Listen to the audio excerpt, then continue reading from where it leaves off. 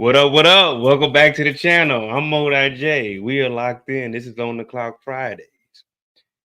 This is where we take each individual character and we talk about the story behind the story. If you want to recap, wait till tomorrow. All I'm going to do is tell you guys what they showed me on the screen. They said, Mo, here's the episode. What did you see? I'm going to tell y'all what I saw. And damn it,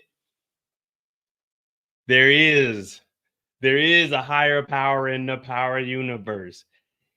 4 years. 4 years I had to scratch and crawl and get from up under the goddamn jail cell. Monet is gone. Oh, Monet is gone. I've been asking for this. I've been asking for this for ages. Ages. 4 years it took us to get rid of Monet. And we got to give Monet credit because she went out like a G. She went out like 4 years. 4 years I've been saying Monet needs to go. We got a whole show called Monday Mistakes because of Monet. And now she's gone. Woo! Woo! It had to be done. It had to be done. Monet went out like, it wasn't even no reason for Monet to go out. When you really think about it, there was no reason for Monet to even go out. All she had to do was wait for Drew and Diana. Drew and Diana in the parking lot like, nigga, go help your mama. Monet caught 12 bodies. I counted them out. Monet had 12 bodies on her own this episode. Jeez Louise. Monet was like 2015 Tommy and Ghost.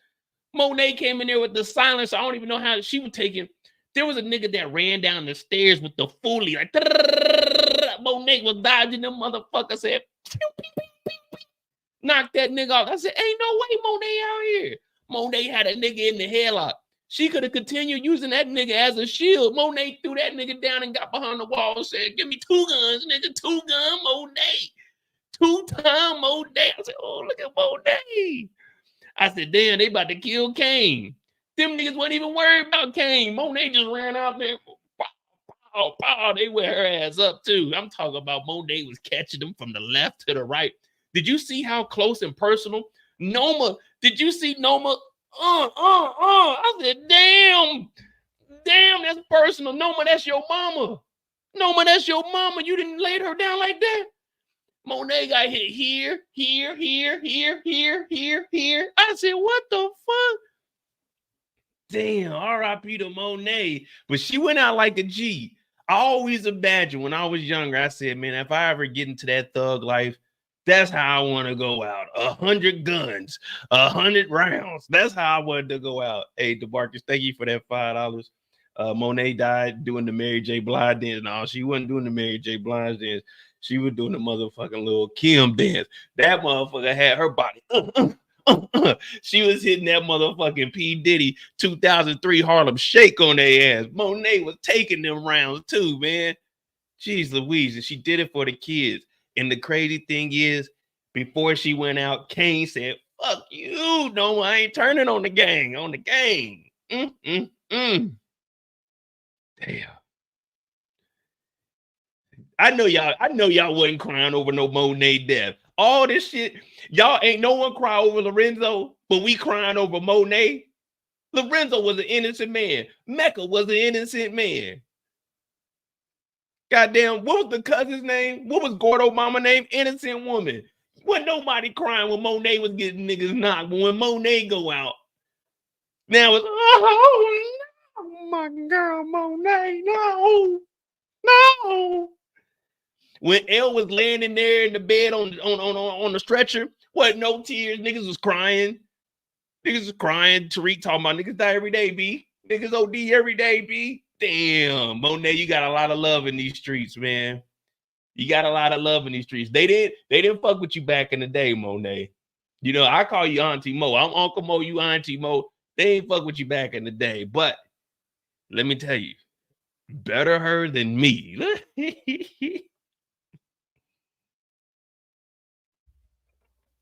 Damn. Matter of fact, I might try to play it. You know, well, nah, we ain't gonna do that tonight. But hit that like button, hit that subscribe button. I'm J. This is On the Clock, where we take 20 to 30 minutes where we talk about each character's story and we talk about it from their perspective. So we're gonna go through all the characters. I ain't got nothing to do tomorrow until the afternoon. I'll probably head up to Frankfurt. So we got about 5 hours tonight because this is what we were expecting. Last week it was kind of like, Then this week they picked it up. They delivered. I've been saying Davis needed to catch a body. Davis caught one. Noma, I'm gonna give that body to Noma. Who are we giving that body to? Monet's body. Is it going to the henchman? Because Noma was up close and personal with it before she ran up out that back door. What up, young champ? And Kane, come on, man. They had Kane tied up. Kane could have got up out of that. Kane could have got up out of that. Kane was over here. No, won't I? No. whole time, Drew and Diana outside in the parking lot. Remember, Monet said, "You two, you gotta get out of here." Drew and Diana talking about, "No, Ma, we're with you." And then Diana gonna give some fucking team speech talking about it's Tejada's first. All right, time out. Diana, didn't you try to kill me fucking 5 episodes ago? What you mean Tejada's first? When you set me up last year, we don't even know who shot me, but you set me up talking about Tejada's first. There ain't no Tejada's first with you. You trying to be a St. Patrick. I heard about you. Tariq told me you was snooping around his dorm room trying to get some cutty. Ain't nobody getting no cutty in the Tejada house except for Monet Tejada. What up, Tamika? Hey, this was a good episode. I want to see how they're gonna finish the season though. This was good. We straight killers, yo. They said Monet gonna go out. They said we paying Monet $4-5 million. Monet gonna catch 4 to 5 bodies per minute. Damn. That was good. I definitely didn't expect Monet to go out. Shy Girl said, "Why Mo drinking like he in his 50s?" Shy Girl, I got 11 years. Let me prepare myself. I got to make sure my liver good by then. You know what I mean? Now I'm gonna give up. By the time I'm 45, I'm gonna give up drinking. So if we still around, y'all ain't gonna see me with nothing but water. I got some water over here too. But this is a good episode. I had to get some drinky drink, just a little bit. It is straight, but you know we got to get some drinky drink. All right, real quick. Why did they bring Bronze in here? Why are we getting Bronze? And what's with Chingwe, the brother? I'm just gonna call him Brother Chin. Like, we didn't need these characters. What is Bronze doing? Bronze is in the strip club about to fight his homeboy, and then security said, Hey, you with the dress. Get the fuck out of here. I thought Bronze was about to do a performance or something, get in the electric slide. I'm thinking we about to have a motherfucking wedding. You know what I mean? I need to marry me a Nigerian because I see they make it rain. But I'm gonna have a strict policies, strict policies. If you gonna make it rain in my wedding, it's got to be hundreds and better. Yeah, hundreds and better.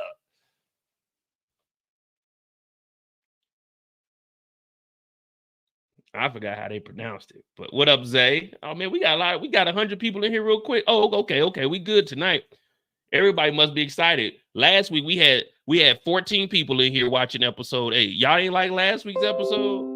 Monet, you done turned the city up, Monet. Everybody done pulled up for Monet. Right now, put a RIP Monet in here. My name is Monet J. This is On the Clock, where we talk about each individual character. Let me tell you something. Don't nobody break a show down like Mo break a show down, because Mo break a show down how a show's supposed to be broken down. Davis caught a body this week. Davis was spooked as hell. Davis hopped out with a toolie. What was he going to do? Just tie this guy up and leave him in the woods? Because I thought Davis was about to pop, pop, pop, ping, ping, ping. Davis choked him out, and Davis, where my girl Erica Bain at? Shout out to Erica Bain for the screenshots this week. I'd be at work. I ain't have a chance to get them. So she'd be like, Moa, I'm gonna bless you today. I said, oh, well, thank you. God bless you too. There she go.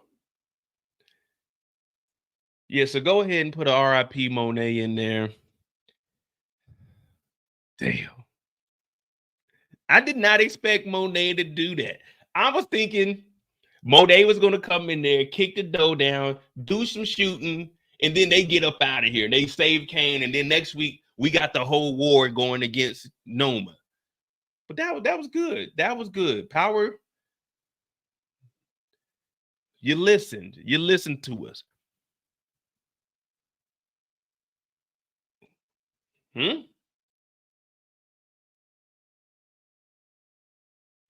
What up, Nino? All right, man. What else exciting happened this episode? Of course, the Monet. We probably have to talk about Monet's story first.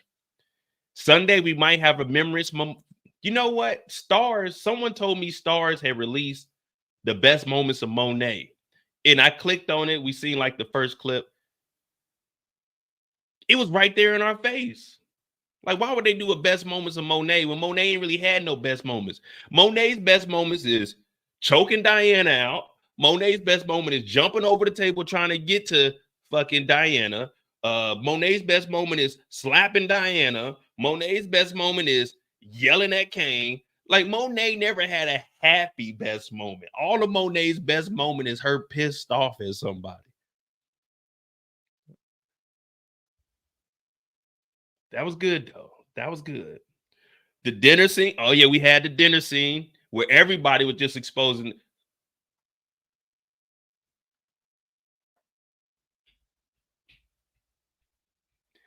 What were we talking about last night? Remember? I was saying who was more hyped up and let us down? Well, it turns out Noma ain't who Noma says she is. Noma is just the little sister in the bigger operation. I said, ain't that about her? This whole time, I've been wondering why Noma allegedly been moving all this weight and weapons, but Monet, I mean, not Monet, Noma ain't got no power. Noma ain't got no power. Noma just been running around New York City with the biggest snitch. You see, Brother Chin was like, yeah, we know Mecca, but I ain't fuck with Mecca like that. What do you mean? Wait a minute. Wait a minute. You mean to tell me my sister is marrying this young nigga whose mama used to fuck with the nigga that she fucked? Wait, whoa, wait a minute. That nigga had a straight English accent once he found out. Wait a minute, y'all niggas know Dante? Not Mecca, fuck all that Mecca shit. Y'all niggas know Dante too? What the fuck is going on here, Noma? Noma's like, oh, not right now. Let's do the dishes. Hell no, Noma. You're going to have to answer to Brother Chin. Brother Chin ain't playing that shit. Brother Chin flew all the way over here for a wedding. He talking about a wedding? Wait, who you marrying? You marrying the lawyer dude? Or the nigga with the do-rag? What the fuck is a do-rag? Damn, Noma got exposed. Noma ain't nothing. Yeah, he know Dante. Remember they said Mecca worked for your organization. And then he was like, how do y'all know it? And that's when Diana said, oh, they grew up together. So Diana did expose some shit. But the brother knew about the snitch, but he didn't know that Noma was like, you know what I'm saying, messing with. Oh my goodness, Noma. She done had us fooled.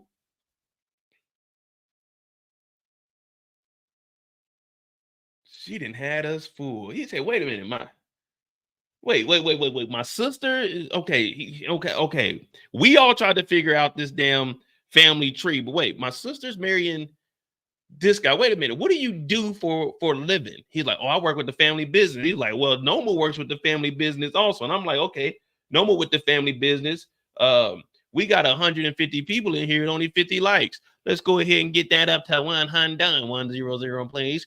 He said, man, how the hell? Wait. So y'all three are Monet's kids. The oldest one, well, wait, are you the oldest son? Well, technically, we had an older brother by the name of Zeke, R.I.P. And he was kind of like Dante's kid, but we weren't for sure. But then we were for sure because Diana did get the paperwork for us. So I'm really the second brother. But since he's gone, I'm the oldest brother. But yeah, so Dante worked for y'all, but him and Monet used to work out back in the day. He was a personal trainer, and they think they got a little bit too close on the squat rack. And then they had a kid, and then we don't know where he went. I think he went to start snitching and shit. So it's like, man, what the hell? This shit's crazy. This shit crazy.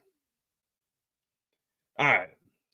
Well, we got about 20 minutes in. We're gonna probably do a 4.5, maybe 5-hour live. Like I said, I'm Monet J. This is On the Clock.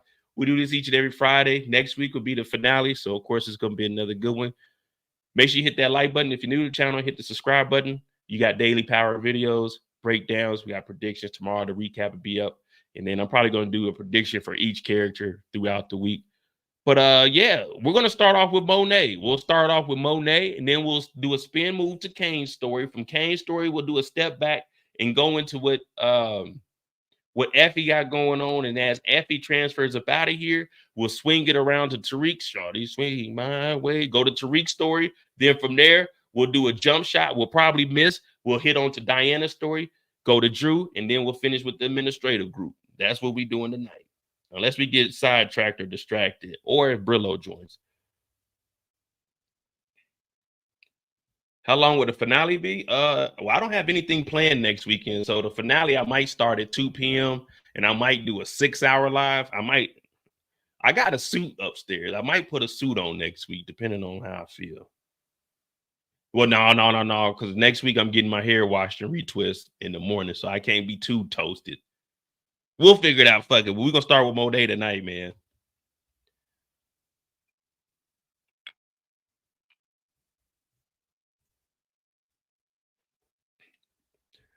Noma is like the face for her family business. R.I.P. to Monet. She went out like a G. I think Monet's death is on her due to the lies and trauma. Once they showed the sentimental scenes, I knew it was over. Hey, thank you for that $9.99, Jacoby.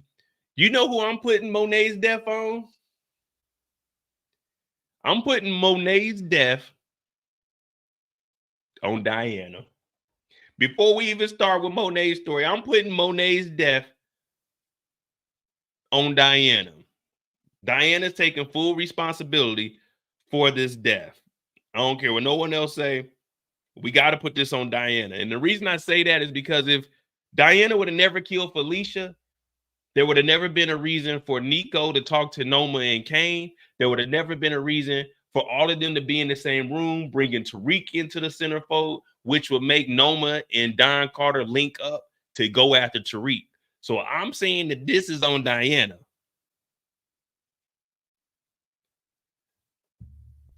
You're fucking delusional. Dirty Diana. That's who we got to put it on. You're fucking delusional. If she would have never unalived Felicia, Don Carter and Noma would have never got to each other. Because remember, when Drew showed up to the house, that's when they found out that they were working for Noma. Because initially, when they pulled the gun on Diana, Monet never told who it was. She kept it hidden until we went to Felicia's house. And that's when they found out about Noma. Then Nico went and talked to him. And then from there, Nico took the $50,000, told Don Carter he ain't take no money, but set the meeting up. And you seen when he was sitting on the car, he had his hand on that toolie waiting for goddamn Noma to do something just in case we got a pop. She tried to attack us. And then on top of that, Tariq ass, man, I told y'all Tariq is weak as hell. How you get the drop on Don Carter and this nigga goddamn take the gun from you and puts you in handcuffs? He had Tariq in the back of the car. Tariq didn't have no seatbelt on. So when they were riding around, Tariq was just in the back seat, falling all over and shit. Tariq, man, you weak motherfucker. And then you got Brayden and goddamn Effie in the back just watching. Like, man, help. Help. Y'all niggas on the security camera, come fucking help me, man. We came here with no guns. Come help. Please. Help. Effie. Brayden, they got me. Bring that taser up here. Tase this nigga, man. Help. These niggas in the back just watching. Oh, shit. He got Tariq. Nigga, y'all seen this nigga disarm Tariq? Help out. Y'all gonna run out there. They ran out there to Monet. What Monet do? Monet hopped in the car and left. She said, the fuck that. Fuck Tariq. I'm gonna go make sure my kids is good. Monet hopped in that motherfucking car and got the hell up out of there. I said, what the hell?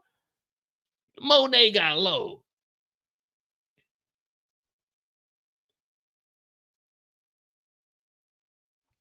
Remember, Tariq didn't have to look for the cameras. Drew told him when he goes to the church Saturday at 4, there's a lot of cameras. That's when Diana said, we need to bring Effie. We'll take Effie with you. She can handle the cameras. So Tariq wasn't worried about the cameras at that time.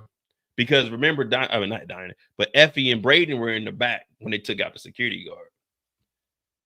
They just threw this nigga Tariq in the back seat with handcuffs on. Brayden high as hell gonna ram the car like, nigga, you about to kill everybody, Brayden. And where'd they get that Impala from? Just out of nowhere, they pull up in the 9.6 Impala. The SS on that motherfucker. Some wild shit going down, man. There's some wild shit. But all right. We're gonna talk about Monet, man. We're gonna talk about Monet. Make sure you hit that like button, hit that subscribe button as you come in. Episode 9. We straight killers, Joe. Episode 9. When's the first time we see Monet? They at the crib. Okay. Yeah, well, I mean, of course, they didn't tell us about Brayden and Effie. Monet told us she had to burn her car behind the church. It's a dangerous game they playing. You can't even go to church in peace.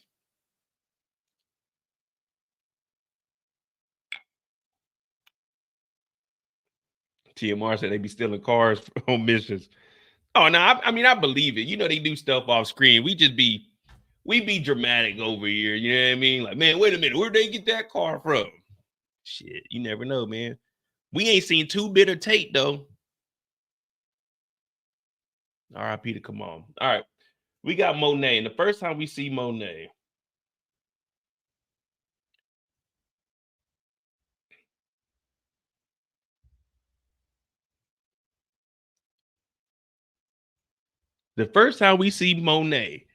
Domino mother. Ooh. Monet, Janet back. Drew in the house. Drew got that drink. Drew done turned into a straight killer. Monet, we don't even know she's about to turn into that right now. But they talking about, man, this goofy, man, Kane, man, this raggedy ass wedding. Kane trying to get us to come to this wedding. Man, ain't nobody trying to go to that wedding, man. My nephew's actually getting married tomorrow, man. I'm gonna have to be on the FaceTime with that, but that ain't gonna be till like 3 in the morning. Well, no, it's gonna be 2 p.m. So it'll be about 8 p.m. for me. I'm gonna be on the damn FaceTime watching my nephew get married, man. Proud moments, man. You know, I'm a great uncle too, man. Proud moments. Watching these young brothers blossom, become men right in front of us.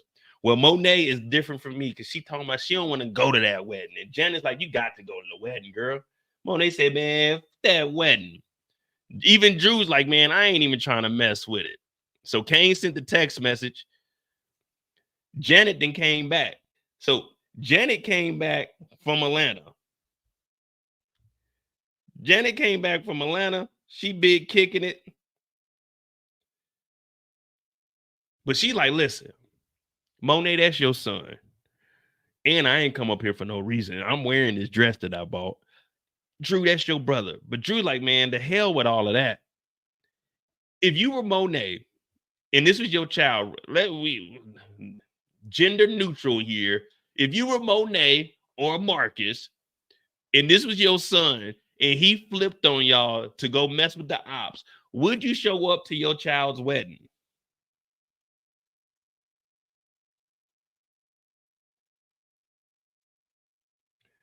Because Monet, like, man, she ain't trying to go to it, man. You know, I got invited to a wedding one time. I was like, man, I ain't really trying to go to no wedding. You know, I ain't know nobody there. It was this lady's friend's wedding. I'm like, nah, I ain't trying to go there. So you can get some ideas telling people, oh, yeah, this is my boyfriend, Julius. Like, whoa. We cool. We just friends. We known each other for about 2 months now. We aren't like official or anything. We went out to eat several times, you know what I'm saying? Eat, get some drinks, smoke a little bit, drink a little bit. But we ain't together. But Monet, like, man, she ain't trying to go to this damn wedding. And I don't blame her, though, because he's marrying Noma. It's not like he's marrying Effie. He's marrying Noma. You remember when Monet was getting out the hospital, Noma said, sit your tired ass down. You on leave. You ain't coming into work. When have you ever had a dope dealing boss tell you can't come to work today? There's only one thing you do as a dope dealer, sell dope. There's no days off. So Monet was like, I ain't going to that shit. Janet, like, I done flew back up here from fucking Atlanta. So y'all going to the damn wedding.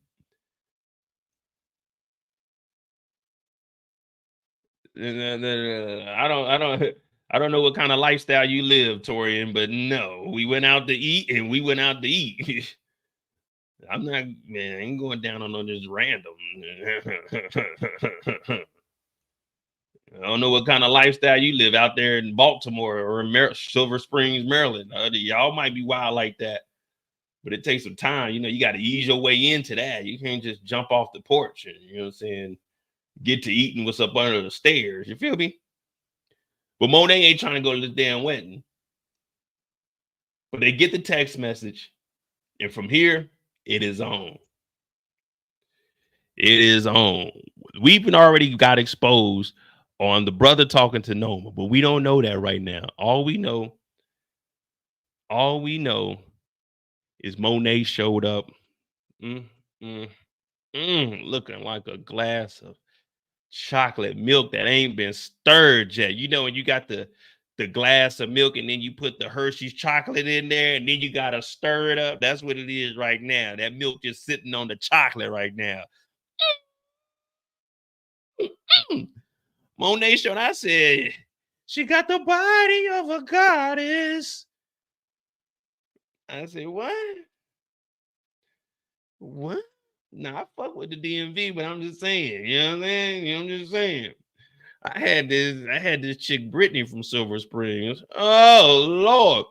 The first time I went out to DC was in 2005. I went out there Easter week.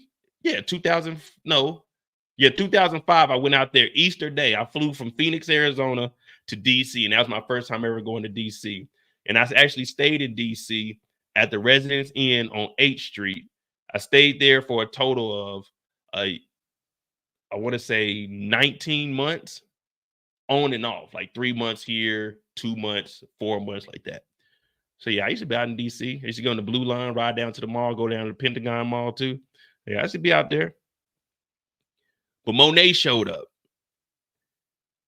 They got the Branson drink over here. Shout out to 50. What they got, some Kettle One. What they got? Some Tito's. Now, they ain't got no Ciroc in here. No, man, they ain't got no Ciroc in there. So it ain't that type of party. It ain't no Diddy party. It's a regular party. But Monet shows up, and it's time for dinner. Now, we going from Monet's perspective. And the whole time, if you look at Monet ain't doing no smiling. Monet ain't doing no giggling. She ain't doing no small talk. She just sitting there.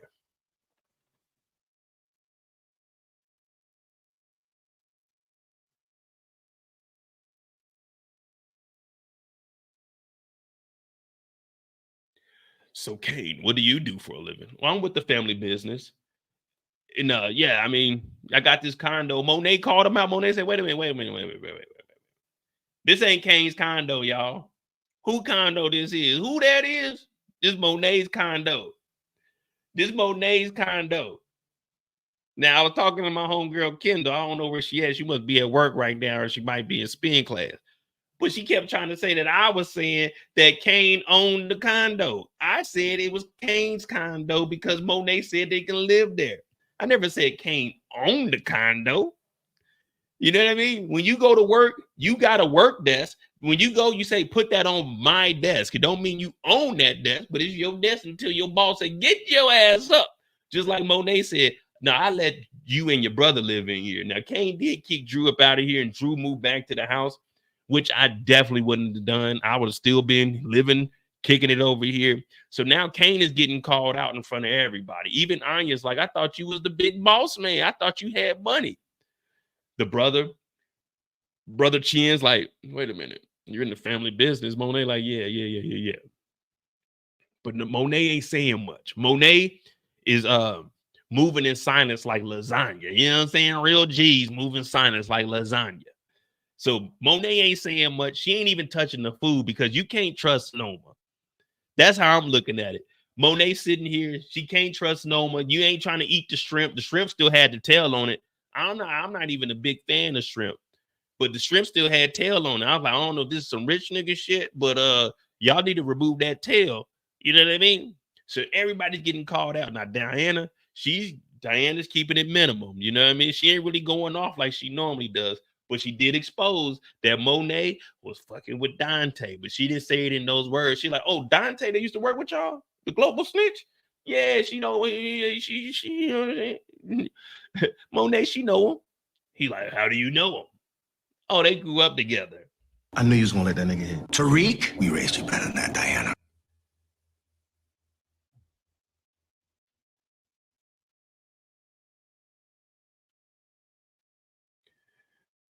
So Monet gets kind of quiet. She's like, whoa, wait a minute.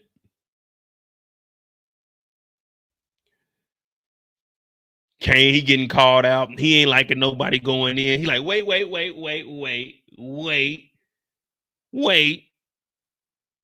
Monet, let me talk to you real quick. Cause Monet, well, that's what moms do. If your mom can't clown you in front of people, then you ain't got a cool mom. My mom, she be clowning me in front of people, but girls like if you can get clowned by your mama. Because first of all, they don't be liking mama's boys, but I don't give a fuck because I'm my mama's boy, just like I'm my dad's boy. You know what I mean? Like whichever one of my parents is around is what I'm gonna talk to.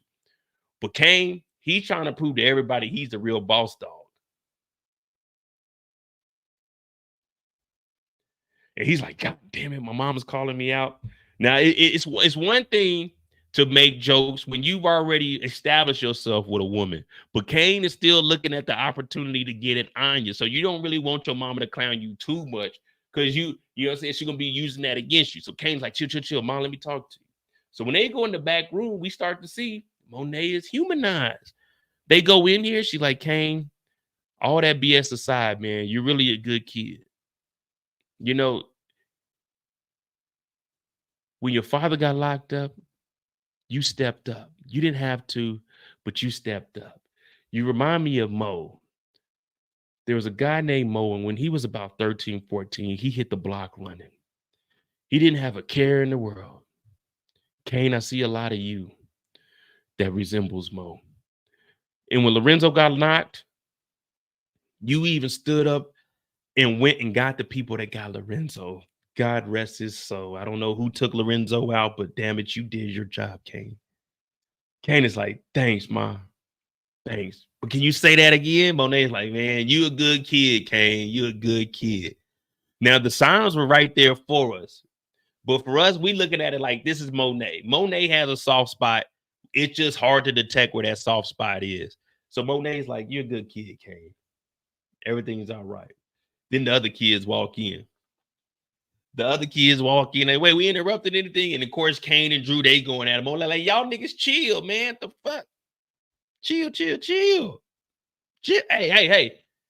I said, chill, both of y'all. God damn it. What y'all got going on? Drew, like, man, you know, I got news from the underground that Bronze and them ready. She like, all right, man, look, y'all go have fun and y'all be safe. We know we don't ever get any business at our bar. That establishment is dry. So make sure you guys are watering down the drinks. Make sure you're overcharging on the drinks. Yeah, it is a bachelor party, but still tell them, hey, we're going to have half off on all the drinks. A shot is going to be, shit, we do need some money in the bar. Noma ain't got no bricks. Tell them a shot at the bar is going to be, we'll do $5 shots. $5 shots at the bar, all right? $5 shots at the bar in $7.50 mixed drinks, but water that shit down. Give them like a half of a shot. Put a lot of ice in there. Water that shit down. Do not give them full and double shots. Watch the bartenders. Diana, watch the bartenders. Don't be letting them overfill them glasses. Also, don't do no freaky shit. You know what I mean? Don't do no freaky shit. Don't be on the counter getting it in. We already done failed 2 health inspections in this place. So y'all go and have fun. And you two niggas, don't argue. So Monet sends the kids out. When she leaves, I told y'all she needed some money. What's the first thing she asked Noma for? Noma said, let's squash the beef, Monet. Now, Monet got 12 bodies. Counted them out. Noma's like, let's squash this beef. You and I. Let's get on the same page. Monet said, all right, but how are we going to do this? She like, we could just let bygones be bygones. Monet said, fuck all that. I need some money. And I need it now. Now, Noma Yeah, RC, I'm gonna count them out for you. I'll show you all the bodies that she got. Now, Noma, she's like, all right, cool. This is what we can do.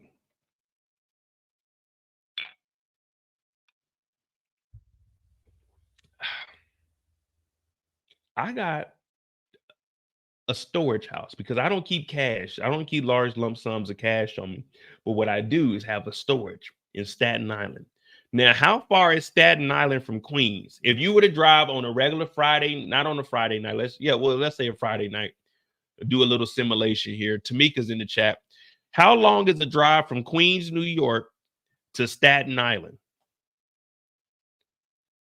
Because Noma said, listen, I got a stash spot at an abandoned amusement park. Here's the key. You go up there and you can have it all. Monet's looking like, we can drink to that, Noma.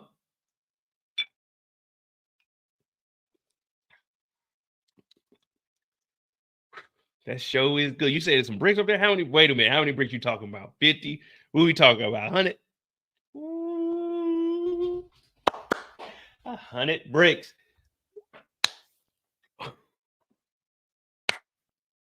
I told the kids we're gonna be back, baby. I told the kids we're gonna be back in the game. You said 100 bricks? 100. No, you got 100 up there. Woo!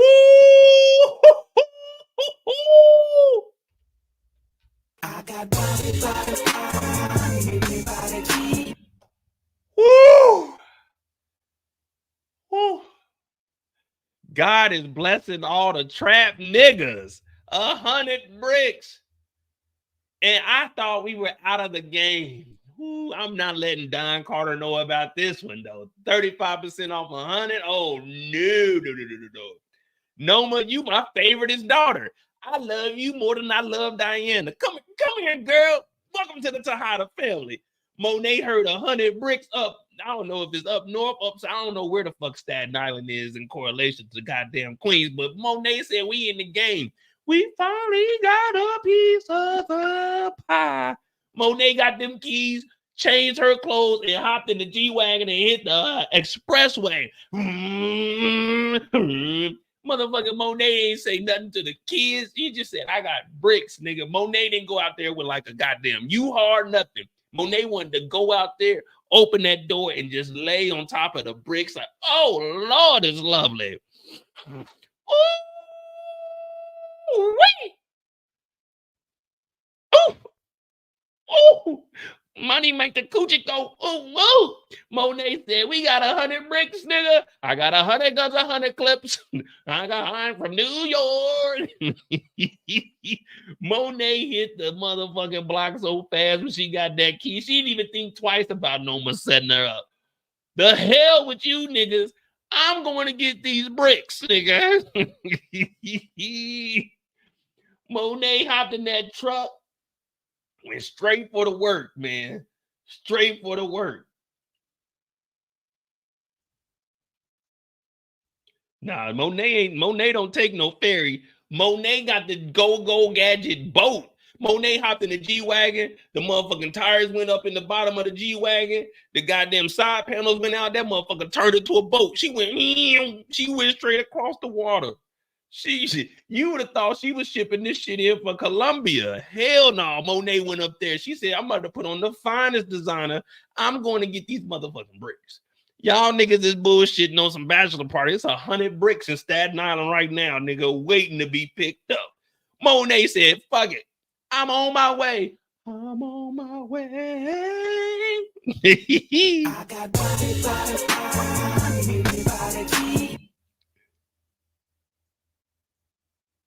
Monet get up there and Tariq up there. She's like, wait a minute.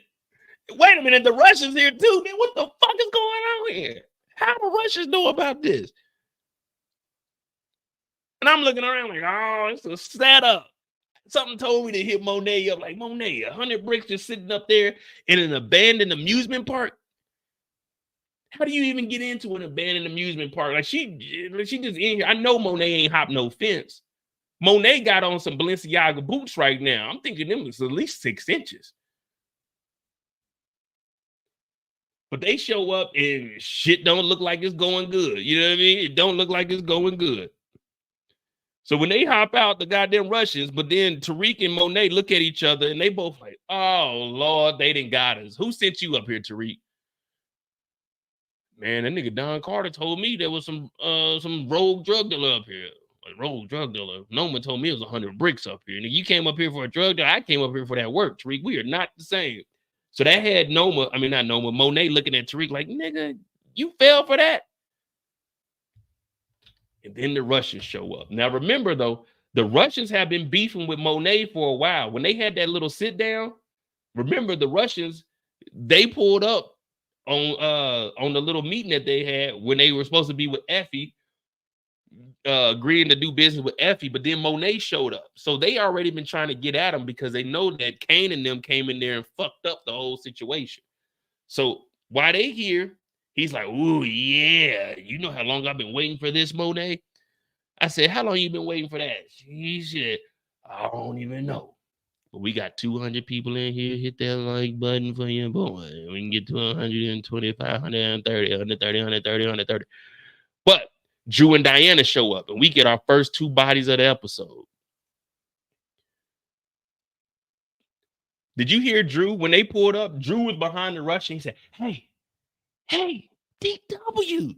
The Russians turned around and said, what? Pop, pop, pop. Then Monet picked the chop up and said,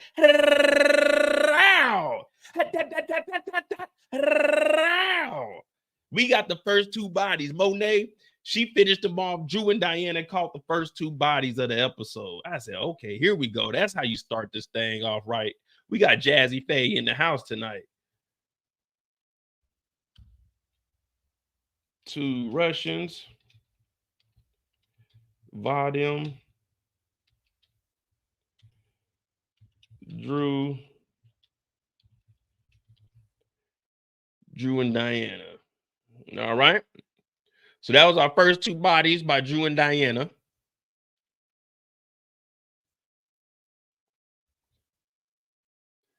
$40-minute drive. Damn, Monet was on the way. So now they talking about, man, what the hell are we gonna do? They think we dead now. Monet was like, well, shit, if they think we dead, then fuck it. That means if we dead,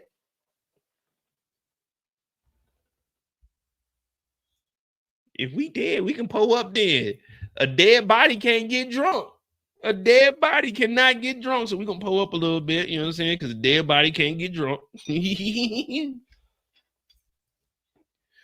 But what's the next plan? So they were like, all right, look, this is what we'll do. Drew, you got that? You got your toolkit? She was like, I sure do, buddy. Go get it. We're going to cut the fingers off so they can't identify. Now, in theory, this would work. It would take longer for them to identify the body, especially being burnt up. But they cut the fingers off so they wouldn't be able to get the fingerprints. But you probably have to get rid of the teeth too, because dental records are just as good as fingerprints. But it's a TV show, so they're basically burning up the body so there wouldn't be any evidence. And when we seen in the trailer Tariq burning up the G-Wagon, it's because they put the Russians in the G-Wagon to make it appear that it was Monet and Tariq. Now, the thing is, that's only going to throw them off for so long. Remember, Don sent Tariq, Noma sent Monet. So why would they be in the vehicle together? You know what I mean? Unless they've seen each other like, hey, what are you doing up here? And by that time, they probably figure it out. But they put the Russians' bodies in there. They cut off the fingers. The only problem is, yeah, forensics is going to take a while to identify them. Like no fingerprints. You have to do like the DNA samples, blood, hair. There's 2 gentlemen in here. This isn't a woman's body. Like, I don't know who this is, but I can tell you right now, there was no woman in this G-Wagon. But they burned the G-Wagon up. At least it's a temporary fix. Of course, we only got 2 episodes, so it really doesn't matter. Now, Monet was in flats when she had on that Fendi jogging suit after she got shot. So they end up burning up the damn G-Wagon, man. It's been 4 seasons with that G-Wagon. I missed that thing. See, I didn't know Diana was pulling teeth. At first I thought they were doing the finger, like pulling fingernails. And I was like, why would they do that? But I thought like they were cutting the fingers and pulling them off. So if they pulled the teeth, then it still doesn't change the fact that there's 2 men in there. But this is just us overthinking it. It worked temporarily because, you know, it's going to take a while for forensics. Hold on. What's this BMW? Okay, we got the BMW. We got the G-Wagon. Whose BMW? Oh, they took the Russians' BMW. I was going to say, whose BMW is this?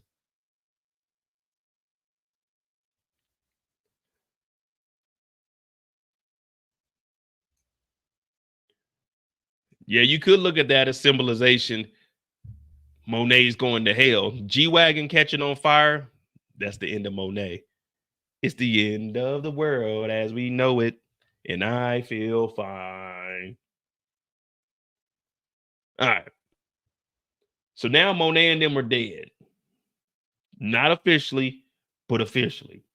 She meets up with the kids and they at that motel. You remember the motel that they were at when Kane came and pulled up and started shooting? That's where they meeting up now. And they sitting around. Look at Monet, fly as hell. We just got rid of 2 Russians.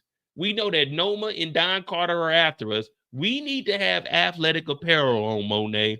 We need to be able to run in the event of an emergency. Like, look at Drew and Diana. They in the least relaxed clothes. Diana need to remove them big-ass earrings. Drew looked like he been sleeping up under a bridge. But Monet's like, listen, we all we got right now, man. And I don't want anything to happen to my children. They're like, Monet, we're with you. We're with you, Ma. We're with you to the end. Both of the kids are in agreement. Drew's like, man, we gotta figure something out, though, man. It's just crazy. And then we start to see Monet actually show some love and caring to all of her kids. So it's right in our face. At this point, did anyone suspect that Monet wasn't going to make it? Like with her telling Kane he's a good kid, how she loved him, she's proud of him, how she's hugging her kids, saying that they supporting her. Did anyone catch like a vibe? Monet ain't gonna make it. Because I was watching, I was like, man, why they got Monet acting so weak like this? Najee said, I expected it.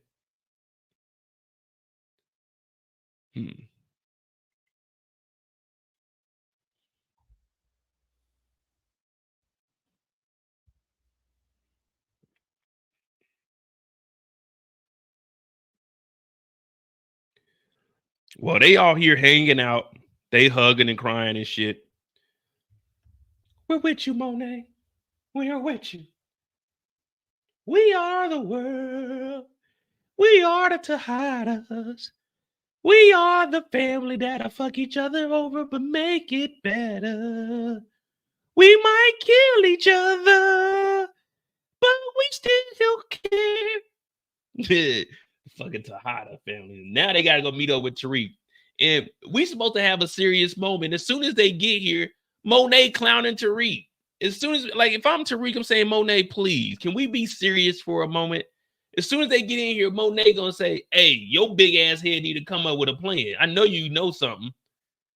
Like, Monet, listen, I'm just like, y'all, I'm just trying to figure this shit out on the fly, baby girl. At this point, I'm not letting Monet stand up to me. You got to remember, this is right after Tariq said, nigga, I'm Tariq St. Patrick. You think Jane St. Patrick would let half-smart chicken head Tasha talk to him like this? You can't let Monet talk to you like this, but you got to remember, Monet about to catch some bodies a little bit later on, so you got to be cautious with what you say. Because at any moment, Monet can snap her fingers, and this nigga Drew is going to be a goddamn attack dog. He on your ass. Literally, physically, and theoretically.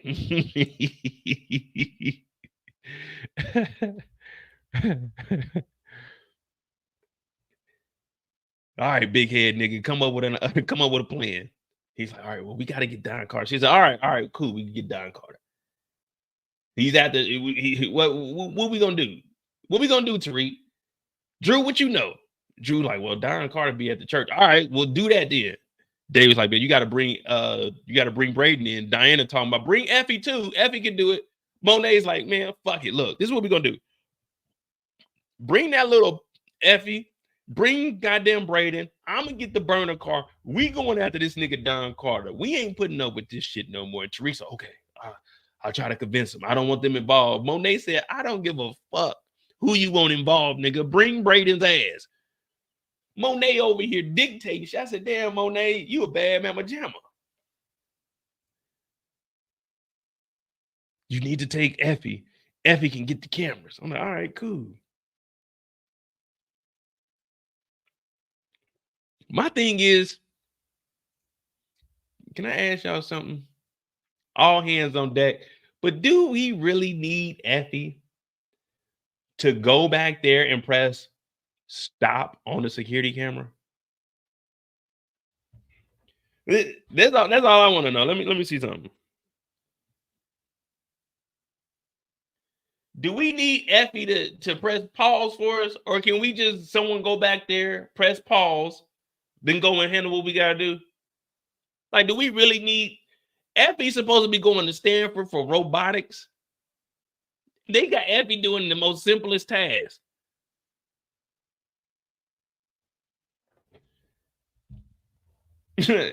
Effie talking about let me hack into the system.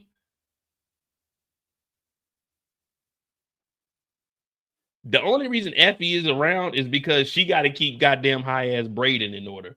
But all right, we got to go to the church. Now, when they get to the church, we know Tariq ends up getting snatched up. And we see Monet running away.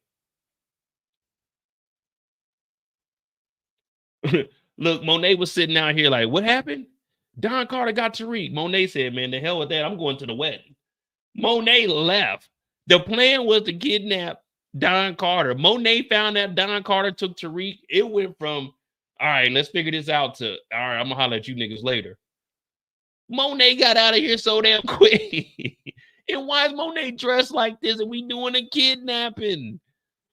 We trying to do a kidnapping. Monet said, man, what's the weather going to be like today? Siri. I know some of y'all got, Alexa, what is the temperature? Whatever your Alexa said in your house, put it in the chat. Alexa, what is the temperature? Monet was trying to figure out what the weather is. Should I wear this leather coat? Okay, I can wear the leather coat. Put some heels on. Because if we grab him, I do want to be fly. So the first thing he sees is a fly motherfucker. Okay, yeah. Okay, I'm going to do that. Yeah, I'm going to do that. Givenchy or a Gucci? I'm going to go with the Givenchy. Nigga, God bless you. Monet dipped the hell out. We supposed to be here. She's supposed to be in the burner car.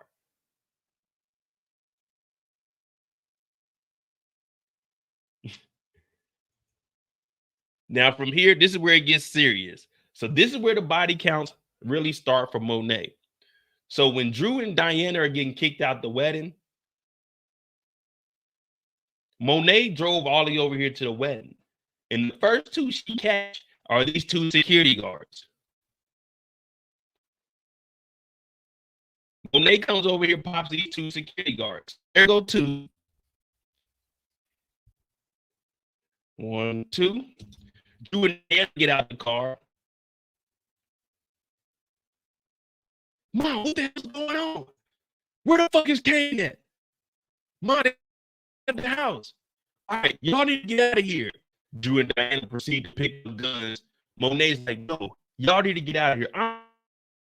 Drew and Diana, they don't actually leave the scene. They literally sit in the parking lot next to the two bodies. While they sitting here, Monet, she gets on the foot. And then Monet goes into the house and this shit turns into a motherfucking action-packed movie. I'm thinking this is some Tom Clancy shit. So we got the two out here. When she first did, do I get all the screenshots of them? Let me see.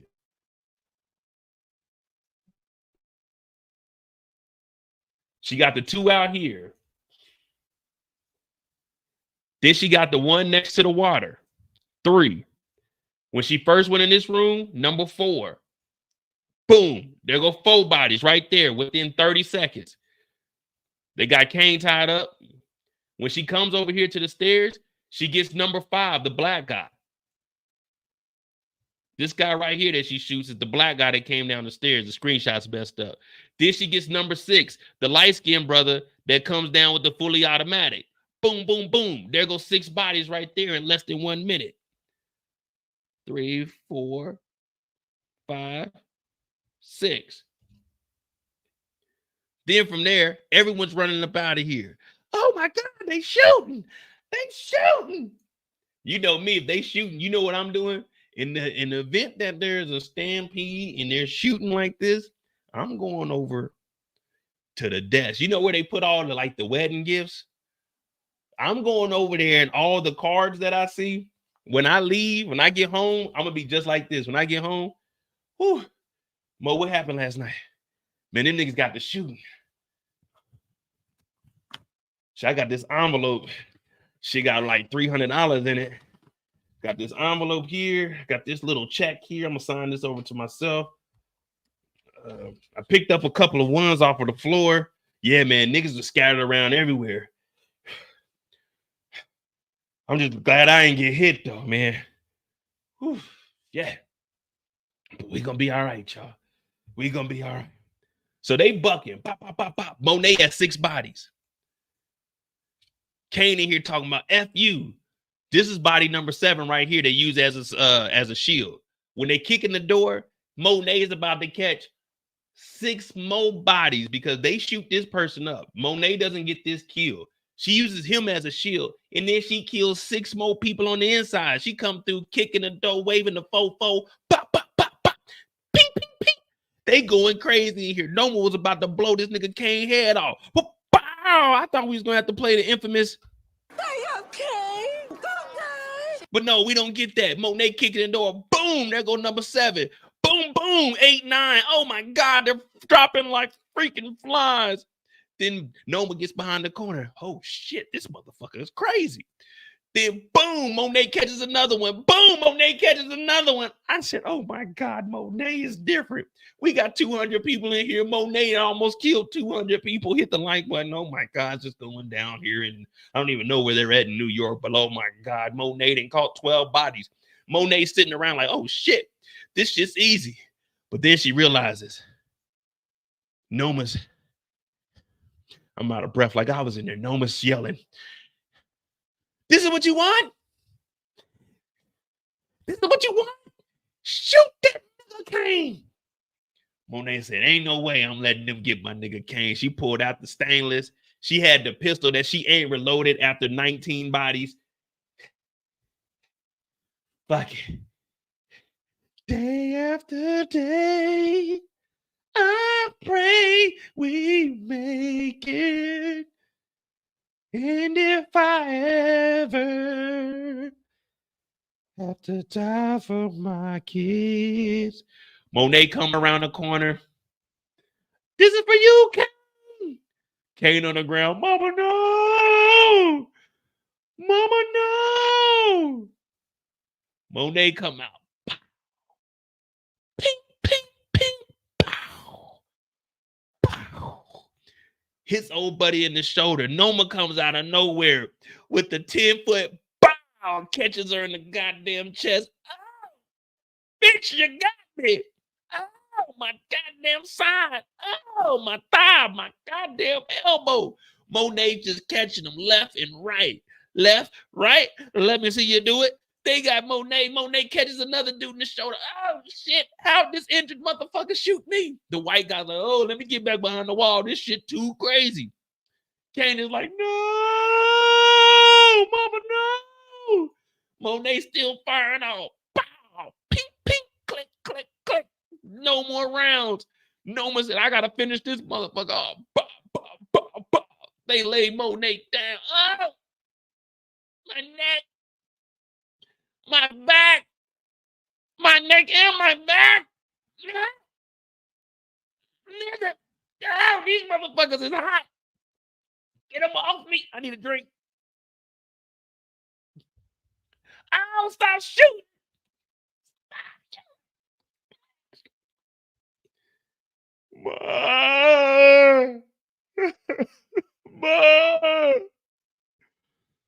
Out of nowhere, Drew and Diana show up.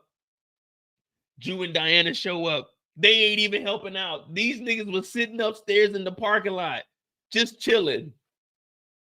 La-dee-dee, la-dee-da. Monet done killed 12 niggas. They in the parking lot still. They wait till Monet catches 45 slugs to come down, and they don't even kill nobody. They come down here, they get this. Oh shit. Monet in there getting toe up. Monet on the ground just a twitching. My baby.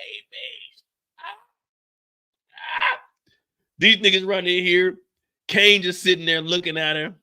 And this is the last thing we see of Monet, man. And that there is where we'll end this story. That there is where we'll end this story, y'all. R.I.P. Monet Tejada. 4 seasons. This is how you go out. Hit that like button. Hit that subscribe button if you're new.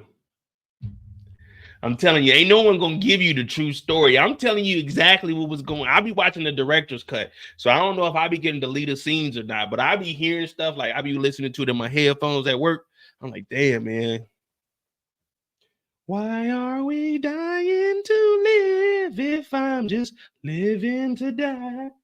I ain't even played a theme song for Monet, man.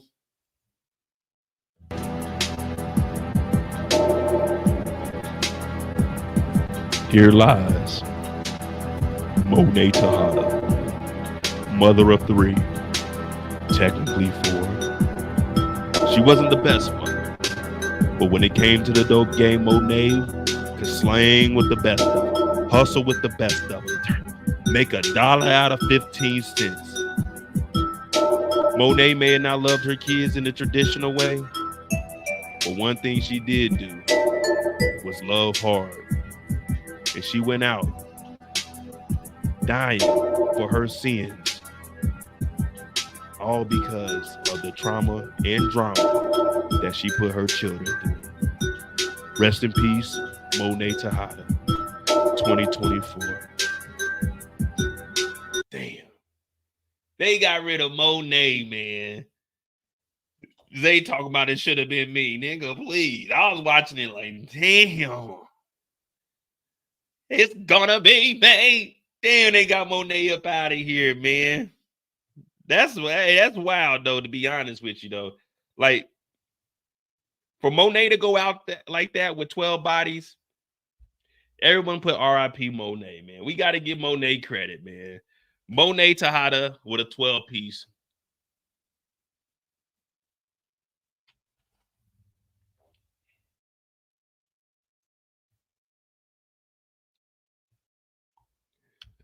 $12 Noma's guards. Monet for the gang. Damn. Oh, yeah. Well, I guess we got to put Monet's name here, too. Monet. Long live Monet. Hip, hip, hooray. Hip, hip, hooray.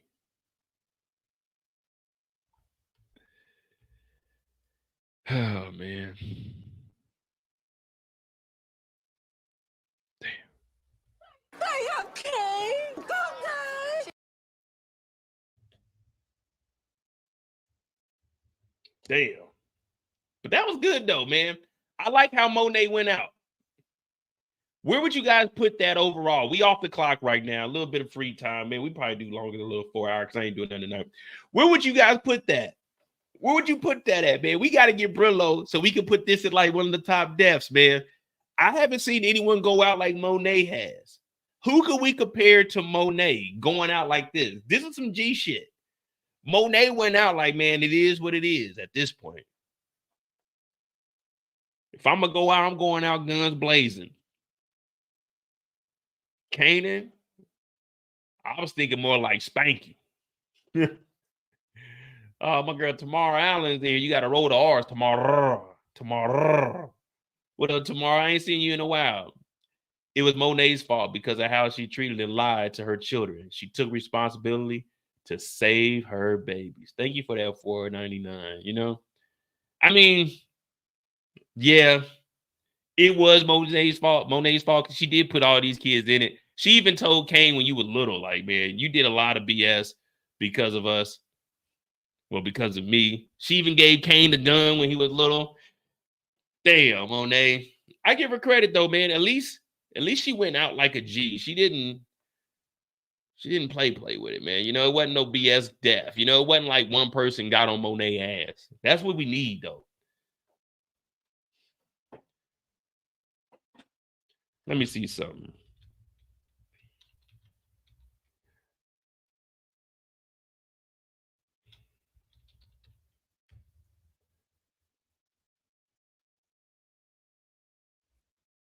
We doing this for you, Monet. We taking risks tonight, Monet. We taking risks tonight.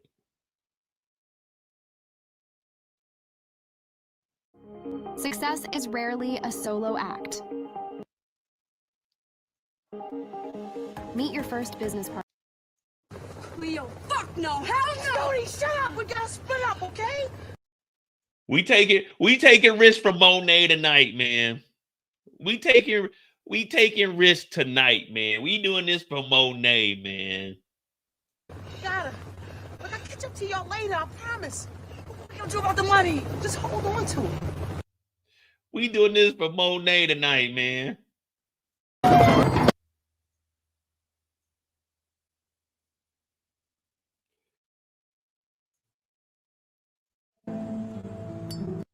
We doing this for Mo, Auntie Mo, man.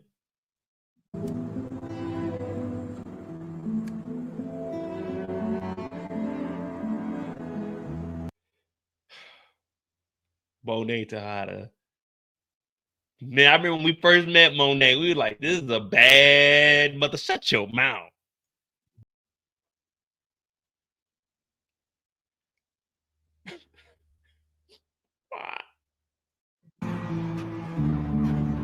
They just keep laughing at the sun. I tried.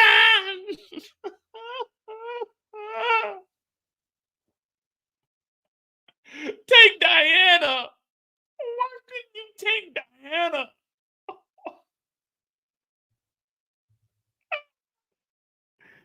Why they take Monet? Take Diana. Take Effie. Take Noma. Take Anya. It seems since I was. Why do the good always die young? Why do the good always die young? Why? Take Bruchandria. Jenny Sullivan, Tamika Tasha. Get rid of Tasha. Monet. Monet didn't do nothing to nobody. Down on my luck and up against the wind. Don't you stop, don't you run, don't you run.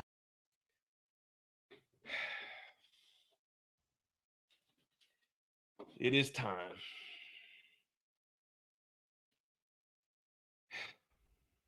Where's my red pen, man?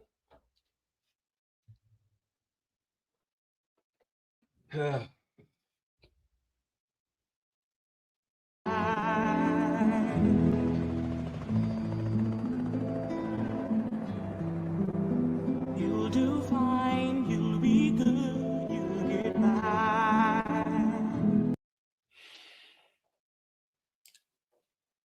Damn. They could have took Janet. They could have took Janet, man.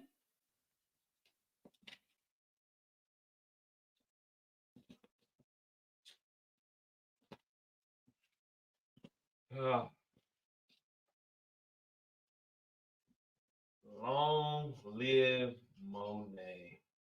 Damn.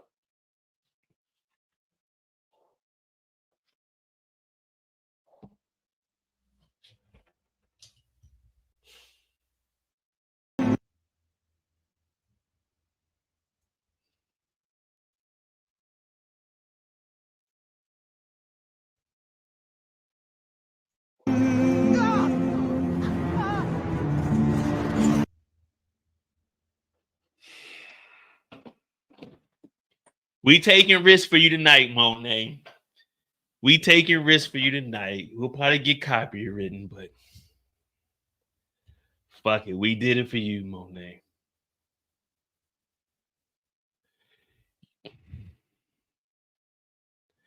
You know what, Monet?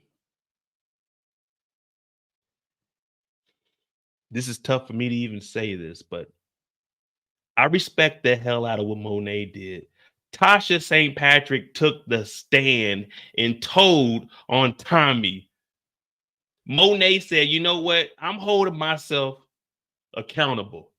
Grabbed 2 guns and went out there knowing the outcome was more than likely going to be unalive. Tasha, on the other hand, took the stand and accepted witness protection. Monet said, I'm doing this for my kids, damn it. My kids. They were about to tear Kane a new hole. Right there in the noggin. When they went and got Raina, Tasha ain't do nothing but cry. Monet, what did she do? Grabbed another gun. Didn't even reload the first one. She said, fuck it if it's one round in here, nigga. I'm doing this for Kane. She came around the corner. Are you okay? Okay. Tasha, you'll never be Monet. You'll never be a mastermind. You're selfish. There'll never be another Monet. Raquel, you better take notes. We better see some.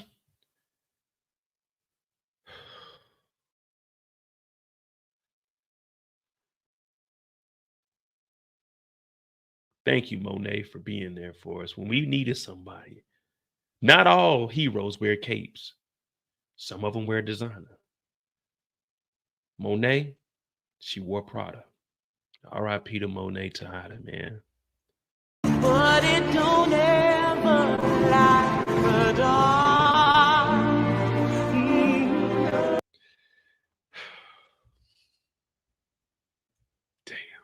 All right, man. Hit that like button, hit that subscribe button, man. We almost did a whole hour on Monet, but we had to. It was a major death. It was a major death. We had to talk about Monet. We were supposed to be off the clock, but we were like on the clock, but we were supposed to be off the clock. But fuck it, man. Monet, 12 body. We gotta call it 12 body mode now. You know what I mean? 12 body mode, man. Yeah, Tasha got I think Tasha got a body. I don't know if Tasha got a body, but oh well, man. All right. We're good with Monet. All right, who we got next, man? Who we got next, man? Shit. I said we were gonna do Monet's story to Kane. We could go to Kane's story. Tariq didn't really have that big of a story this week. The kidnapping. Don Carter pulled the reverse Uno. It was primarily focused like around the wedding. Yeah, she got Lakeisha, but can we really give her Lakeisha? I'm not even built like that, Tommy. That ain't even me, yo. In the name of Iron Panther, that was an unarmed woman right there, man. That was an unarmed woman.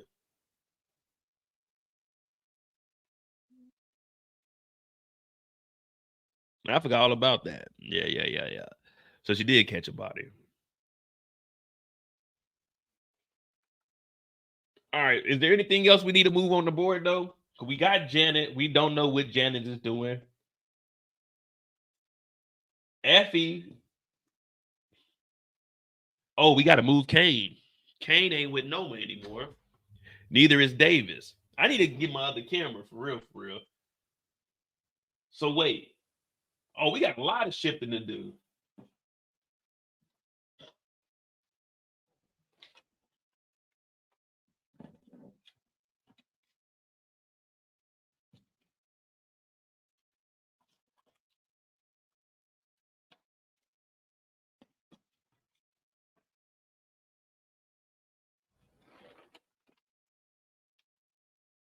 Jeez Louise. I know that drinky drink ain't kicking in like that yet.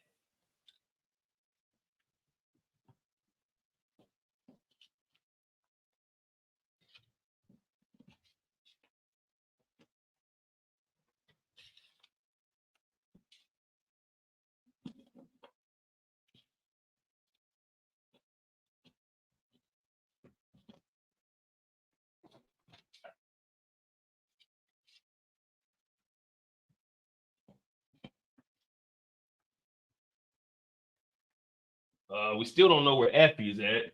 Pinky, we ain't seen Pinky. L in the hospital.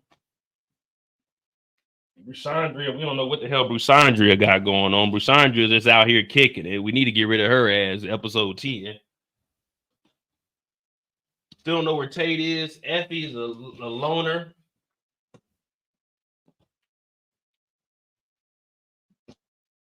We don't know about Anya yet, so we'll just put Anya there. Yeah, okay, cool. There we go, the new board. Uh-oh, we got Power is Fire in here. What up, Power? All right, so we talked about Monet. We just spent the hour on Monet. I don't think anyone else is gonna get an hour.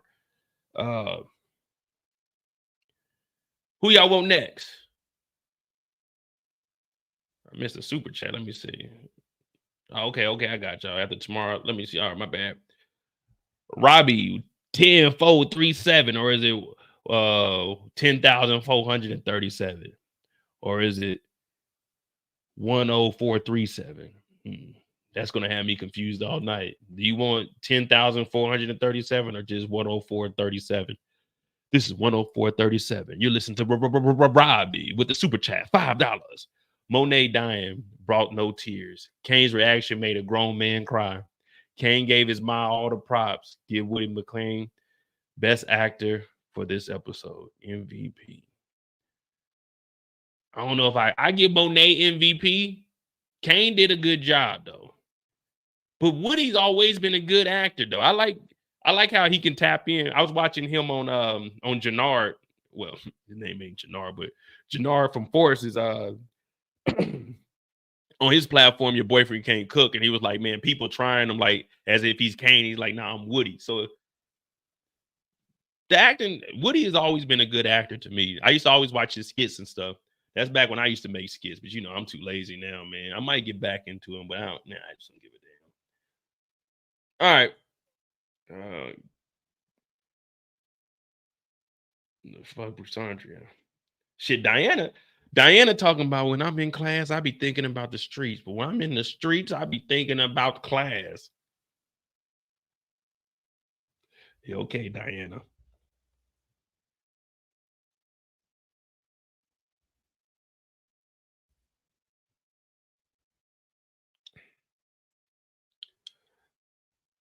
Yeah, and then they had Monet, my baby.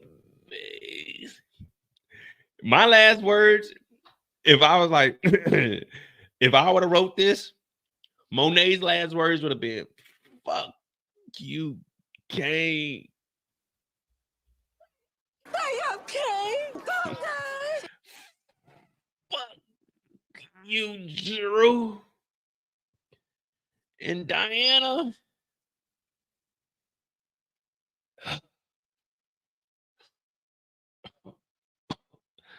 Super fuck you.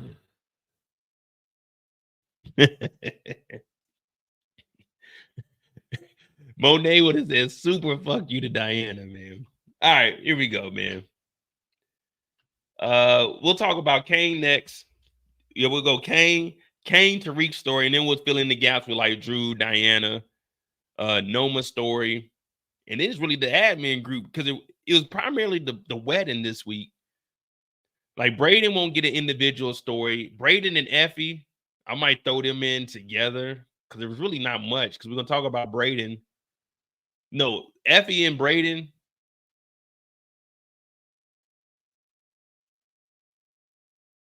Yeah, I'll just throw Effie in on Kane's story and then on Tariq's story because she's split between the two. What up, Monique? All right, so we got Kane. We about to get Kane. Did Kane catch anybody's? No, Kane's ass was tied up the whole time. So this episode, we got Drew and Diana caught 2 Russians. Davis got a guard. Monet got 12, and then Monet. So 12, 13, 14, 15. We had 16 bodies this week. 16 bodies in one episode. So that means next week we got to have at least 8.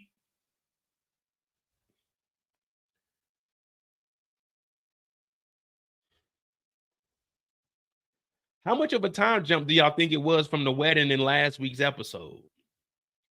What we thinking? 2 weeks, 3 weeks, maybe a month?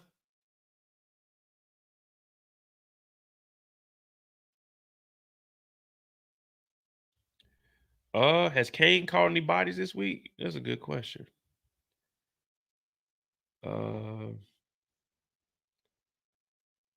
Brayden, Drew, Diana, Don, Felicia, Don and the crew, Zay, Kamal,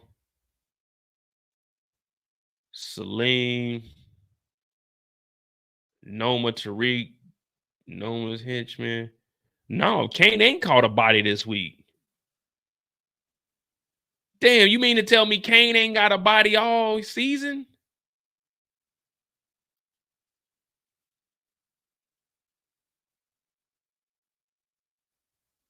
Wait a minute.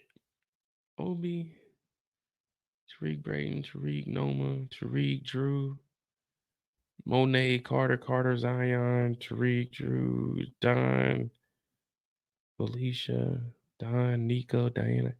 Damn, Kane, you been slacking, brother.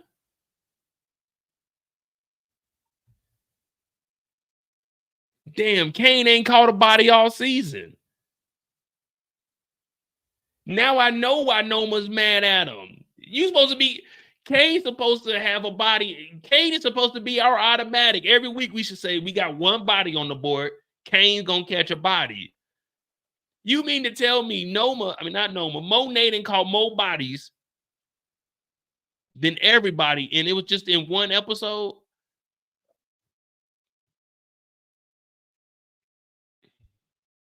Man, Kane getting weak on us, man. Everybody boo Kane, man. We ain't telling Kane's story. Kane ain't caught no bodies. Why we ain't picked that up till now? Man, this nigga Kane's supposed to have at least 5 to 6 bodies by now. This is episode 9.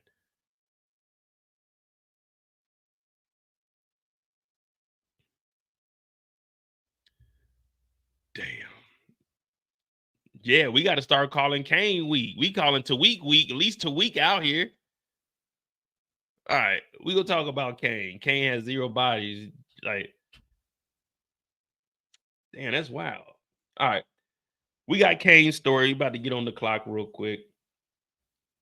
1:30.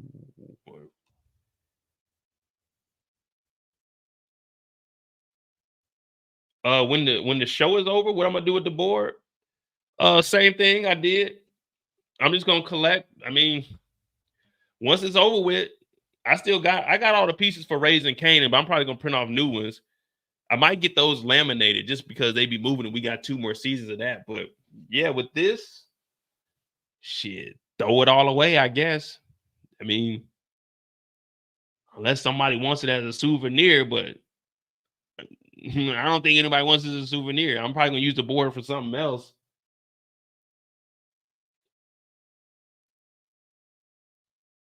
I'm gonna take the paper to work and recycle the paper. They're probably gonna be like, "What is all this shit? Why do you have all these Negroes printed out? What were you doing? A Black History report?" I'm like, "No, nigga, I was watching a TV show. What the fuck you mean a Black History report? We got a white boy on here. We got Brayden on the board. Yeah, we got Michael Ealy. He mixed, I think. We got Effie, with her white mom. This ain't just a Black History board. It's a TV show."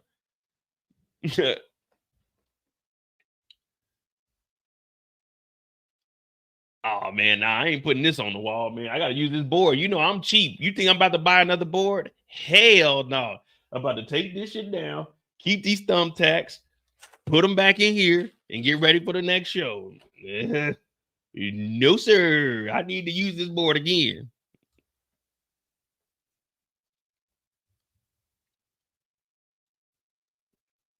All right, man. Let me get focused. See, this is why we got on the clock, because, man, y'all be distracting me, man. I be trying to stay focused, cool, calm, and collective, but y'all be sending me in different directions. And I'm like, all right, man, y'all got me. Y'all know I got ADHD. Well, not officially diagnosed with it, but I assume when I was in the mirror one day, I diagnosed myself with it. The first time we see Kane and Noma, they're getting ready for this wedding. And I ain't gonna lie, Noma looking good, man. You know I like me some chocolate. You know what I mean? Chocolate. It be the middle of the night. Mo, what you doing? Shit, in the bed eating some chocolate. I had me a Crunch bar today. Ooh, wait. Break me off a piece of that. No, that's a Kit Kat bar. Where's Crunch? I don't think Crunch got a theme song. But you know, I love me some chocolate. But they getting ready for the wedding. And the thing about Kane is starting to believe that this wedding is a real deal wedding. I mean, I got a fucking mosquito in here. Kane's starting to believe that this is a real wedding. Hey, y'all coming to my wedding? Man, I got to make sure this stuff is perfect. And I'm thinking the same thing y'all thinking. Like, hey, Kane, this is business, brother. This is business. Noma ain't marrying you to marry you. Why is Kane believing that him and Noma about to really be like a power couple? Kane thinks that him and Noma are about to be Diddy and Young Miami. He talking about my wedding. He telling, well, we ain't got to Effie because we on his perspective. But right now he texting people, hey, what's going on? He texts his cousins, hey, man, you coming to my wedding? If I'm getting married for business, man, my cousins ain't gonna know that. My cousins ain't gonna know that. Hell, when I got married the first time in real life, my cousins ain't know that. What I'm about to, we gotta send invites. Who you want to send invites? I'm like, man, you can send an invite to my mom and my sisters. I'm not about to send no invites to all the niggas I know. Niggas don't need to know that I'm married. You know what I mean? Damn, man, congratulations. Like, shut the fuck up, nigga. You don't mean that shit. But yeah, Kane thinking that this is a real wedding. Man, y'all coming to the wedding, man. The colors is well, I'm gonna be wearing black and gold, but I want y'all to just wear like, you know what I'm saying, just straight black. Like, Kane, this ain't a real wedding, man. No one's gonna be giving that thing to Mo, Davis, and all kinds of other niggas that got connections. But Kane's like, man, fuck this, man. It's the real deal. It's the real deal. Now I know they gotta make it believable for Ice. There might be eyes on them, but shit, man, can't no one tell you it's a fake marriage. You know what I mean? I know people married right now that have been married for like 10, 15 years, and them niggas hate each other. They still live together. I go over there, so what up, Mo? I'm like, damn, why you talking to me like that? Because you mad at this nigga, man. Well, what I do? I just came over. He even texted me and told me that you said, can I pick up something? Because he didn't feel like getting it. So I'm like, all right, I'll pick it up. I'm on the way over there. You know, I'm a nice house guest. If you need me to pick something on the way over, I always bring a bottle. Whenever I go to somebody's house, I always bring them a bottle. Now it's a bottle of something that I like to drink because we about to crack that mother up right now. You know what I mean? But I come through, I got a bottle of Remy or something on your boy. You keep one in the back just in case you pull up somewhere, you might need a bottle of something to drink on. I got 2 bottles of Remy in the trunk right now. But they for tomorrow, though. You got to be prepared. But Kane thinks that this wedding is real. He's sitting around, man. Y'all coming to the wedding? Everybody like, man, fuck that wedding, Kane. Now, when we get to the house, we do get introduced to Noma's brother. I call him Brother Chin. Now, he ain't believing none of this bullshit. Now, Kane is over here talking to Anya, and let me tell you something. I don't know if y'all was noticing what I was noticing, but I was noticing what they were showing. And I said, damn, okay. At first, I thought Anya was just a little junkie. Now, you know, on my channel, once you get on that stuff, once a junkie, always a junkie. But I was thinking we might be able to make an exception for Anya. Now, we're going to try to get at Noma because you know I love that chocolate, but I didn't want to disrespect Kane. So I was like, all right, well, what is Anya doing? Like, does she need a date for this wedding? Because at first I wasn't going to go to the wedding, but now I am going to go to the wedding because, you know, sometimes you're going to pop out on the show. Now, Brother Chin is looking like, something is off with Kane. And he's peeping how him and Anya are kind of talking. Now, Anya, she's feeling Kane. You know what I'm saying? She's feeling Kane. You can sense it. You know what I'm saying? You can. Damn, okay, she's feeling your boy. You know what I mean? I told y'all last week, man, I seen this beautiful woman. I dropped the balls with my parents, though. I should have jogged over there like a 1990s movie video or did the Chris Brown. I said, yo, I don't know your name, but excuse me, miss. But I ain't do nothing. We just smiled at each other and kept it moving, man. We'll probably never see each other ever again in life. But Kane is over here. He's talking to Anya. And the last time that they had a conversation, it was in the penthouse. And Kane was talking about, yeah, I own this place. This is on me. You know what I mean? I did this. I work at the bar. I got big money. if we're being honest, this is a light condo. This is what 2.3 mil. This ain't nothing. This is easy money. This is light money. Like ain't nobody really tripping off of this. Like it's 2.3 mil. It ain't. I was gonna get the $5 million condo, but I was like, man, fuck it. I'm just gonna get the little penthouse on the 32nd floor. You know, nothing too big, just enough, just something modest. You know what I'm saying? I don't ever want to forget where I'm from. So just 2.3 mil. So Kane is popping his shit. You know, pause on that. But Kane is talking that talk. Sometimes you gotta overinflate your assets. You know what I'm saying? Kind of like what Trump did. You know, sometimes I gotta say it's worth 3 million when it's really like worth 1 million. But you know what I'm saying? Sometimes you gotta flex a little bit. So we know that Anya's been peeping Kane, and then she heard all that money that my dog is getting. But the family shows up, and this is where things go bad for Kane. Because Monet, she already been playing them off. Drew came in and got straight to the drink. So you already know what type of time it is when this family gets to the dinner table. Now, Kane's been trying to hold it down, but Brother Chin starts asking the question, like, hey, what are you doing, brother? Like, what part of the business are you in? Who you with? Who you with? Who you with? Get crunk, who you with? And Kane is like, oh, I just do the family business. That's how I got this condo. And they're like, wait, this your condo? And then Monet calls him out. Like, wait a minute, this ain't your condo. This ain't your penthouse. This my penthouse. Now, Monet talking cash money like she done bought the condo. Like, wait a minute now, Monet. You got this because of what allegedly happened. Now, I'm not going to get into details with these folks, but it ain't like you was over here just balling like that because we had $1 million you couldn't even touch. I remember we were struggling. We came up from nothing.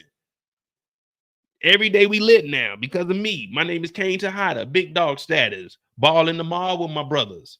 Gold yard bag for the cutters. Got it out the field, fuck Russell. So Kane is in here talking big shit, but he getting called out. Oh no, this was Dante. You know Dante? And the brother Chin's like, yeah, I know Dante. Kane's like, damn, here we go. Hey, Diana, chill, please. Drew's like, oh yeah, you did kick me out of here. Monet said, kicking somebody out. This is my penthouse. So Kane's like, fuck.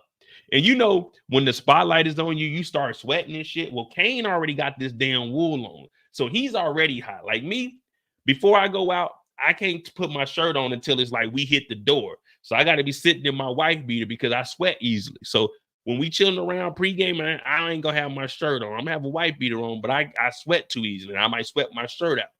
So Kane in here with wool on.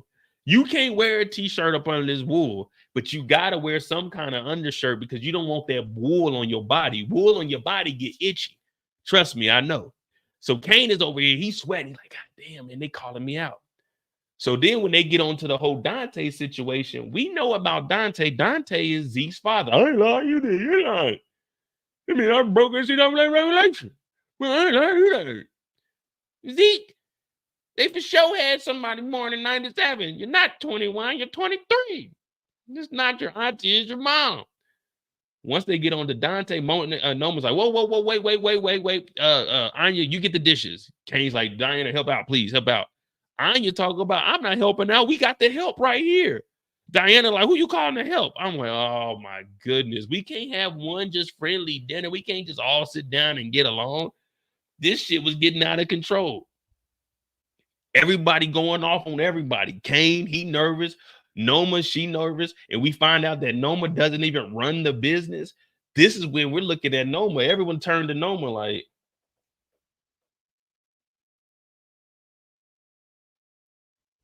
Drew over there.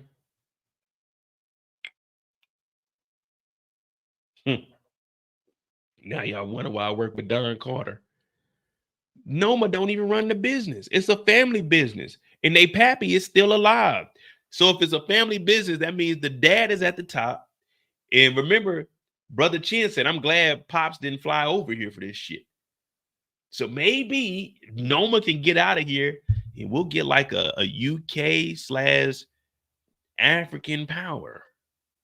Because it sounds like they doing big things over in Africa. And now they got Africa and Europe. I said, okay.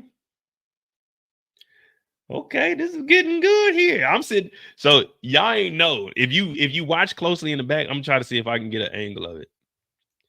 If you watch closely in the back in this scene right here, when they pan over, if you look closely over here, you're gonna see a nigga like this. That's me. I was in this scene, so I'm watching it all, and I'm hearing. I'm like, wait a minute. This whole time, 4 seasons? No, not 4 seasons. 2 seasons. Mo has been saying he don't really know if Noma is like that. Only to find out in episode 9 that Noma ain't like that. Noma is just a small piece to the bigger puzzle. Well, I be damned. Just yesterday, I was asking who was a bigger disappointment, Monet or Noma. And I was saying Noma to me. I thought Noma was big time. Turned out Noma ain't big time. Noma is no better than old girl working for goddamn the Flynn family. She's just the sister in the organization. She the little sister. She the little pup. She got the, she a designer puppy. She ain't no pit bull. She a little snickerdoodle. That's all she is. She the little poodle. She the little pup. I said, what? Damn, Noma ain't even really like that. Noma just here. I said, oh my goodness. Ain't that something? Ain't that something? Noma's just a little kid. So Kane goes in the back with his mom, and they finally had that conversation, that heart to heart.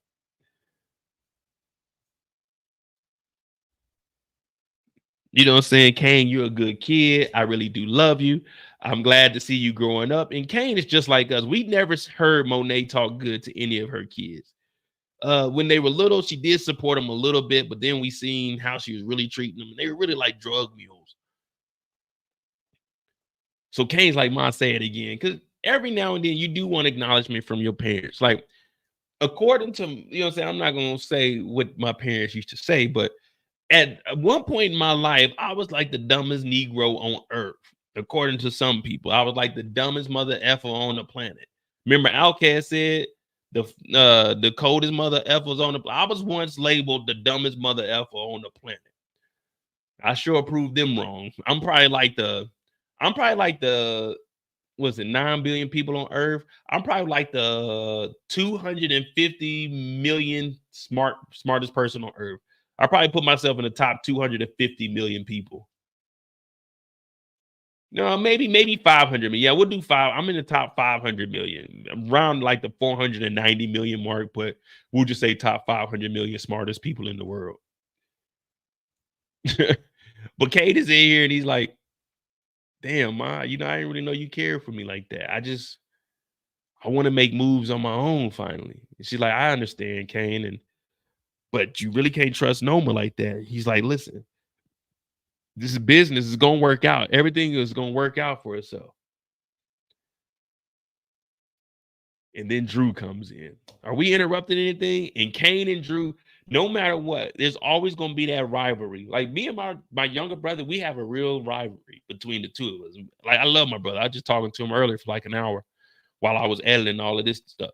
But we got us we competitive, but it's not to competitive where we fight or anything. We did fight one time when I first got out of the military. Me and my brother fought, but it was just like probably like 3 minutes. We probably fought, and then shit after that we was cool. You know what I'm saying? We got some drink, and then shit just went on about life. Yeah, it's my brother. I love him. But they in here arguing, and Drew is like, "Well, fuck all that, Kane. Bronze is here," and we're thinking, "Who the hell is Bronze?" Because they brought up Bronze's name, and I'm thinking, is this a nickname for I don't even know who was a nickname, but they're just like Bronze is here. So I'm like, all right, cool. And that's where Monet tells them, hey, go to the bar, enjoy your time, water down the drinks, overcharge people, and have a good time, but don't do anything I wouldn't do. My dog, Why Hoop is in here. What up, Trill? So they go to the bar, and we find out that Bronze is actually Lil Durk. Now they ain't here kicking it. Now this bachelor party is a little bit dry. You know, like these two dudes coming over, man. This shit crazy, man. Man, this shit crazy, man. Some freaks out here. The freaks come out at night. Now they playing. He don't like me, but it been love me. Got kicked out the house at 14, but I'm still thugging. He don't like me, but his bitch love me. That busy water, baby. Yeah. You got that D-Lo, that boss man D-Lo playing back there. The girls is going crazy in here. It must be your ad, but it ain't your face. I need a tip drill. I need a tip drill. They throwing money in the air, but they don't give a looking for a tip drill. I need a tip drill. If you go back, Bronze is Janet's son. Okay, so Bronze is Janet's son. I remember she said Bronze came up here, but I was thinking the whole time, who the fuck is Bronze? But then we get introduced to Bronze, and Bronze's Lil Durk. They ain't here, but if you go back and listen to Tip Drill, I know we getting sidetracked, but that's just how my mind works. If you go back and listen to Tip Drill, the girls at the end are saying, it must be your money because it ain't your face. I need a tip drill. And then they say, you a funky ass nigga, you a tip drill. What the hell? You a funky ass nigga, you a tip drill. I wish a motherfucker would call me a tip drill and then ask and then expect me to throw some money. I'm taking my funky ass money home with me. I'm a funky nigga. This money funky, baby. Yeah. Go back and listen to the lyrics of Tip Drill, and the girls are going crazy at the end of that damn thing. It must be your money because it ain't your face. Okay, I can deal with that. Maybe I'm an ugly nigga today. But then she said, I know you a trick. Go spend that shit. You funky ass. Damn, I'm a trick and a funky ass nigga. God damn, man. Just get no respect in here. I was making it rain for a little bit. But they ain't here and they going crazy. And then we hear Kane, because this is Kane's perspective. Kane talking about, hey, watch what y'all saying, man. Because Brian's talking about, wait a minute. Brian said, we got the biggest drug enterprise.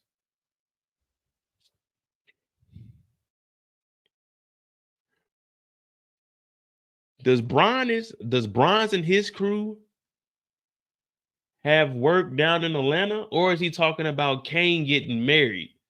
I might have to go back and watch it with the captions. Is he talking about his crew in Atlanta having the biggest drug enterprise, or are they talking about Kane marrying to Noma having the biggest drug enterprise?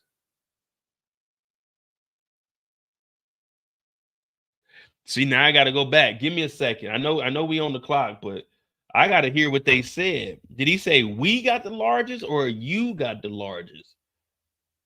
Smooth said ATL. That's what I thought he said. I thought he said we got the largest drug enterprise. And then that's when Kane said, hey, you got to watch what you're saying because you never know if the feds are listening, joking with Tariq. I mean, not Tariq, God, gee, joking with Drew because Drew works with Don Carter. Give me 1 second. You know I'm going to find it.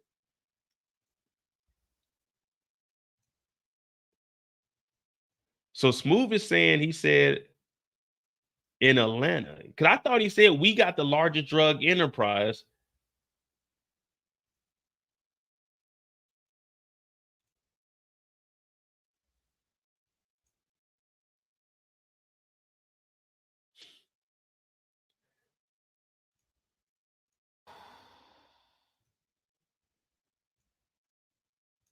Let me see. Fat Joe Talks is October 4th. So that's the day that the show ends.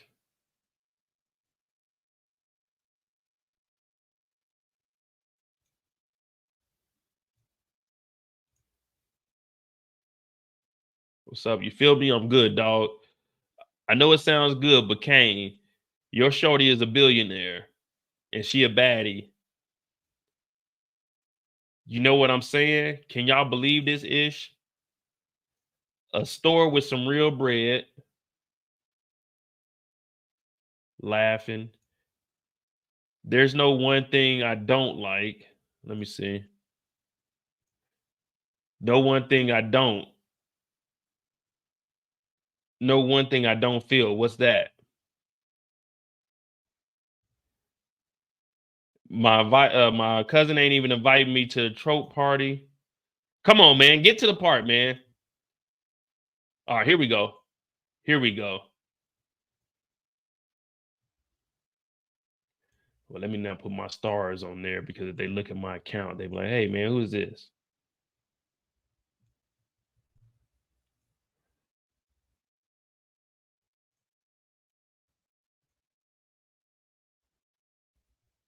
What's it, 1833? When I say the biggest, I mean the biggest drug empire in the world. Nigga, I'm gonna need you to. See, I think he's saying The trap party. And we got the biggest. When I say the biggest, I mean the biggest drug empire in the world. Nigga.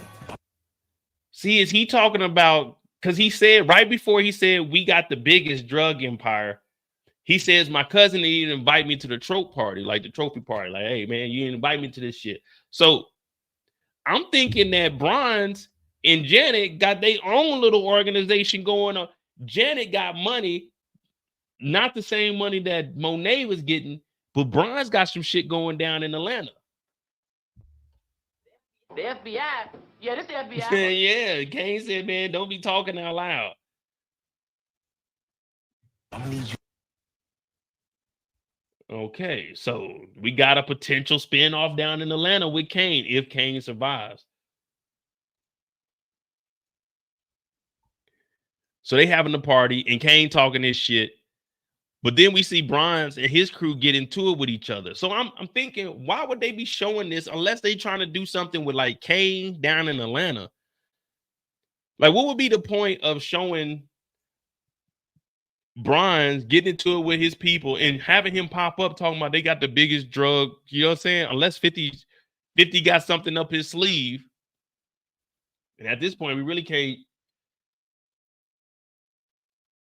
We really can't. Hey, yeah, I don't even know what I want to say, but we really can't doubt 50 Cent. An Atlanta spinoff would be good. Even if they got 1 or 2 seasons out of it, it's going to be a lower budget recording down in Atlanta. 50 already said that his mentor for this new for the new studio is Tyler Perry. You could record at Tyler Perry shit, or you know what I'm saying, do your own site recording like in Atlanta, but the rest of it doing Streetport. So I mean, a down south spinoff would be good, like a Kane spinoff. Even like I said, even if it is 1 or 2 seasons, it'd just be something to hold us over in between, like the origins. But anyway, they do all of this, and it's more of Drew and Diana talking. But Kane, he ends up talking to Effie. So when Effie shows up is after Kane was clowning Drew and Diana's talking about your mistress is here. Now, Effie, she's upset, and you know, this is like the perfect, like, whenever a woman gets upset with you, it always leads to good things. Like, if you ain't really fucking up, like, the thing is, Kane, he likes Effie, but he's treating this wedding like a real wedding. You got to tell Effie straight up, like, you know what I'm saying? Nah, like, whatever me and you got going on is what me and you got going on. Fucking Noma, she doing her own thing. You know what I mean? Noma doing her thing. I'm doing my thing. Me and you, it is what it is. It's just strictly business with us.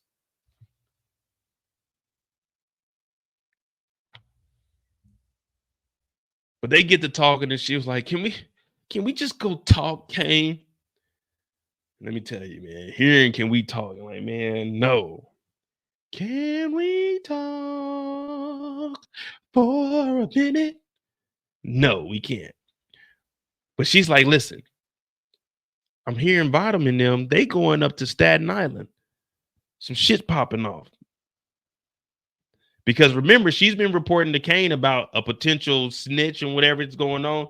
But she's the one that tells him, hey, they're going to Staten Island. And then Diana and Drew, they hear it and they start piecing it together because Janet is on the phone with Diana telling her, we're trying to get in contact with Monet, but Monet done went to Staten Island. So everybody is just, you know what I'm saying, cross-communicating. But from here, Kane and Effie, they actually leave and they go to the room and they get it on.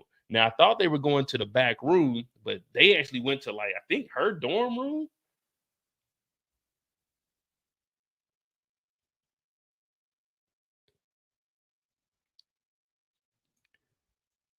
So they go back to the room and they getting it on. I told you, whenever somebody's in trouble, whenever your life is in danger, whenever you owe a nigga some money, what do? You go and get some cutty, because don't nothing take your mind off of your problems but some cutty and some good Mary Jane. I got and then your third option is some yak. But Kane's over here like, listen, Effie, you want to go to California, Stanford, and build robots and shit? That's your dream. I don't knock your dream. I want to keep you close to me, but I understand you got your wants and needs, and that's what you've been dreaming about. But you know what my dream is? My dream is to be Bumpy Johnson. My dream is to be a snitch like Frank Lucas. My dream is to snitch like Nicky Barnes did. My dream is to be a big time drug dealer, to be old and gray and have a legacy. Effie said, but what happened to him? He said they were immortalized. Yeah, they went to jail, but they still got out. They did some interviews. 40 years in prison ain't that bad. I can do an easy 40. I did 40 on the outside. I could do 40 on the inside. He said, Effie, I just want to be real with you. I'm just going to be honest with you. She said, that's all I want, Kane. He's like, my dreams are the dope, Kane. My dreams are laying the foundation. Then I built the house, and it was mixtape after mixtape. And the next thing you know, I was running the South. So Kane is letting her know that he has dreams bigger than some college education. He has dreams bigger than going to California. Yay. He wants to be the biggest fucking dope dealer New York City has ever seen since James St. Patrick. Now, it's either you get down with it or you leave it alone. But Effie, she gets up and she runs to the bathroom. Oh my God. Why? Why did I just let him smash Raw? Why? Why? Why did I just let this dope dealer who doesn't have a clue? But this ain't Effie's story. We don't give a damn. So Kane is looking at her like, man, what the hell? What's wrong, man? If you ever had a girl like go to the bathroom and she was crying over some shit you told her, like, God damn, what the fuck is this on my ear, man? Like I told you, I had this one woman, some kids broke the back of her car, like the back window with like a golf club. She's like crying about it. I'm looking at her like, why are you crying about this? And she like crying on me. I'm like, hey man, you kind of goddamn sogging up my shirt. I'm like, what are you crying for? Like, just call the insurance and get this shit fixed. I'm like, damn, what are you crying for, man? I hated that shit. But Effie went into the bathroom. She stormed off. She slid down the wall.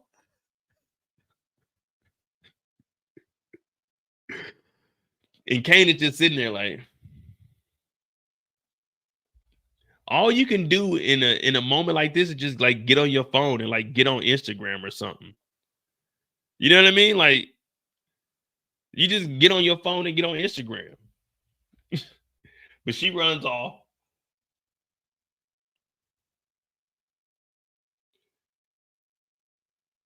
Hey, I'm being real, like, man. Like, damn, the fuck you crying for, man? Get off my shirt. Do that shit somewhere else. So the next time we see Kane isn't to the actual wedding. So they have this is a nice wedding, though. Very nice wedding. Drew and Diana trying to get in with that Thule, but they couldn't get in. Kane is sitting up here. Noma comes through. Here comes the bride, all dressed in white. The whole time Kane was with Effie, she was with God darn Davis, getting that thing worn out. Now Anya's looking like, man, what the hell is going on here? Big Rock too. Ain't nothing better than black love, man. Ain't nothing better than black love. Effie gonna be pregnant next. Yeah, Effie gonna be pregnant when she go out to Stanford. But from there, at the reception, Noma's asking Kane, are you with us or are you against us? Everybody out here. He's like, what are you talking about? She's like, nigga, you know exactly what I'm talking about. Your mama's trying to play us. Kane's like, what? She said, don't make a scene.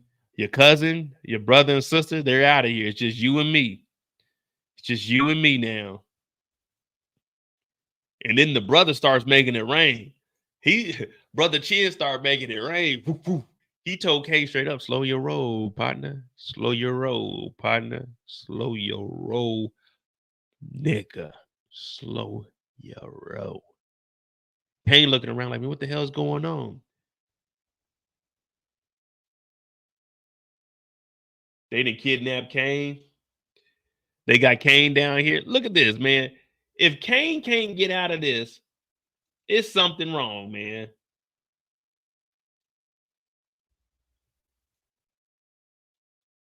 Kane couldn't get out of this. All you got to do is just drop your shoulder a little bit. All you got to do is really just slide down in the chair. If you're going to tie somebody up, what you want to do, you don't want to just tie around their upper body. What you want to do is go over the shoulder. You want to go across the body, around the back, but through the chair. You want to go through the chair and then up and down on the other side, and then go through the chair on the other side. So that way you can't move your body around. This guy's tying Kane up like, oh, yeah, we got you good, brother. So Kane's in here. Let me go, man. What the hell's going on here? Noma said, listen, Kane. You're either with us or against us, Kane. Your mother has been bullshitting. Kane said, I'll never turn my back on my mom. We're blood. She said, oh, that's very interesting. But we're married now, Kane. And remember, when you get married, your wife comes before your mom, your dad, your brother, your sister, and your children. Unless you're me. My family always comes first. But Kane's like, no, I'll never turn on my mom. She said, oh, Kane, you just made the wrong decision. Kane's like, man, fuck you guys. And then we know Monet ends up coming in here, and Monet comes to save the day. When Monet kick in the door, look at this shit. Fuck you, Noma. Look at Noma's face. I thought Noma was about to. I thought Noma was about to peel his cap back. Okay. Free lunch, Freddy. What's happening? Welcome back. Thank you for the 20 piece. That's 20.00. Ooh, tomorrow I'm going to this little event. You know I'm about to tear that 20 up. Remember in Power, Tommy and Ghost kidnapped? They were kidnapped by Lobos. Yeah, and they was inside that building with the big ass windows. Hell yeah, you know I do. And Lobos brought them to the hangar. That same hangar, Mecca used his planes and cars. Blanca and the feds gave it to him, snitching on Lobos. He told Tariq he knew he did off Ghost because Ghost is in the program. You are right about that. He was getting a lot of help from Blanca. And Blanca actually dropped the ball because she was supposed to convict Tariq and Monet because they were on the camera footage, but we never see anything else about that. They dropped the ball. But look at Noma. The brother was like, man, I came all into the States to catch a body. I need a body. And I was thinking Noma was about to end it right here for Kane, man. I thought this was it. I thought they were about to get Kane. Cedric said it, kick in the door, waving the fofo. But Monet kicking the door. Kane tied up, and you hear Noma talking about, oh, this is what you want, Monet? Shoot that nigga Kane. Kane is on the ground. Ma. Pow, pow. Choo, choo, choo.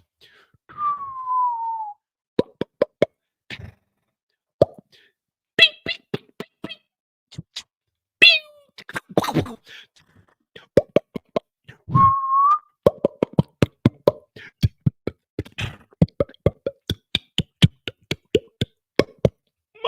No.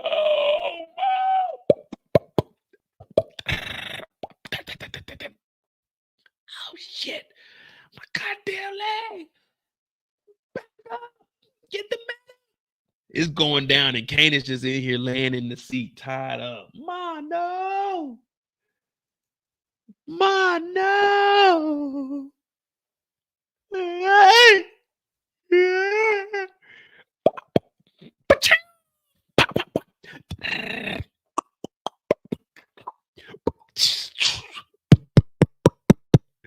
Damn, who got the shotgun? Who got the shot?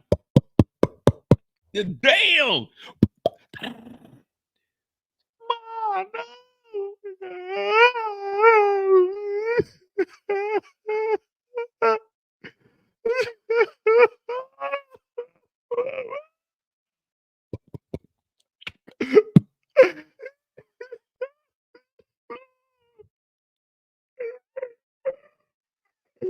Ma.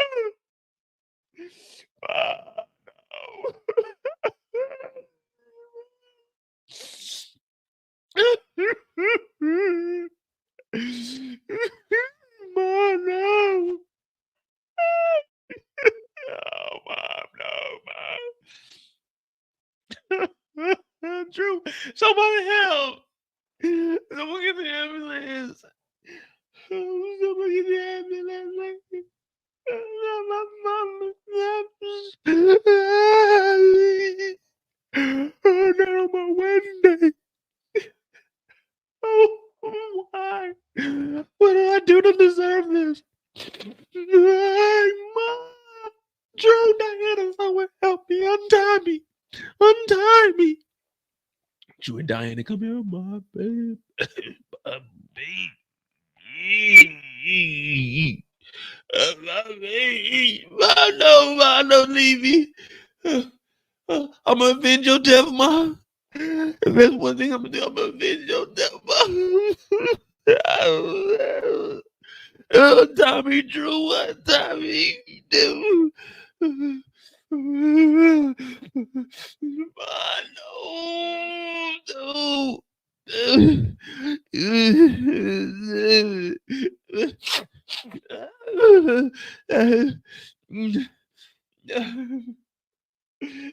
No, never mom.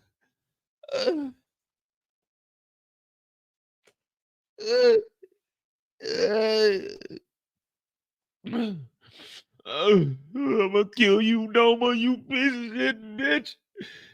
Are you okay? Calm down. And that there is the end of Kane's story. That's what happened to Kane, man.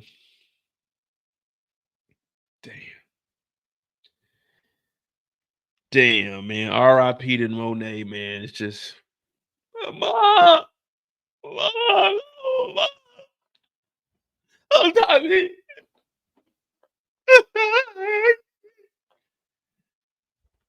Damn, they the guy Kane, man. Are you okay? Calm down. Well, that's Kane's story right there, man. What do y'all think about Kane, man? Is he gonna get even with Noma? I asked the question of who do we believe is gonna take out Noma. Is Kane gonna do it? Kane did a good job, man. Kane needs to get an award for this. Like, he did a good job. The acting was grade A right there. That's probably some of the best acting I've seen from this brother Woody.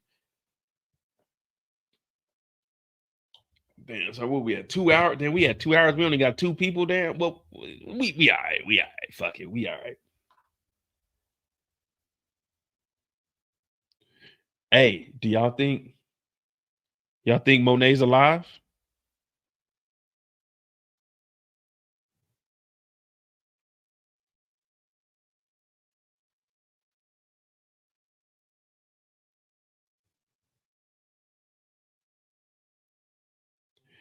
Y'all think Monet's alive? We ain't seen no funeral. Damn, Atrial, if you look at, if you watch it right now, Box Park is going crazy right now. Box Park is wild right now, brother. Damn, I need to be out in the UK, man. But yeah, man. Hey, free lunch, man. Thank you for joining the membership. Thank you, brother. We will, once Raising Canaan comes back, we will have members only, and we will be doing members only lives because I have some stuff that I'm gonna start dropping more videos because my schedule is starting to get a little more calmer. So I'll actually be able to work on stuff like, you know what I'm saying, during the daytime. So we'll have member only videos. They'll start airing a day before they actually drop, and then we'll have members only lives because I'm gonna start giving you guys way more content. But Box Park is not Tay up there right now, man. I'm up packed too, bro. And it's only 10 o'clock right now in the UK. I might have to book a flight and go up there for tomorrow. Hey, we off the clock right now. If you're in the UK or in Europe right now, October 12th, meet me in London, man. Meet me in London October 12th. I got about 300 pounds all for drinks. All for drinks. If you see me out, drinks is on your boy, man. Drinks is on your boy if you see me in London. Facts.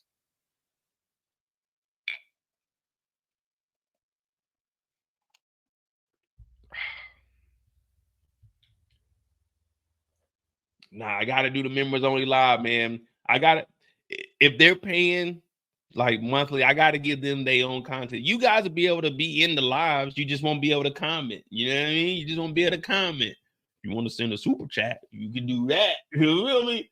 But yeah, man, I gotta show the members some love. You know what I mean? I gotta get in some more content. So, all right, we're gonna talk about Tariq because that's the next big story. Tariq, we got Tariq. They will fill in Drew and Diana's story together.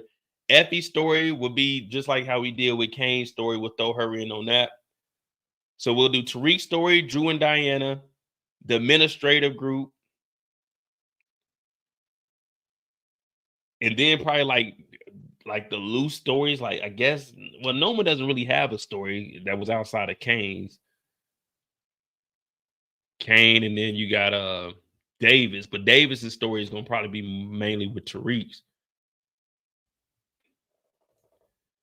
Monet's funeral may not be until the spinoff. Hell no. If we don't see a funeral in episode 10, Monet is still alive. Ain't that what y'all say? Ain't that what y'all say? Well, we didn't see no funeral. So if Monet's funeral ain't in the finale, Monet's still alive, kicking it. Free lunch, Freddie. Thank you for the $5. I think once the smoke clears, they will all head to LA or stay in Chi-Town because Tommy is at risk. And Ghost, if alive, can't be there either. Well, Tommy only has one more season, so unless they're doing a good job of keeping it secret, no one's dropped like any. I mean, I've seen footage of what's going to be in the next season of Force. Well, I won't say footage. I've seen photos, and I haven't seen anything with like Tariq or Kane or anything in it. Like I got photos of season 5 of Raising Canaan. So I haven't seen anything on Force that shows like Tariq. Not saying that they aren't on there, but I haven't seen like any photos or anything. No one's like sent me anything. Maybe Power is Fire. You know, Power is Fire, the best channel, the best page on Instagram. If you want to know anything that's happening with Power, go to Power is Fire. They got everything over there. You know what I mean? I watched Power is Fire go from one day I seen them, they just randomly popped up. It's like 1,400 followers over there. They like 200,000. I'm like, geez Louise. Jeez Louise, they working. All right, we're going to talk about Tariq. Then we got Drew and Diana, the administrative group. And we'll be around like 4 hours by that time. And then, you know, we got some free time. We can just talk about the good times. Talk about the good times. Elder says skip Tariq. Now I got to talk about Tariq because when I skip over Tariq, when we get to the end and we actually talk about Tariq, it only be like 10 minutes left because we done told everyone's story that's overlapping. And I'm not about to retell everyone's story. You know what I mean? So Tariq is going to connect the rest of Effie's story. Tariq is going to give us the Davis story and it's going to give us the Brayden story. So that's why I tried to do Tariq earlier because he'll get like all of the smaller storylines because we got some of Effie's messing around with Kane. The only time that we seen Effie outside of Kane was with Tariq in class and going to do the kidnapping.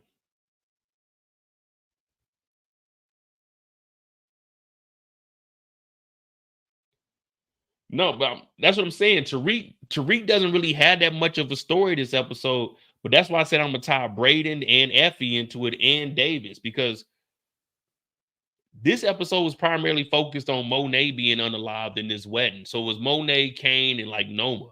That's what it was really centered around. And everybody else was just, you know what I'm saying, the role players. We had the big three. We had the triangle offense going on. Our point guard tore her ACL. It was a career-ending injury, though. So it may have been the ACL and both Achilles. So now we got to go to that power forward that really don't get too much play, but, you know what I'm saying, they all right. Superstar, I wouldn't put it past 50. You can always do a spinoff with one of these characters. Courtney Kemp always said that Effie would be the person that she wanted to have a spinoff for. We randomly got Effie's mother in one episode. So if Effie does make it out, which I think she's going to make it out to California, she'll be the one under the radar that no one, like, okay, she dips out. She gets all of her stuff while this war and shit's going on. She's legit, like what we say, Stony on Set It Off. You know what I'm saying? She's going to be the one that gets away from all of this BS. Because they showed that she got accepted into Stanford. I mean, I don't know what an Effie spinoff would be like. I'm thinking an Effie spinoff, no disrespect, but disrespect. A Effie spinoff would be like All American. If Effie gets a spinoff on her own, it's going to be like All American. Now, All American season 1 to 3, good television. But after that, it's like, I'm thinking Effie is going to be like a season 5 All American if she get her own spinoff. I fuck with Effie, but I don't know if Effie is good enough for like a spinoff, though. Free lunch, Freddie. Thank you for the $2. If Ghost is alive with Tasha and Henry Kendall, hell no. I think if Ghost is alive, well, first of all, if Ghost is alive, I said I'm gonna do like an hour, 2 hour live where you guys can just clown me. Y'all could just say whatever you want, the most disrespectful stuff. Y'all can say whatever. If Ghost is still alive, I'm doing an hour to 2 hour live where y'all can just go in and I'm reading off everything. Whatever you, boy, you a bitch ass nigga. All right, so be it. But if Ghost is still alive, y'all can say whatever y'all want to say to me, man, because they better not do it. They better not do it. Let me see. Where we at?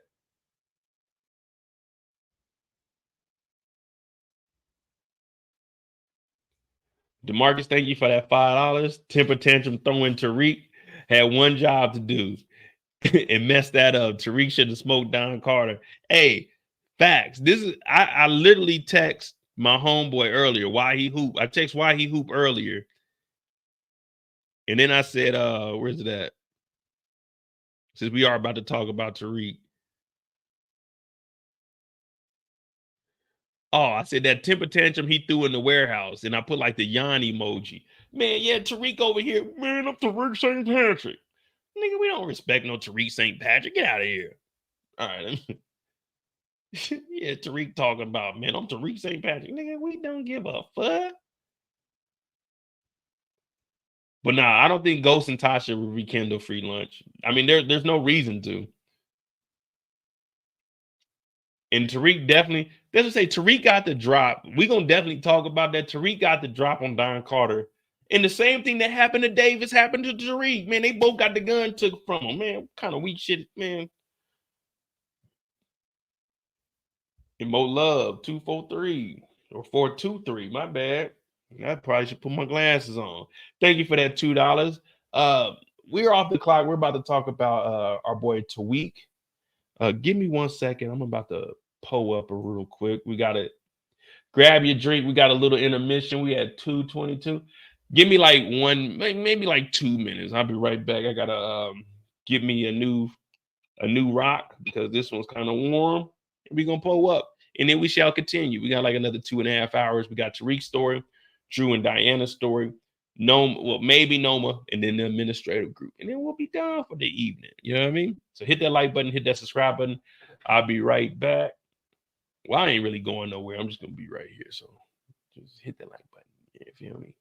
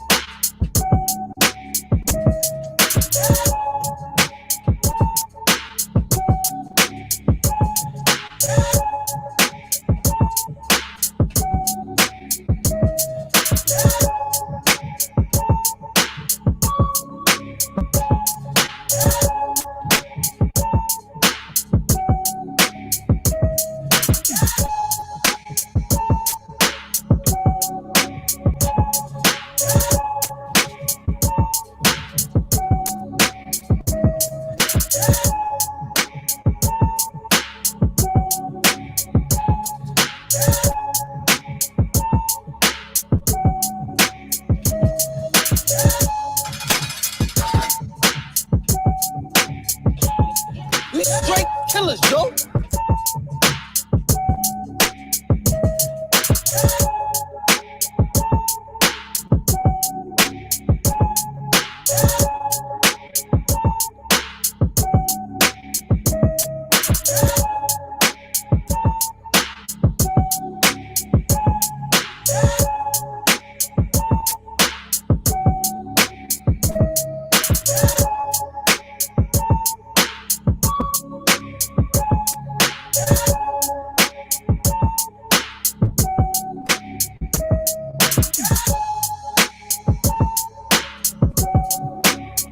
All right. We just hydrated. Hit that like button, hit that subscribe button. If you're new to the channel, I'm Monet. This is On the Clock. We've covered Monet, Kane, about to talk about Tariq, followed by Drew and Diana, the administrative group, and then we'll see if we can fit in any other story. Let me see. Free lunch, Freddie. Thank you for the $2. Homa. Come on, man. Come on, man. Don't call her Homa. Her name is Noma Tejada. She is officially a part of the family. Now, I don't know if they got the paperwork done, but she is officially part of the family. Homa likes doing the help. Mecca, Kane, Obi, and Davis. Can we put Davis in the help, though? Davis is bossed up, though. Davis ain't really help. Davis is the man. Like, Davis is the independent contractor. Everyone else is help. Like, when you think of help, you think of people that work for you. Like, Davis don't work for you. He works with you. You know what I mean? Davis ain't a work. I don't work for you. I work with you. Davis can easily turn down. Like, Davis can turn down what you. So, you know what I'm saying? You come to Davis with an opportunity. Like, I ain't fucking with it. I'm good on that. Everyone else, they need those handouts. But you are right though. Fucking Obi. Well, not Homa. You got me calling her Homa. Come on, man. Noma didn't fuck Obi. Obi was just a loyal worker, man. You got me calling her Homa. Noma did not mess with Obi. Obi was just working for the family.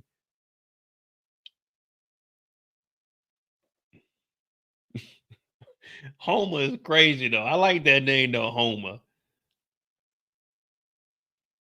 But you know, we can't call Noma a hoe. She is a liberated woman. You know what I mean? She can do what she wants to do, man. It's her body, her choice. And if that means she's gonna give it to Kane, then so be it.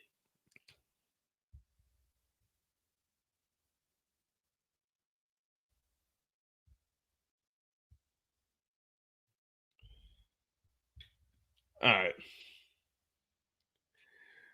No. Just because you want to rekindle something you could have had, you know what I'm saying? I got women that I talked to before. Like it ain't never go more than like just talking. You know what I'm saying? Maybe I reached out to them a little bit later on. They popped up on my Instagram, like my feed. You know what I'm saying? I liked a couple pictures and we started talking again. Matter of fact, true story. Before we talk about Kane, I got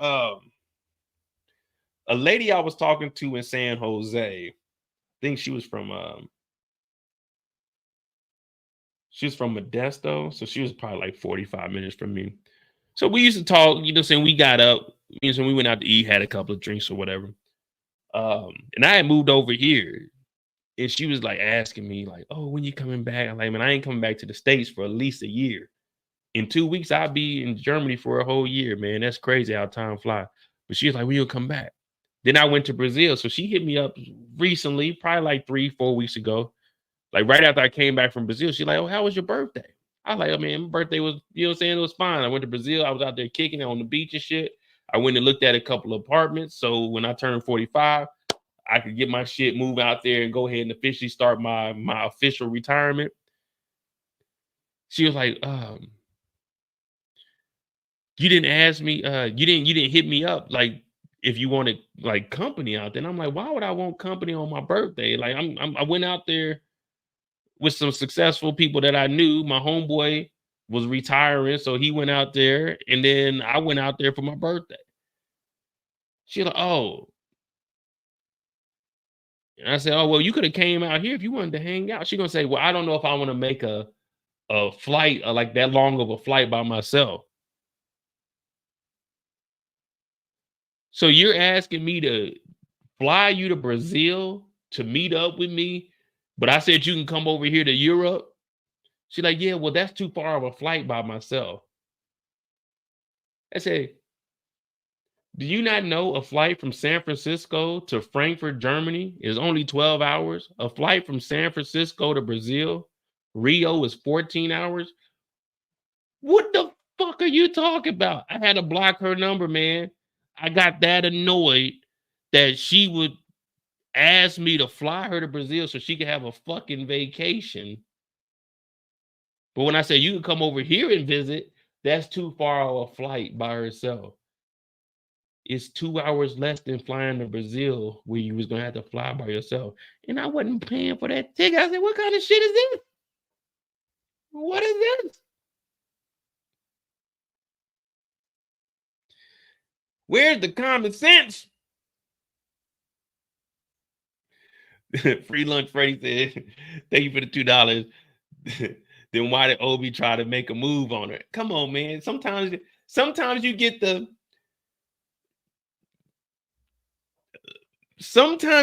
wrong signal. I thought she was feeling the nigga. And you got to look at it like this. You got to shoot your shot. All they can do is tell you no. But if they tell you no, man, don't be whack. You know what I mean? If they tell you no, don't be whack. But all right. Let me get back on here, man. Let me get back on here. All right, we got Kane. We're going to be on the clock with Kane.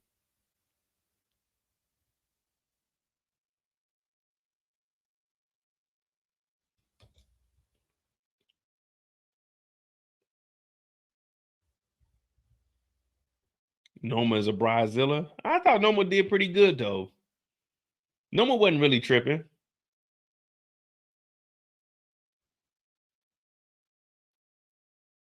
Then they got Monet up out of here, man. That's some wild shit. All right, we got Kane on the, I'm not Kane, but Tariq on the clock.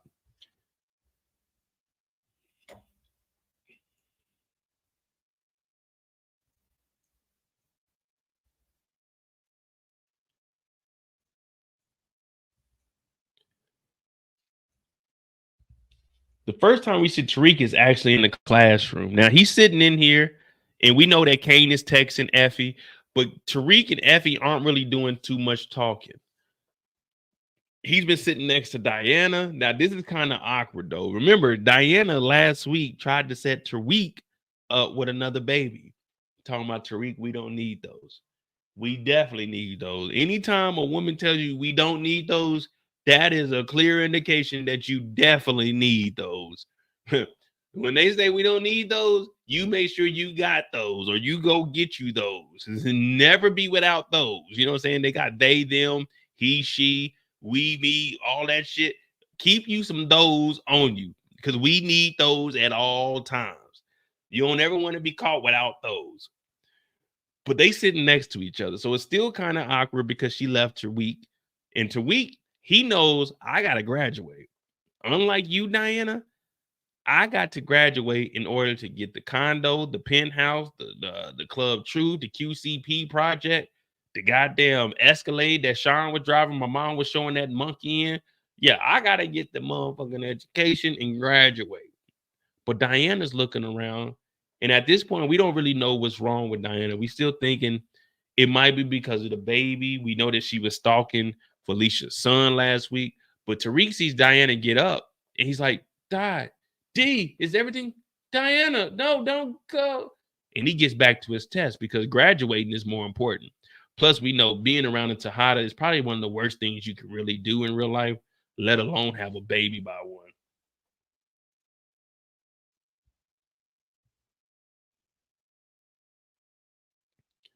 Tariq gets back to the room, and Brayden in here just laying down, kicking it.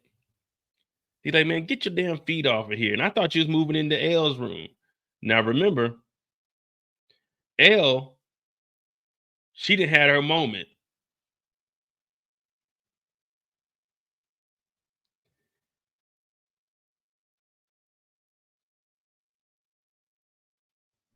L done had her moment. L ain't right. L ain't been right. She ain't gonna get right. And Tariq like, man, when you gonna move the hell out of my room? Oh, well, you know, man, it's just going down. But you were here and you held it down for me, Tariq. Bring, bring. Hello, who it is? This Don Carter. Oh, shit. What you want, Don? Don said, what you doing, Tariq? Oh, man, I'm in class, chilling. Nah, fuck all that. Listen, I got a rogue dealer in upstate New York.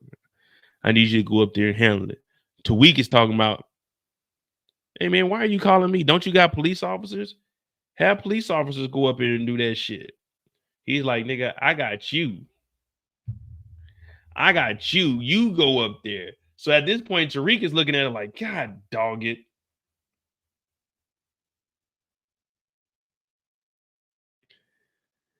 Hey, what you think is going through Tariq's head?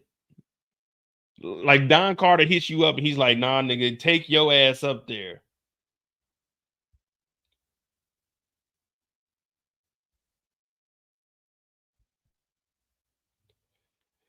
I ain't gonna lie to you. If Don Carter's calling me, I'm like, dog, what the fuck? I'm not answering Don Carter's call, man. He's gonna have to call me like 3 times so I can know it's like urgent. Tariq, what's going on? Oh man, I was in class, man. I couldn't get the phone. My bad. I was taking a final, man. You know, this finals week. Because Tariq gets this call and he's like, nigga, you need to go up there tonight. I need names. He told Tariq to go to a abandoned amusement park. You know how big an amusement park is? And then he wants you to go to an abandoned one. That means at nighttime, by yourself and try to find out who this random drug dealer is. You think they're going to be at the front gate? You know how far it is to that last roller coaster in the very, very back? You got to go through here. This shit's abandoned. It might be goddamn wild dogs in there, bums in there. That's the worst thing you got to look out for is a fucking wild bum. A homeless person, a wild one, you got to watch out for them. Them niggas don't care. Now, then you got to factor in the New York Rats. I don't know if the New York Rats make it to Staten Island, but the New York Rats that are the size of goddamn gophers, you got to watch out for those. And he said, tonight, I need you to go up there. Does he not know Tariq doesn't have like outside clothes? Tariq only has designer clothes. Nigga, I'm not going to an amusement park, an abandoned one at night by myself to look for some drug dealers. Hey, who's out here? Anyone selling drugs? I need a name. Like Don Carter, this don't sound right, man. Send that task force up there. But Tariq, he's screwed. So he has to go and do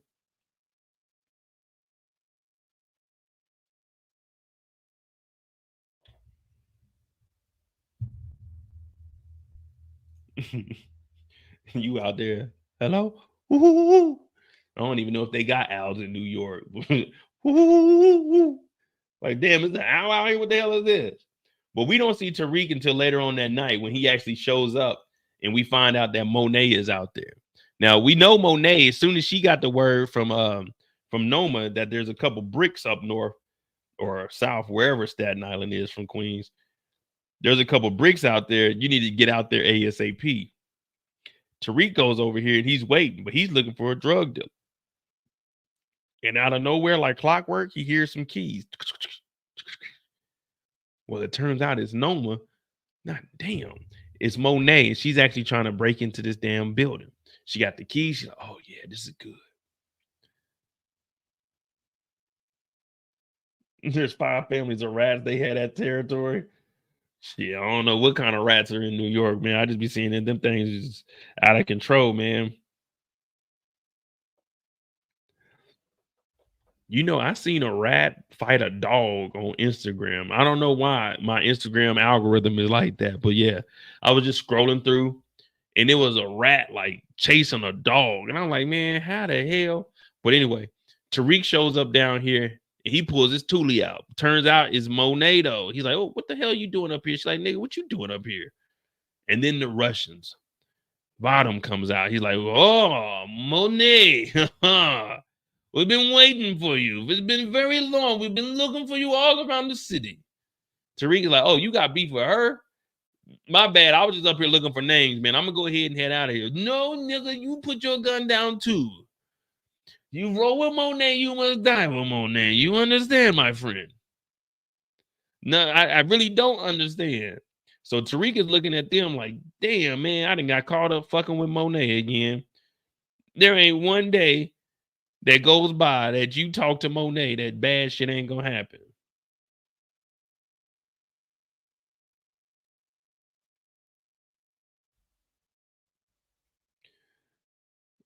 Put your guns down. We're gonna take you out, Monet. We're gonna make this nice and sweet, okay? We've been waiting for you for years.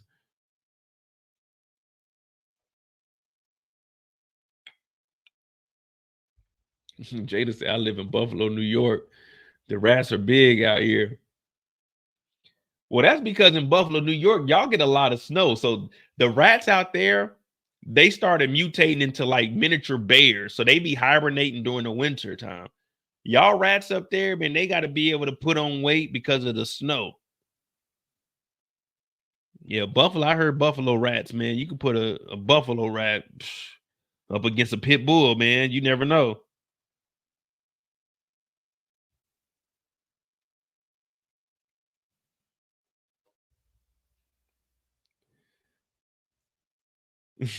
Ali said Monet was tripping going alone. You got to remember though, Monet got the key from Noma. The kids had already went out to the bachelor party. So Monet heard that there were some bricks up there. She was like, shoot, I got to get the hell up out of there. I got to go. I got to go get this money. You can't just leave money out, you know what I'm saying, out to dry.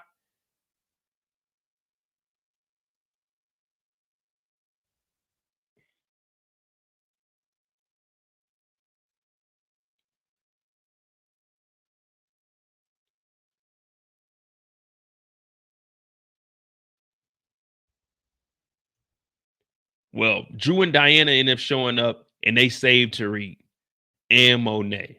And after Drew and Diana catch they two body, ping, ping, Monet picks up that chop and she finishes them off because she already had a vendetta with the Russians. And from there, Tariq catches the G-Wagon on fire. And it all makes sense because we were wondering, why was Tariq pouring gasoline on the G-Wagon? Well, they were setting it up. They put the Russians in the vehicle, removed their fingers, and according to sources, Diana also removed the teeth. So it's gonna take a while to identify them, especially with no fingerprints and with no dental records. But they caught it on fire to make it seem like Tariq and Monet got caught on fire. Oh shit, we got that nigga up Hookie in the building. That nigga up Hookie Jenkins, PhD with the 2000 year and all the way from Japan. Man, I'm telling you, I'm trying to go to Tokyo in March. I'm gonna try to go over there for I'm gonna try to get there on like a leave here on a Thursday, get there Friday, and then spend like 5 days, do a whole week out there, ride the pause on that. Take the train from the top of the island all the way down to the bottom, and then spend a couple of days in Tokyo. You see what that Tokyo life is. You know what I mean? Thank you for that 2,000 yen. What up, though? Mo Tariq, St. Mother effing Patrick. Ghost is turning over in his grave. That's your son, Tasha. These dudes don't know how to hold a gun on a nigga. Too close. Use your offhand to control your hostage. Hey, we gonna get there. Believe me, we gonna get there because that was some bullshit. Tariq does catch this damn G-Wagon on fire, and it all makes sense from what we seen in the trailer. Now, if you go back and watch the teaser for this second part, we see a vehicle blowing up, and it turns out that was the G-Wagon. So now it makes sense. They were throwing off the trail. What's going on, Nicole? What up, J2? J to the R.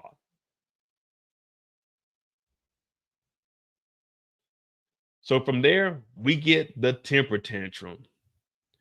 This right here was so funny to me, man. Ooh. What makes them think they can go against me, man?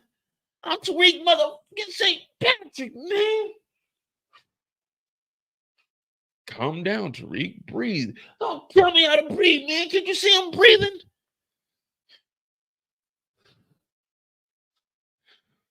They can't stand against me, man. I killed my own father, B.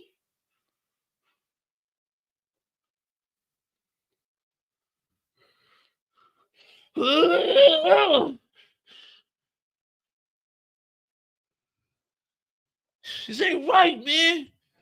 We gotta do something about this, Davis. I'm like, Tariq, calm your bitch ass down. Calm your ass. Tariq knocking over these empty ass boxes, knocking over. Tariq, who picking them shelves up, nigga? I'm Tariq, motherfucking St. Patrick. I killed my own dad. Okay, what are you trying to get at, Tariq? What are you trying to get at? Like, nigga, you ain't scaring nobody. Like, we got to do something. David's like, man, you got to take out goddamn Don Carter, man. You got to come up with a plan. You got to do something. You got to do something. Tariq in here throwing shit around. Am I the only one? I see Tamika say I wanted to slap the out of Tariq. Was I the only one watching this? Like, what's going on here? Man, they're trying to stand against me. Now, I can't be mad at Tariq because Tariq didn't write these lines. Whoever wrote this for Tariq, they went on Chat GPT and they went to Chat GPT and put, give me some angry black man venting sentences that are PG-13. I'm motherfreaking Tariq St. Patrick, man. I'm tired of them playing with me. Whoa, hey, yo, who's playing with you, Tariq? Well, I don't want them to stand against me. Hey, man, just talk to me regular, Tariq. Like, you've been through different types of battles. You're battle tested. Just calm down, Tariq. He was acting like a toddler. Did Courtney write this? They did say Courtney Kemp helped out on episode 9. I was trying to say Courtney didn't. But they did say Courtney was helping out on episode 9. But I thought I was watching. I'm watching this at work. So don't tell nobody. Don't tell nobody. But I'm watching this shit at work. And I'm like, I'm rewinding. And I'm like, man, what is wrong with this? Like, why is he acting like this?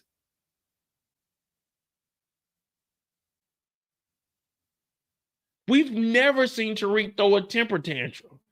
They went from Tariq being the coolest, most calmest nigga we ever seen to, dare I say it, a little bitch. It's like, what the fuck? Tate to the R9, ain't no passing to the liquor. You know what I'm saying? We got Oh man, we got a little bit of crown left. You know, this is just we definitely not gonna finish this tonight. It's already midnight. But Davis is like, all right, calm down, breathe. Man, no, tell me how to breathe, Davis. Can't you see I'm breathing? All right, but you know what, Tariq? You got everything under control. Go handle your business. All right.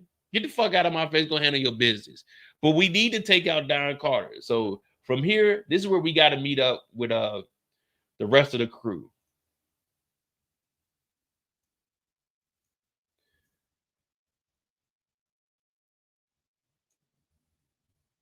So they meet up with the rest of the crew. And remember, Monet, when she showed up, Monet is talking trash. Excuse me. Monet talking trash. Hey, big head, come up with a plan. I'm like, damn, why I got to be called big head? So right now, what they're trying to do is piece together how they can make this happen. They want to go at Noma, and they were thinking about the wedding.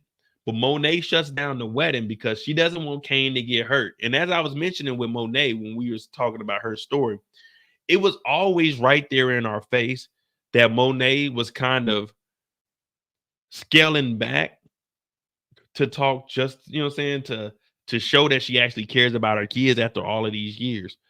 But she's like, nah, I don't want to go at Noma when my son is next to her. So Diana said, all right, we'll distract her. I'll talk to Kane and then talk about some family drama, and Noma will leave it alone. So Davis is like, all right, but we got to catch her right then and there. So then Monet was like, all right, well, what are we going to do about Don Carter? And that's when Tariq asked Drew, what information do you have? Because you've been working directly with him. And he's like, man, every Saturday at 4:00 p.m., Don goes to the confessional. It's the second one from the right. So we're like, all right, bet that's where we'll get him. And we hear Monet say, hey, I'll have the burner car. But Drew does mention that there's going to be cameras all around here. Oh, no, we can't pass the Cavassier, man. Diddy was in that song. Pass the Cavassier. Everybody say it now. No. Oh, we can't pass the Cavassier. We can't pass the Ciroc. We can't pass the DeLeon. We can't do nothing with that. If you got baby oil in the house, you need to throw that thing away for right now until things blow over. And I ain't talking about Puff Daddy. But Diana's like, all right, well, if there's cameras there, we need to involve Effie. Effie can handle that because we know that she's the robotic computer tech savvy. Well, David says, well, if Effie's going along, we need to bring Brayden along. But Tariq actually says, I don't want to bring Brayden along.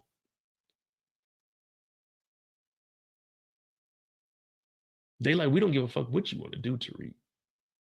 You need to bring Brayden. So Davis is like, nah, we need all hands on deck. But he doesn't say it. Monet says we need all hands on deck. And Tariq's like, God. The reason Tariq didn't want Brayden to come is because Brayden's on that shit. Brayden on that shit.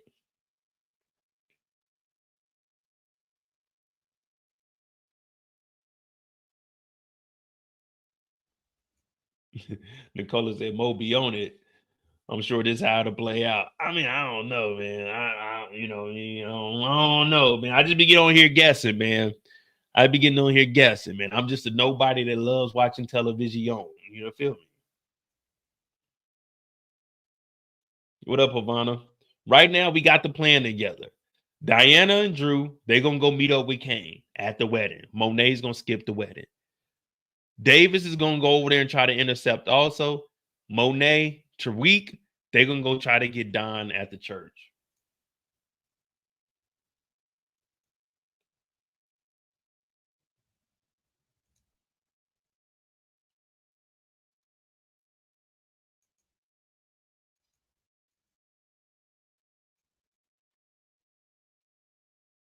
But before we go, we got to recruit some people. So Tariq goes and gets Effie and Brayden. And he's like, listen, Effie, you want to get out the game? Come work with me. Brayden, if you're going to do it, stay off the dope. Now, Effie and Tariq, they go back and forth because you know how it is. Like, if we just being honest, we're all adults here. I'm trying to get us through this story. We're all adults here. Don't be offended by what I'm about to say. I'm just going off of the TV show, guys. But you know how it is once you get to Raw Dog. And that's why I said you got to keep some of those on you. when you get the raw dog, and they gonna always come back. So Tariq and Effie, they didn't do what they had to do, and now she talking about, oh, Lauren's still alive, and you had a baby on the way. First of all, Lauren is still alive because of you, Effie. That's what Tariq should have said. Lauren's alive because of you. You tried to unalive her and fucked up everything, and then Lauren was giving Jenny Sullivan all the information. Luckily, Lauren fucked with me and didn't fucking bring us all down, but you fucked us over with the Lauren shit. And for the record, Diana ain't pregnant no more. Ain't no baby on the way. It's just Big Me. Nigga, it's just Big Me, nigga. Boom. I'm really like that. So either get down or lay down, or Brasandria is going to tell everybody your ass is going to Stanford. Yeah, I know you got accepted. Loudmouth Brasandria then told everybody. So now what? Lauren's alive because of you. I ain't got no baby on the way. So you can't tell your little punk ass boyfriend Kane Tejada that we about to run up on these niggas and make some shit happen. So if you want to go to Stanford, I'd advise you to shut the fuck up and get with the program, Effie. God damn, you talk too much, baby. Look good as hell, but you keep questioning me. Don't make me get Brusandria on your ass. You remember Brusandria, the one that got this whole motherfucking Rico started. You better motherfucker do what we say. Get up out of here. Shit, I'm the only nigga trying to help you out. You over here talking all that shit, talking about Lauren still alive. Well, you should have unalived her then. Why is it that you ain't called no bodies, Effie? Huh?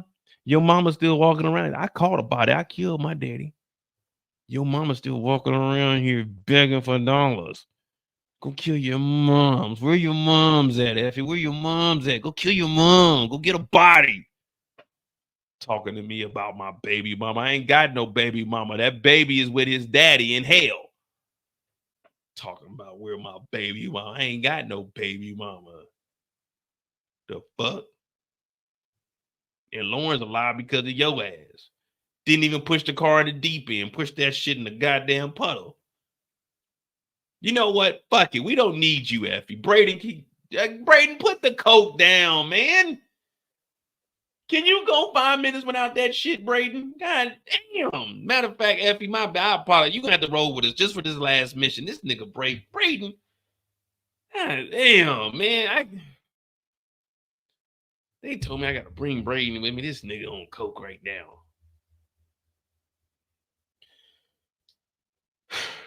My bad, Effie. Everything I said, man, you can roll with us this last time, man. I ain't going to let Brusandria tell nobody else, man. Fuck.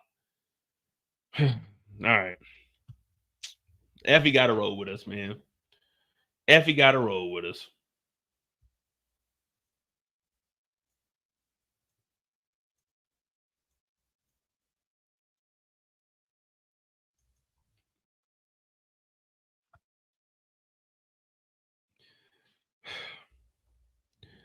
So we get up here and Leffie actually doing her job.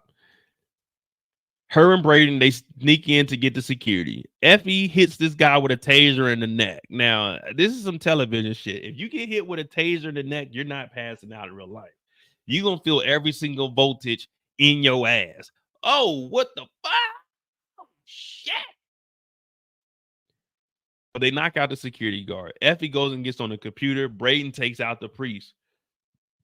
Now, I don't know what Brayden did to take out the priest. Talking about we got like an hour, 2 hours. It sounds like some Diddy shit back there. Like, look at the priest. What did Brayden do? Unless he gave the priest some of that cocaine and he probably pushed up on the priest and made the priest believe that the priest was about to get some, and then Brayden hit him with that cocaine and knocked him out.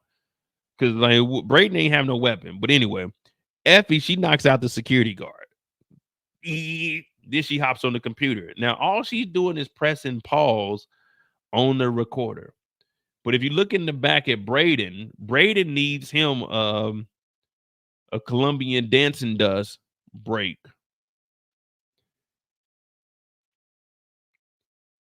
Brayden has some Colombian party powder in his jacket. He looking around. Ha-ha, Eureka. But if you watch closely, I knew Brayden was on that stuff. When he's talking to Effie, if you watch Brayden, you see him go before he actually goes into his jacket. So I knew he was on that shit. Effie's talking about, nigga, no, I don't want none of that stuff. So Brayden is back here wilding out, man. Brayden is full gone. Remember on Monday Mistakes, when people were saying that Brayden made the biggest mistake? What did I say?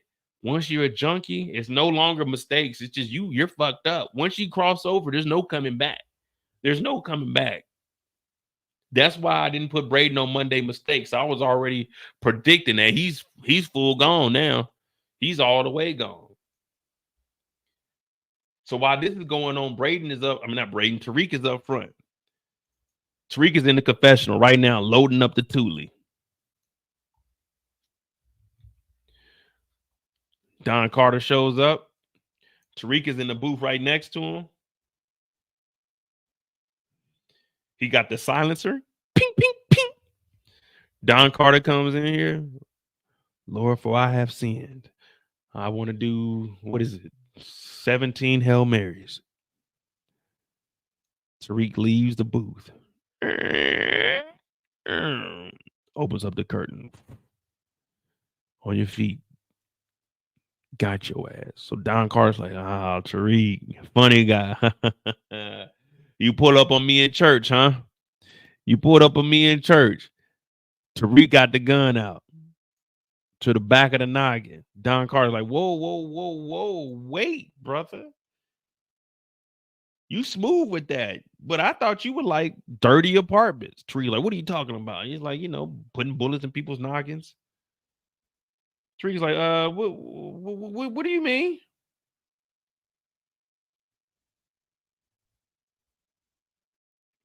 He's like, oh yeah, you know Zion. I know Zion. You know Zion. I know Zion. You and your boy Brayden, right? Tariq's like, what do you mean, my boy Brayden? He's like, yeah, you and your boy, right? The the dirty apartment, right? Oh yeah, I got cameras all through there. I got tape, nigga. Tariq's like, what? He's like, yeah, I do. So Tariq turns him around like, nah, nigga, just walk him out of here. That's the thing about TV and movies. It's too much talking.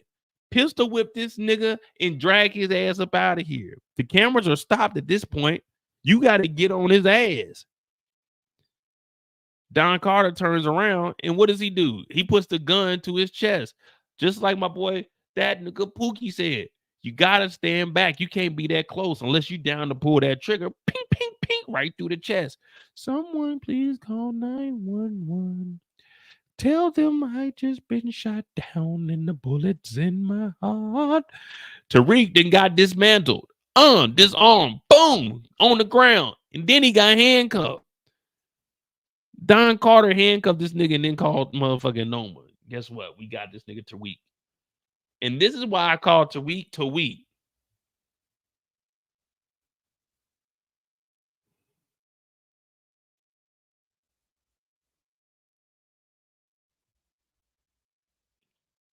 I ain't never seen no shit like this, man. I ain't never seen no shit like this, man. Tariq done got snatched stuff, man.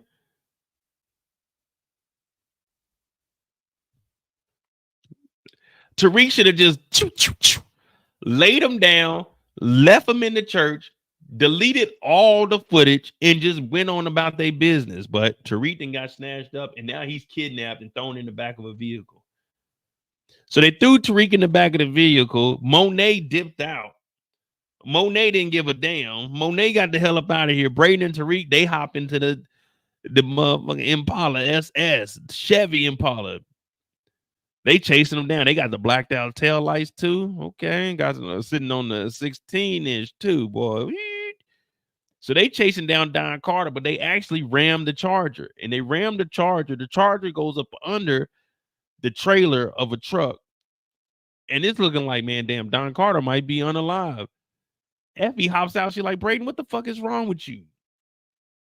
Brayden on that shit, that Colombian party powder.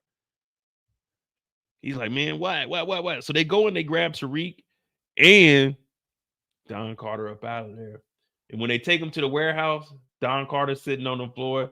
Damn, Tariq is in the back of the vehicle. They like, Tariq, wake up. Tariq, wake up. They got Tariq sitting on the floor. Don Carter like, what up, y'all? What y'all gonna do?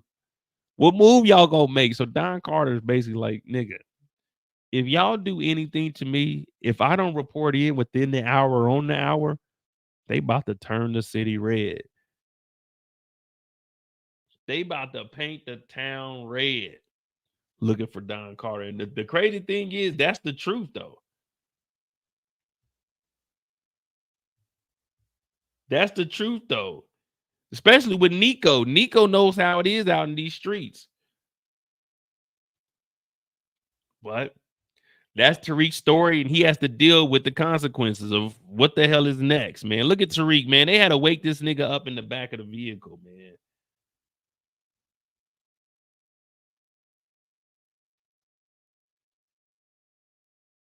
This is some sad shit right here, man. What y'all think about Tariq, man? Tariq is wild.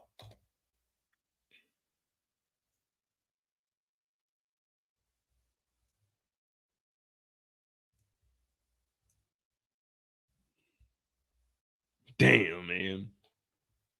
How bad? I know on Monday Mistakes, we're gonna be talking about Tariq. On a scale of 1 to 10, how bad did Tariq really mess up, though?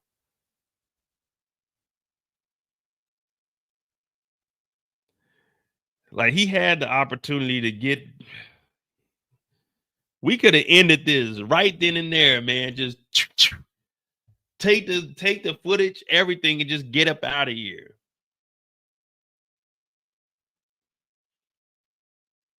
Cedric said as soon as he closed the door, he had to stop. Exactly. He could have just did it in the booth, just and then just walked up out of there.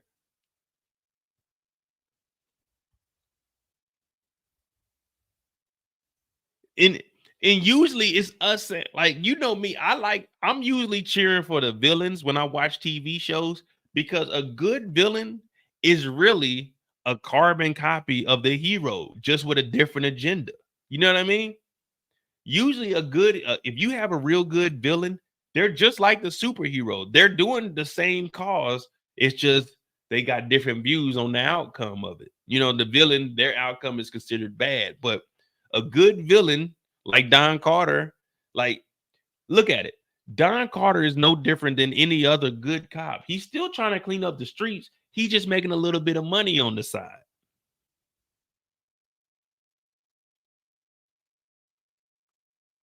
If that makes sense.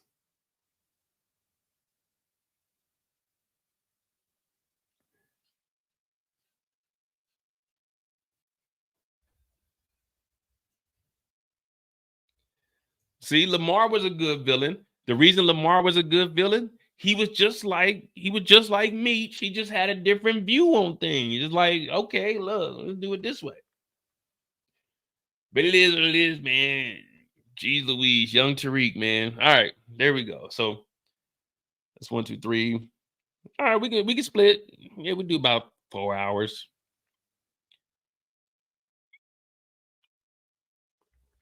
Well, I don't. Can we say Tommy failed Tariq? The last conversation Tariq and Tommy had, what did Tommy tell Tariq? You can't have 1 foot in the game and 1 foot out, Tariq. If you have your feet if you all the way in, it's going to be a war. Remember when he was going through it with Monet and them before the war actually started? Tommy explained to him, like, hey, man, you can't have 1 foot in the game. Like, you either in or you out. You can't be doing both. Tariq didn't take that advice. Remember when he had Tariq on the roof, he was giving Tariq the advice then, like, man, you fucking me over, I'll get rid of you. I'm not playing around with you. So Tariq has just been doing some bullshit on his own, man. Like, Tariq is getting himself in all kinds of situations. We only got 1 more episode, so it's either Tariq is going to unalive Don Carter or they got to get rid of Tariq. But I don't believe they're getting rid of Tariq, so maybe someone else will get rid of Don. Like, maybe Drew.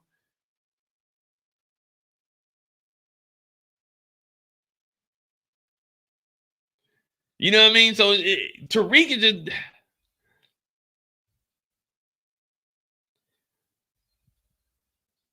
Tommy be on the OG rules. I mean,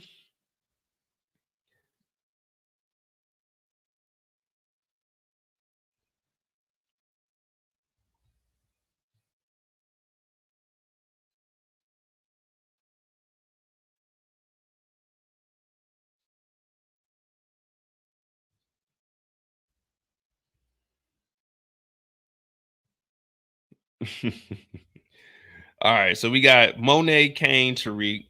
Drew and Diana. We'll talk about Drew and Diana, and then the administrative group. Now to give us 5 people, 4 hours, 30.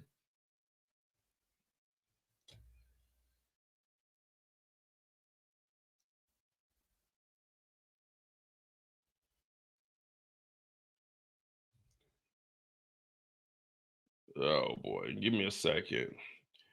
My nephew texted me. You mean, oh, Sydney, you behind? You talking about the Russian accent? Nah, the Russian accent is just there's a Russian that works for me. He drives one of the trucks for us. He Russian. Cool dude, man. He's always like overexcited, man. He's always like fucking cheerful. I'm like, hey man, it's 7 in the morning, man. You need to calm down, bro.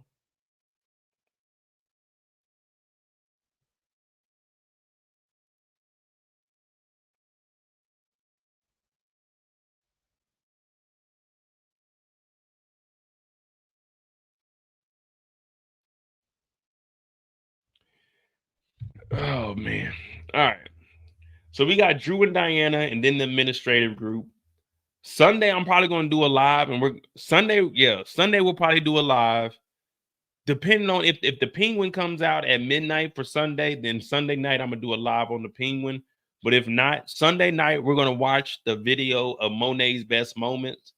I'm gonna cut that up so we'll be able to watch it, and we'll pay our respects to Monet on Sunday night. So hit that like button, hit that subscribe button if you're new to the channel. I'm J. This is On the Clock. We talk about each individual character. We talk about the story from their point of view. Joke around a little bit. We try to stay on topic, 20 to 30 minutes for each character, but you know, it is what it is. Sometimes you got to pop out and talk for like 3 hours about one character. It sucks, but sometimes it'd be like that. So we got Drew and Diana, the dynamic dummies.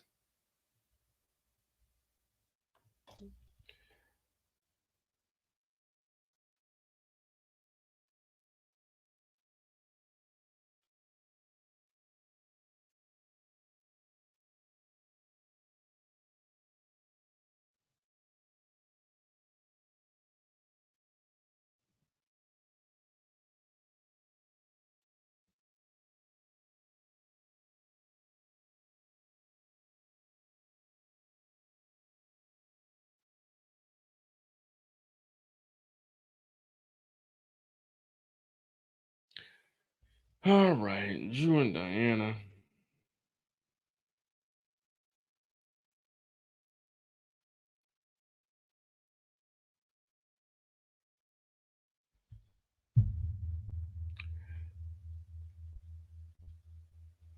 Let me see where we at.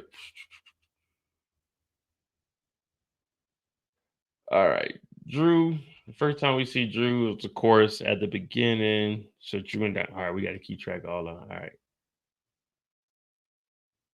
Classrooms, they were getting ready.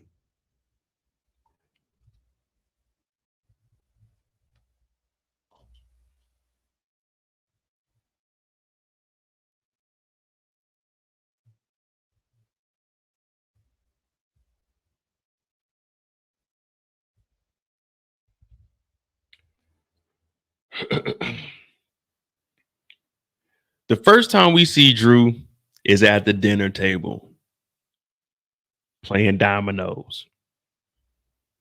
Auntie Janet is back. She got her son Bronze with her.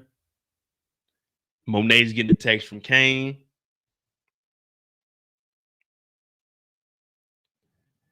And right now, they're just trying to figure out what the hell is going on. And if, yes, I said it, if they're going to go to the wedding. Well, right now, no one's really trying to fuck with that wedding. But Janet's like, man, and me and Bronze flew up here. I got this bomb ass dress and I'm looking for the niggas. You know what I'm saying? I'm looking for those. You know what I mean? She trying to get her sexy red on. She looking for the niggas like me up there. You know what I'm saying? Sometimes I just pop up to weddings. I don't even know who wedding it is. I just pop up. Who you know? I'm Uncle Charlie's son. Uncle Charlie, I ain't know he had a son. Yeah, I'm the bastard child that don't nobody, you know what I'm saying? I'm his oldest son. You know what I mean? He don't really talk to me too much, but yeah, we cool. We're on a first name basis.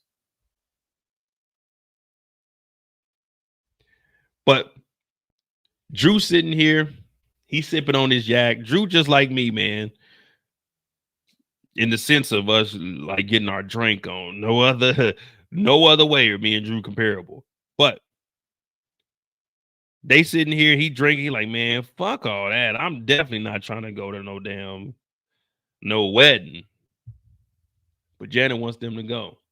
So they're convinced to have to go. And they end up having Drew hit the block. Now we know about Diana. Diana's with Tariq and she's supposed to be at the school taking a test, but she's leaving the school because she feels uncomfortable about taking a test or even being there taking a test. She's always thinking about the streets. But when Drew shows up, he got that new Infinity. Let me tell you, that mug is clean too. These knuckleheads that were assigned to him through Don Carter are out here just chilling, playing around. They got a cooler out here. They got a 4-wheeler. They just popping they shit. Drew shows up and Drew like, man, what y'all niggas doing, man? They're like, oh, we just chilling. What you doing here? Like, what you mean? What am I doing here? I'm here to collect this money. They're like, well, surprised you ain't going up there to Staten Island. What's the old boy name? Trevor, Travis, Thompson, Tavares, what's another name? Tommy. Man, who they send up there? Tariq? I knew you was gonna let that nigga hit you. Tariq, we raised you better than that, Diana. Drew's like, man, what the fuck you talking about? Tariq. They're like, man, up to Staten Island. Drew pull his gun out. Like, man, what you talking about? Drew is different. This ain't the same Drew we knew in season 1, 2, and 3. Remember, we knew a nigga. You remember that? This the Drew we used to know. This nigga used to have a boyfriend. That nigga Drew said, I kissed the boy and I liked it. Excuse me, Drew? That's not the lyrics. I think the lyrics is I kissed the girl and I liked it. Oh, my bad. That was the remix. Nigga, there ain't no remix, nigga. What you talking about a remix? Ain't no guy. That's a Diddy remix, nigga. That's not no official remix, nigga. I ain't never heard that one. Don't do that shit no more. This ain't the same Drew that we used to know. Somebody that I used to know. This ain't that same Drew. You remember the one that was crying over Everett going to Oklahoma? That ain't that Drew no more. This Drew here is different. Say something slick, pistol. Say something he don't like, pistol. Do something he don't like, pistol. Breathe the wrong air, pistol. Make a jokey joke, pistol. Take the bottle from him, pistol. This Drew is different. He don't give a damn who you are, where you're from, what you about. This nigga pulled the gun out talking about, what you know? Man, look, my bad, man. I'm just trying to say, up in Staten Island, there's some drugs up there. They said there's a new drug dealer. They sent Tariq St. Patrick up there. I don't know why Don Carter didn't send you up there. Drew's like, man, what the fuck? Why who said, hey, don't throw my name in that BS. I'm just saying. He was throwing out names. Tree Wick, you know what I mean? I didn't even know my dog Trill was in here. But Drew done pulled the Thule out. Drew is standing on business. This is what you call standing on business. But when he leaves, he's starting to realize, he's like, is Don Carter pushing me out and bringing Tariq into the operation? Not knowing that all they're really doing, Drew is still in the good graces of Don Carter. Right now, Drew, not the family, Drew is still in the good graces of Don Carter. They're just trying to set Tariq up and get him up out of here. Nah, I don't know if Drew would get a spinoff, just for the simple fact, I think he's going back into Broadway. Like Drew, I think his name is Lovell. I think it's Lovell. He acts, he be on Broadway. So he like, this brother be doing his thing for real, for real. That's why I'm glad they gave him some character development. The first couple of seasons, we're like, man, Drew really don't have a story.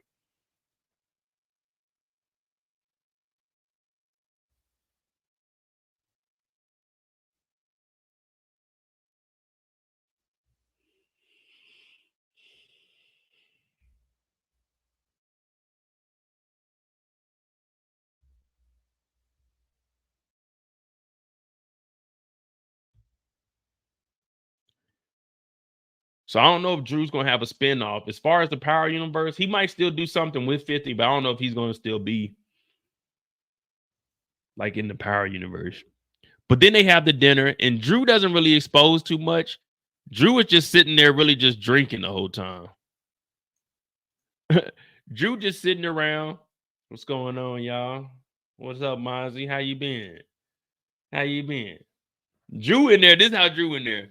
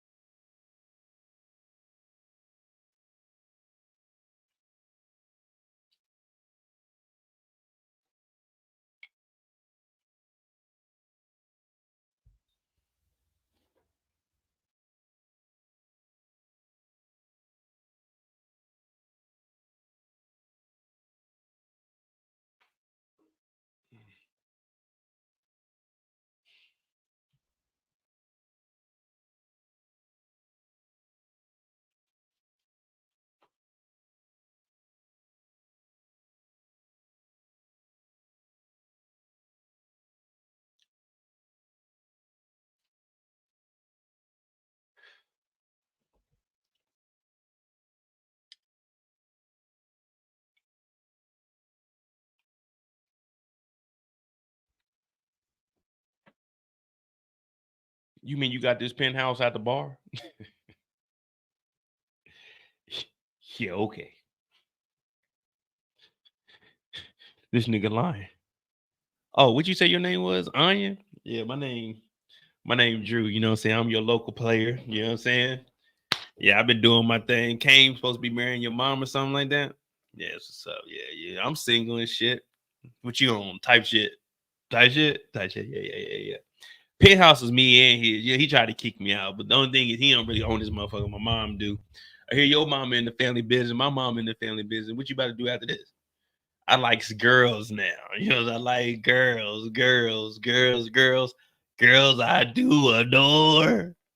So Drew over here, he trying to get it on you. Y'all wasn't watching the director cut. Drew trying to get it on you on the low. Drew was over there. He was looking at Anya like, damn, okay, she's straight. Now, Drew ain't got no haircut. Now, if you ain't got no haircut, you got to wear a hat. Like, I ain't got my hair washed or twisted in like, it's 2 weeks now, but I get that shit done next week, every 3 weeks. But yeah, I got to wear a hat because the shit ain't looking right now. But Drew, he like, fuck it, man. When you get that little liquor confidence, Drew don't give a damn. So Drew looking at Anya talking about what's going on. You know what I mean? What did he say? You call your friends and I call my friends, and maybe we could be friends.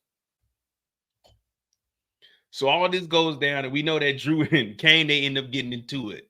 But at the bachelor party, this is where we fucking realize that Drew. So what they're doing right now, I don't know if you guys are peeping it. What they're doing right now is building everyone's exit strategy. We got Effie getting accepted into college. We hear Diana saying when she's in the street, she's thinking about school. When she's in school, she's thinking about the streets. We also hear that Drew said there's an artist that is inviting him to come on out to Paris. We hear Kane talking about, I want to live for my legacy. I want to be immortalized. So everyone is showing like the route that they want to go on and how they're going to get up out of here. So while Drew and Diana, they're getting close, we get this phone call from Janet. And this is where we realize that Monet went to Staten Island, where it was a setup by the Russians. So, of course, like I said, we're doing Diana's story along with Drew's story. So these two have been sitting here and they've been close. And remember, at one point, Diana was the one actually manipulating Drew when the whole situation went down with Kate Egan. And she went over there like, hey, Drew, let's set Monet up. I'm going to go over there. I'm going to drop this motherfucking letter off. And everything went to shit from there. So Drew and Diana, regardless of what they got going on, it's still their siblings. So they're like, all right, we're on the same thing. So when Janet says, hey, they going up to Staten Island, it's a 40-minute drive from Monet, and y'all about 20 minutes behind. So if it's 40 minutes from Monet, if a train leaves station A, headed 80 miles per hour to Station B. And there's a train leaving from Station C headed to the same train station, which is 75 miles further away, going at 110 miles per hour. At what time would they need to leave Station C to get to Station B at the same time Station A gets there? So Monet is already 20 minutes headed to Staten Island. Drew and Diana, they just get word. So they're at least 20 to 30 minutes behind because they didn't get this call. Monet left straight from the crib, went to change clothes and head to Staten Island. They told me it's 40 minutes. So it took Monet 15 minutes to get home, 10 to 15 minutes to get changed. That's 30 minutes on the road. So that's a 30-minute head start Monet had. Monet actually left. She hit the Staten Island. They went over here from the crib to the bar. It's about a 20-minute ride, especially because they going into the city. Monet wasn't going into the city. They went into the city. That was 20 minutes on top of the 20 minutes that they were here. So Monet, 30 minutes before she actually left, 40 minutes for them. But they show up right after because they get the phone call from Janet. They got to head out there.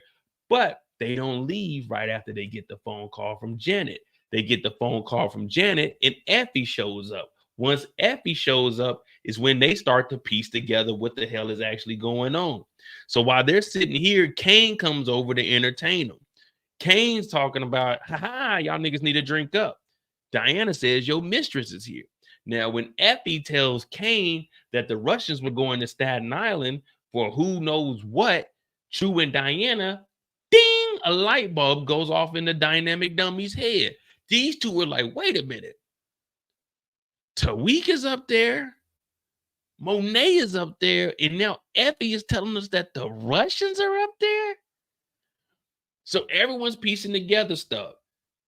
Drew got the information about Tariq from the goddamn Goonies. Diana got the information about Monet from Auntie, what's her name? Auntie Janet.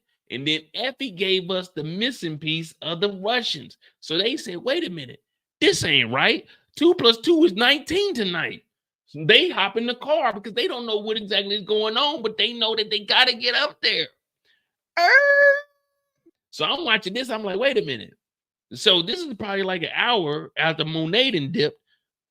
All right, they about to head up there. Now, Tamika told us that they got to take a ferry. I didn't know you had to take a ferry from New York City to Staten Island. There's a ferry in between the two. It's not like a bridge to Staten Island. Anyone from New York, is there a bridge to Staten Island, or you have to take a ferry? Or do you have to go like the long way around or something? Like, how can you get to Staten Island? Just a ferry? That's the only way you can get over there? I don't know New York geographic like that. Not geographic, geography. National Geographic. I don't know the New York geography like that. There's a bridge. Okay. Now we're learning something. I would pull up Google Maps, but it ain't that important. So now we got the information that it seems like it's a setup.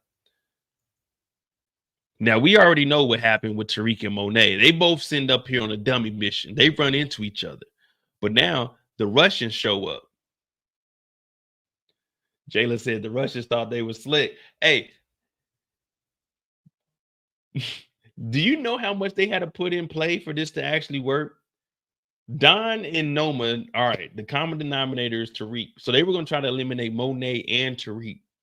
That means they had to send a random person up here to put a lock in, you know what I'm saying? Like a chain and lock around a random ass door, told Tariq to go up there. What if Monet would have said, okay, I'm gonna go up there and get that dope tomorrow, like during the daytime? Then what? What would we do then? Like, think about it. If you told me it's 10 p.m., well, right now it is 12:28 a.m. for me. If you told me there's 100 bricks 40 minutes away from here, do you think I'm going over there right now? I'm not. I'm gonna go over there probably tomorrow, and I'm probably gonna bring like probably like one person with me that I know I can trust. I'm not going over there right now to just go look at it. Oh, whoa, man, look at all the dope in here. Like, what am I going to do with it at 10:30, 11 at night? But the plan worked. They knew Monet was thirsty for some bricks. And when they get there, the Russians are there. Noma, we've been waiting for you. I've been waiting to do this for a long time. You've been fucking with your operation. And see, you took my son away from me, and now I must take you and this nigga with you. Whoever this nigga is, he must die. Okay? No negotiations. Just must die, and everybody will be all right. See, Noma she tell me you come out here because you think you're going to get the bricks from us. You don't get the bricks from us. We get the bricks from you. Now you must die. Then out of nowhere, you hear Drew say, hey, pss, pss. He turned around like, huh? Pop, pop, pop. Drew and Diana, the dynamic dummies, they popped up. Pop, pop, pop. They lay him down. Too much talking. Remember, villains, too much talking. If you're going to get it in, get it in.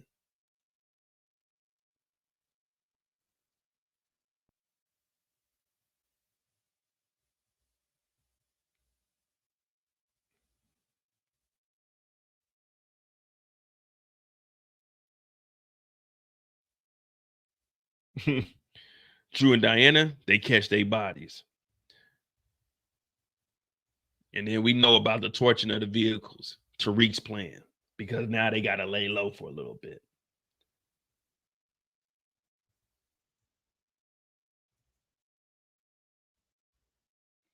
Drew and Diana also show up. They show up to the damn motel to talk to Monet.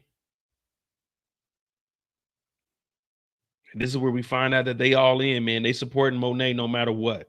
You know, it's family time. We got to make something happen. And that's all that matters.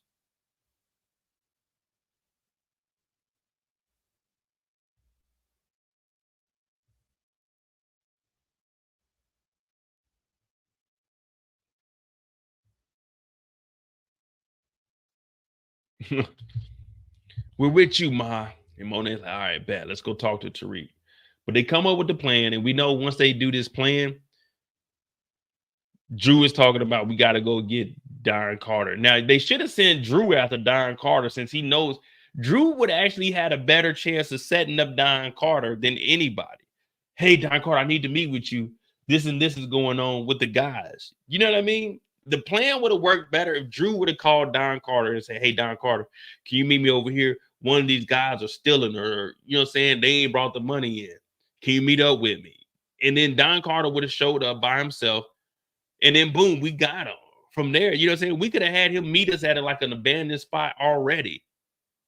Why would we kidnap him at the church when Drew has a direct line of communication with Don Carter?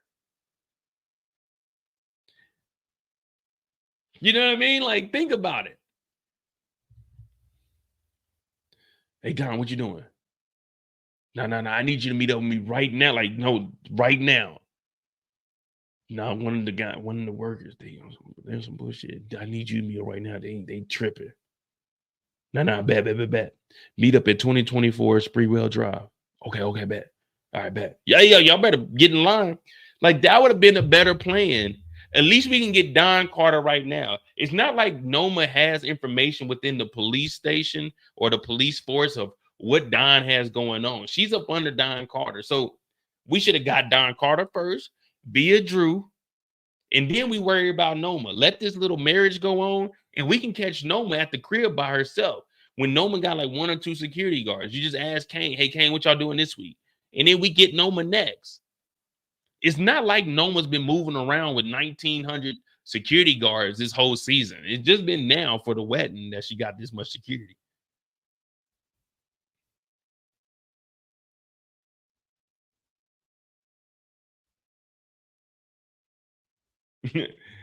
Jayla said recapping the episode makes Monet's death sadder because she got back good with the family. And that's what I'm saying. When we were watching it, I wasn't expecting Monet. I was thinking if Monet would go out, it would be in the finale. But she was basically making up with all of her kids. Every time we seen her talking to him, she was getting in closer with them. Like, we even seen a family hug, man. We ain't seen Monet hug nobody except for Ramirez. Ramirez.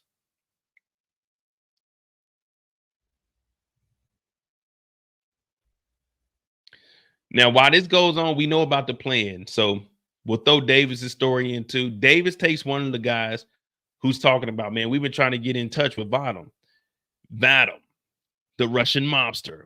So he picks him up like, hey, man, come on, roll with me because Noma's in a bad mood. So while they riding, Davis is acting all nervous. When did Davis start becoming this, like, man, they made Davis weak as hell. Davis is acting all nervous like he ain't catch a body 10 years ago, 15 years ago. So when they get here, Davis, I ain't gonna lie, Davis been working out. So Davis pull a Thule on him and pulls a Tariq move. Too close, not paying attention, knocks the gun out of his hand. Now Davis starts choking him out. You see Davis was flexing through the suit. I like, man, this nigga been in the gym for real, for real. I need to get back in there, but it's after September 1st. I don't be hitting the gym like that, but best believe me, once March 1st come, we get back to cutting. We got to drop back down to 180. Right now, we about 192-ish, 195 on a good day. You feel me? But then we cut back down to like 180. You know what I'm saying? Between March and September 1st, we stay around 180. You know what I mean? You got to stay physically fit. But Davis ends up choking this nigga out. I can't breathe, nigga. Go, back me out. And then after Davis chokes him out, why is Davis looking like this?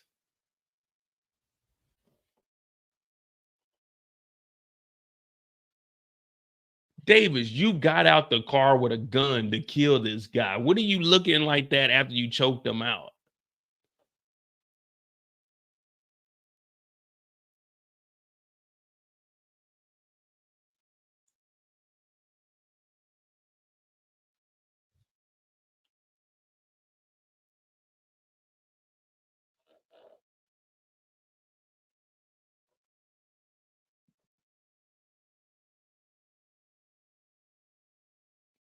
Davis, you had a gun, bro. You was gonna kill this guy.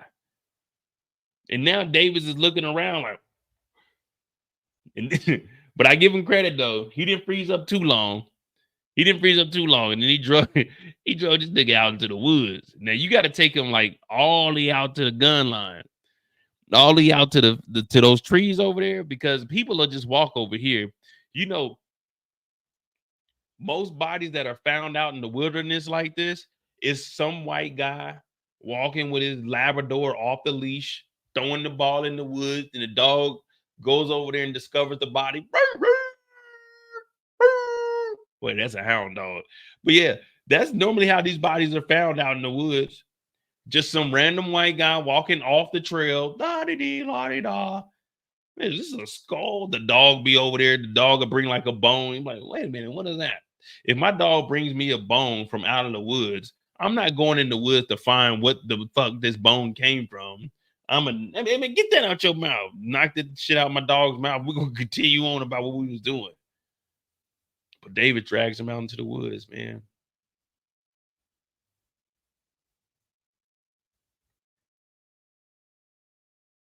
From there, we got Drew and Diana. They do show up at the wedding. They got all the security, most security than the Obamas. And that was the body for Davis. Forgot about that. Can't forget about the body for Davis. Monet.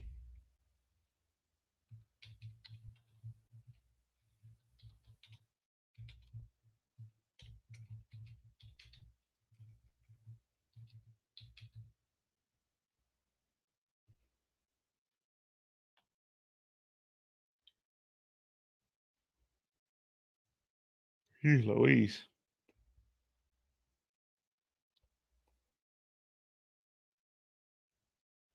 So they trying to get in here. I ain't gonna lie to you. That dress Diana got. Hey, someone, what dress is that Diana got on? That's nice right there. That's right. That dress that Diana got on, that's nice right there. You know, y'all tell me what dress that is. In One Lucky Lady, I'm gonna buy that for One Lucky Lady. We're gonna go out. We'll get us some eating. We're gonna get us some drinking, and make sure you don't sweat in it, because I'm gonna return it the next day. But we can go, whoever can tell me what that dress is, I'm gonna go buy that dress for a lucky lady. We're gonna go out eat, we're gonna go out and drink, have us a nice little time on the town. There's actually a rooftop bar out in Frankfurt. We're gonna go out there, and the next day we're gonna return that dress. That's a one-time only dress. You can't wear that dress multiple times. We might as well turn it back in. Don't sweat. Make sure you wear clear deodorant. Don't wear the white deodorant, because that's all black right there. That white deodorant gonna show. Clear deodorant, please. And wear drawers. Don't be trying to be cute wearing no drawers. Put some drawers on up under there. We got to turn this in tomorrow now. We got to turn it in tomorrow. Oh, yeah, tag still. It's going to be itching the back of your neck a little bit, but tag is still going to be on there. You best to believe it. You feel me? Oh, no. Y'all not going to fly. I'm not buying the dress for y'all. I'm saying y'all find me what dress it is. I'm going to buy the dress, and then somebody over here, I'm going to take them to Frankfurt. We'll go out and enjoy our time. And then I'm going to turn the dress back in.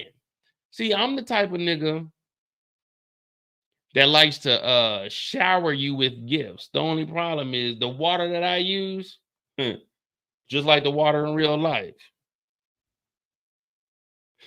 it goes through the water cycle. I let it rain, I let it out. It rains, and then it turns into condensation, goes back up into, you know what I'm saying, turns, or condensation, it evaporates, it goes back up into the clouds, and it comes right back around. It means you wear that dress one time, you put that tag back on, we take it to the mall, and then we go back and buy something else. It's just a circle of life which moves us forward. It's a circle of life. Trying to help y'all out. I'm trying to put y'all up on game. You know what I mean? I'm trying to put you up on game. Lisa said, I knew a song was coming.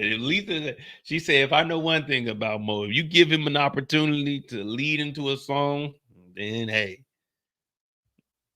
find me that dress. I'm going to buy that dress, and you're going to see me buy it and turn it right back in. They go to the wedding. If you watch closely, did you see when Drew was clapping? And Diana stopped him from clapping? Hey, Drew was over there like, Diana said, hey, chill. There was some big ass zippers on that dress though, man. I ain't know they were that big.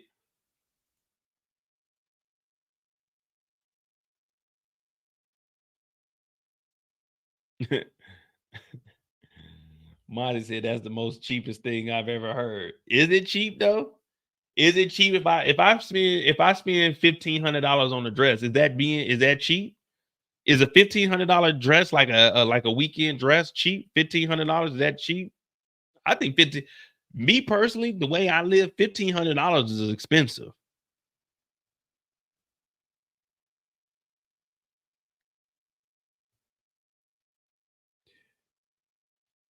$1,500 is expensive to me though. Man, all right. I know we getting sidetracked. We're gonna go over 4 hours, but we don't care. Yes or no? Is $1,500 expensive? I want yeses or nos. I don't want no numbers, no none of that. Is $1,500 expensive to you? Like, can you justify spending $1,500 like right now on something? Yes or no? $1,500 to me is expensive. Anything over, to be honest, for me, anything over $200 is expensive. I consider that expensive in my book.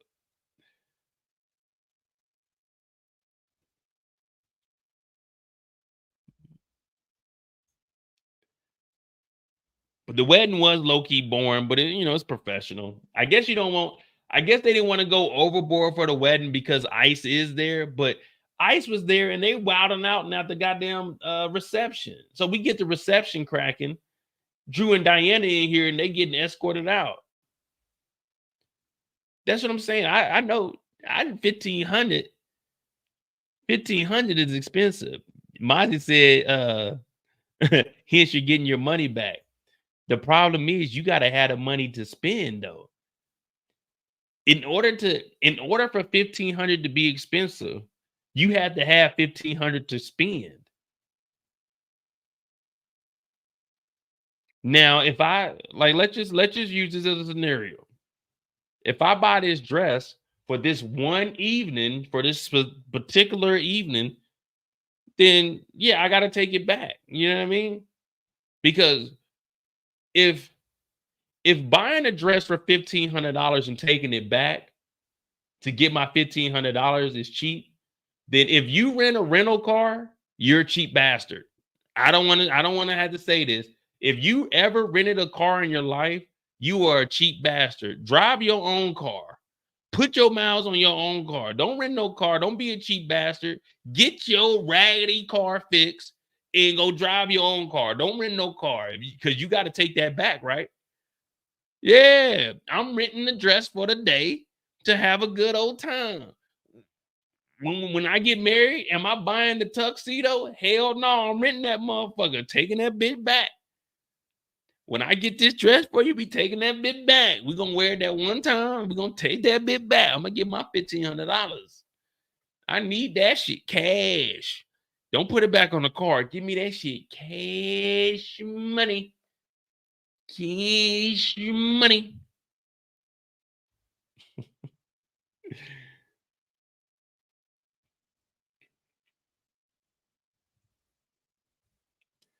Auntie knows, hey, Auntie knows the kitchen. Auntie knows Mo's pocket ain't spending no $1,500. I don't know outfit. Hey, hell no. $1,500. I had this woman I was talking to. She was telling me she's gonna buy these Balenciaga shoes for like $650. I said $650. Man, I was at the Nike outlet when my family was here, man. I bought 3 pairs of shoes for $170. You out your mind, you think I'm paying $650 for 1 pair of shoes? Excuse me? Nah, negative. How did we even get on 15? Oh, we was talking about Diana's dress. Let me get folks. See, y'all be throwing me off, man. We supposed to be on the clock. Where we at? There, we had 30 minutes already on Drew and Diana. Come on, man. Let me get right. Okay, yeah. So Drew and Diana didn't have much going on here. We already talked about Kane, but Drew and Diana, they get kicked out with security along with Bronze. And that's because now we see Noma and her brother, they making it rain. These Nigerian weddings, that's where the money is at. They making it rain in the club. Who's in the club showing love?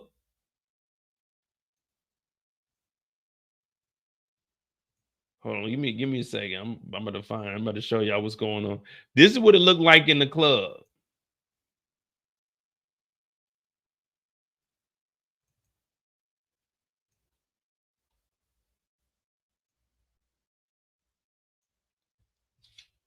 Well, after this, we all know what happens.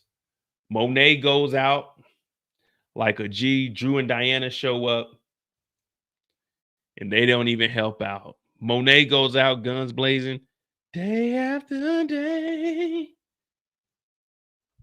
Damn.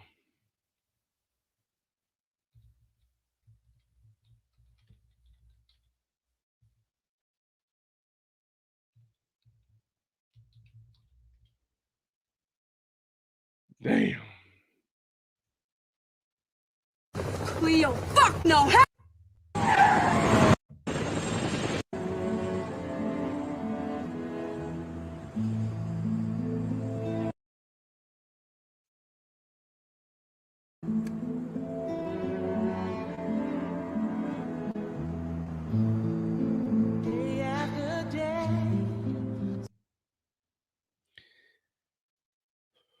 It's just so emotional. Just knowing that Monet did all she could for her kids, and seems like I push against the cloud.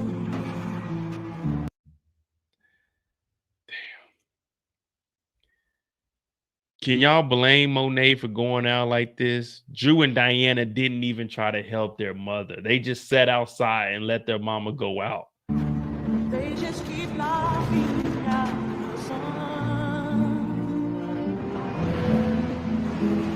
seems since I was born. Damn.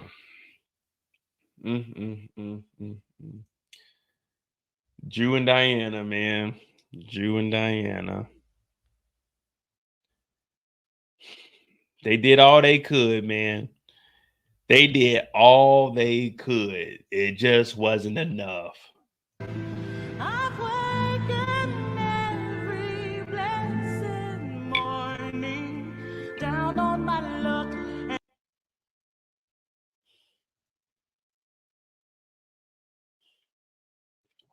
When I get off of here, I'm going to go to my room. I'm going to pull up one more glass of Crown and I'm going to put on Set It Off. I'm crying myself to sleep tonight, man.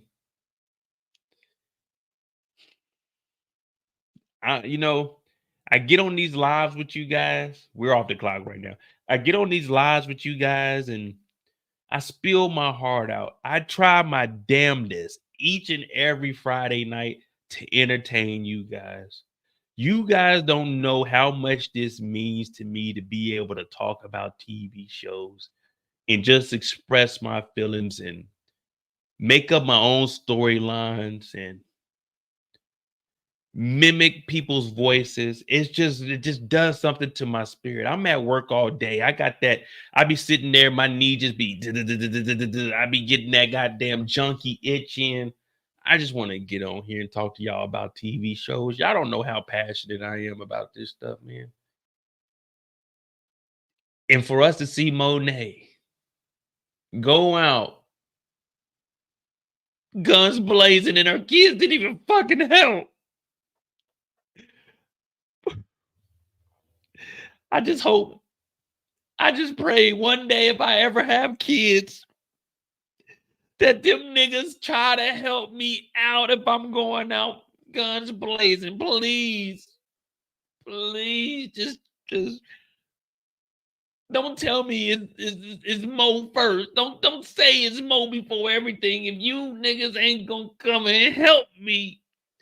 I watched Drew, Diana, and Kane let Monet go out on her own. Not only that, I know that these kids have tried to set Monet up prior to this. These kids are so deceitful that one of them tried to marry the. I just hope that my kids understand that I've been on YouTube for 6 years now. It'll be 7 years in January. And I busted my ass to get where I am, for them to let me down in a gunfire and they don't help me out.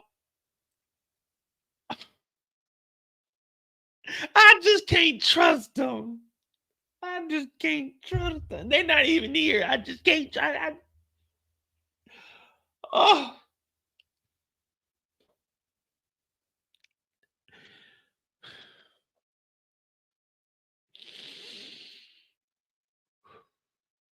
I just want to talk about TV shows, but in the back of my mind, I'm thinking my kids ain't gonna help me. They gonna let me go out by myself.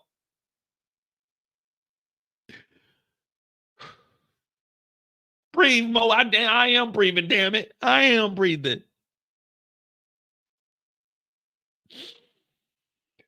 J to the R said, Mo, are you saying F them kids? I am saying fuck those kids. I gotta say it now. Fuck those kids, man. Oh, Ma.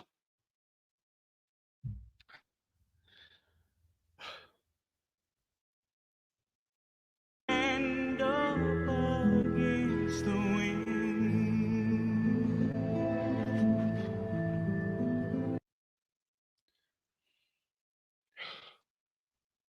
J to the R, salute, my brother. Salute. To the 115 people in here, I appreciate you all. The live ain't over. We got the administrative group. I respect you all, and I really do enjoy talking power with you guys, man. This to me, like, on some real shit, I am in the house 90% of the time. I go to, well, now I'm working. If you knew me before I was working, man, when I was retired the first time, oh man, I was kicking it, man. I'm talking about we were getting up. We had midday lives. I'd be toasted. Oh man, that was a good time. Y'all give me 6 years. Give me to 45. Just if y'all want to stick around that long, you ain't got to stick around that long. But in 6 years, man, I'll be back to where I was. 45, I'm done with all this shit, man. You know what I mean? Right now, I'm only here to travel Europe and just see some shit I didn't see when I was here the first time. But trust me, I'm not here for a long time. I'm getting fucking 6 years. 6 years, I figure I get like around, I think I can stack like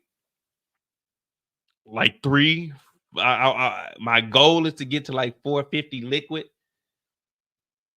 If I can stack that up, I mean, I'm straight, but you know what I mean. I'm trying to get up out of here with like 325 is reasonable, but I'm trying to get to like 400. So I'm a penny pinch as much as I can. So when you guys say that I'm like cheap and stuff, you better damn believe it. I got a goal in mind. I'm trying to, you know what I'm saying? I'm trying to, by 45, I'm trying to do my official retirement and just be done with everything. So I'm trying to get, like, my goal is like 325. I'll be fine with 300, but I got in my mind 325.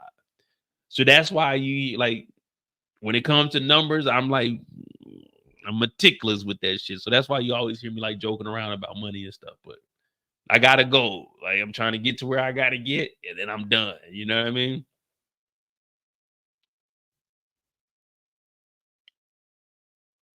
But hey, like I said, my name is Monet. This is On the Clock. There's nothing you can say to make me feel bad about myself. I don't have any pride. I don't have any ego, and I don't set any goals, because I feel like if you set goals and you don't reach those goals, nigga, you a failure.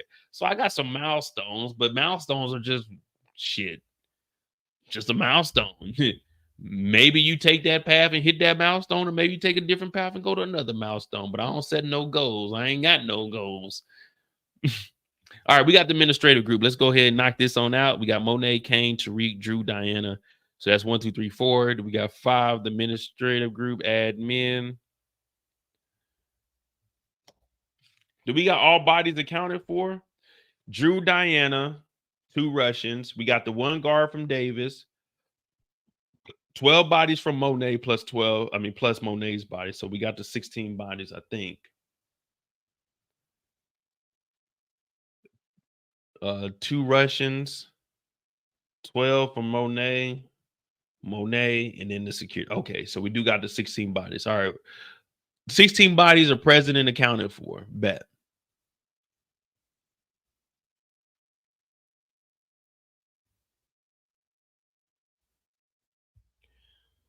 No, so I'm gonna stay in Europe. I'm gonna stay in Europe for, well, it depends though. It depends. I told you guys I got referred to 3 jobs in Dubai. So I'm waiting to hear back if I'm gonna get, you know what I'm saying, if I'm gonna get an interview from them. And this week I got some referrals, you know what I'm saying, through some people I know. So I applied for 2 jobs in Houston, 2 in Houston, 2 in Dallas, and 4 in Phoenix.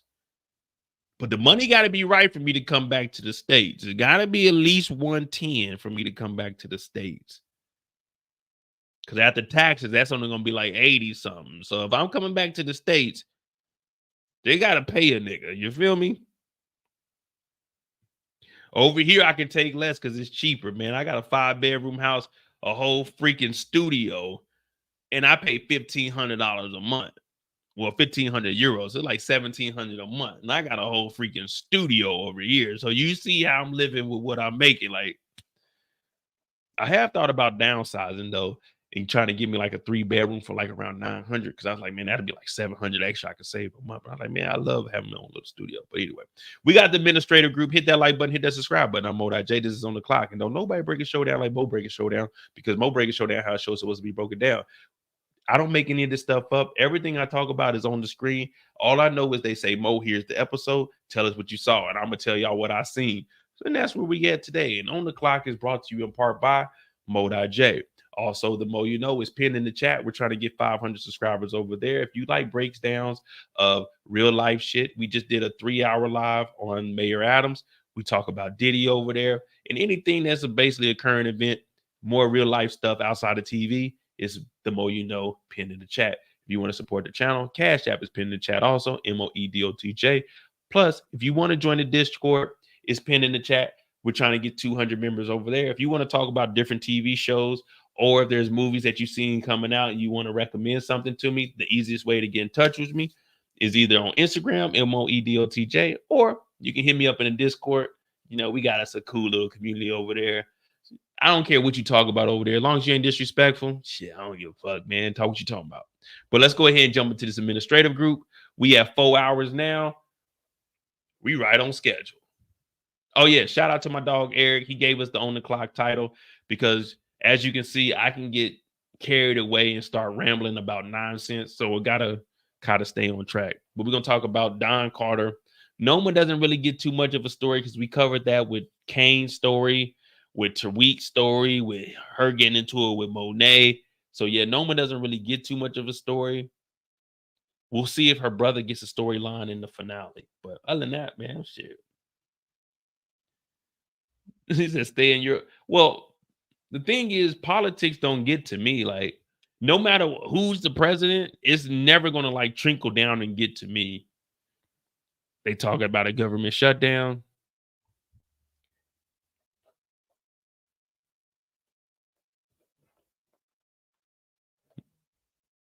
I'm an essential worker over here, so it ain't no shutdown for me. I'm gonna still get paid, so I don't care about that. You know what I mean? I don't have a problem with the migrants and the immigrants. I mean, they talk about, well, they're taking jobs. They ain't taking no job that I'm gonna do. So, I mean, shit, we need them. You know what I mean? Fuck it. I actually sent in my absentee vote. What's today? Friday? I sent it in Wednesday. So I did my voting. If you guys don't vote, shit, don't talk to me about neither one of the candidates. If you ain't voting, then shit, you ain't got nothing to talk to me about. But I don't care who you vote for. I'm cool with everybody. You know what I mean? I don't give a fuck who you support. Like, vote for what you will vote. I vote for me, and that is what it is. But all right. Nah, Kamala ain't taking the guns. Come on, man. Kamala got guns. She never said they're taking the guns. They're just putting restrictions on certain type of weapons. You can still get you can still get your chops. I got a couple of chops. Now, of course, they ain't here with me in Germany because you can't have no chops here in Germany. It's a long process to get a goddamn hunting rifle over here, but they ain't got no guns over here. Hell no. But I got 3 rifles at home, and no, I sold that one before I left. I got 4 pistols and then 3 rifles.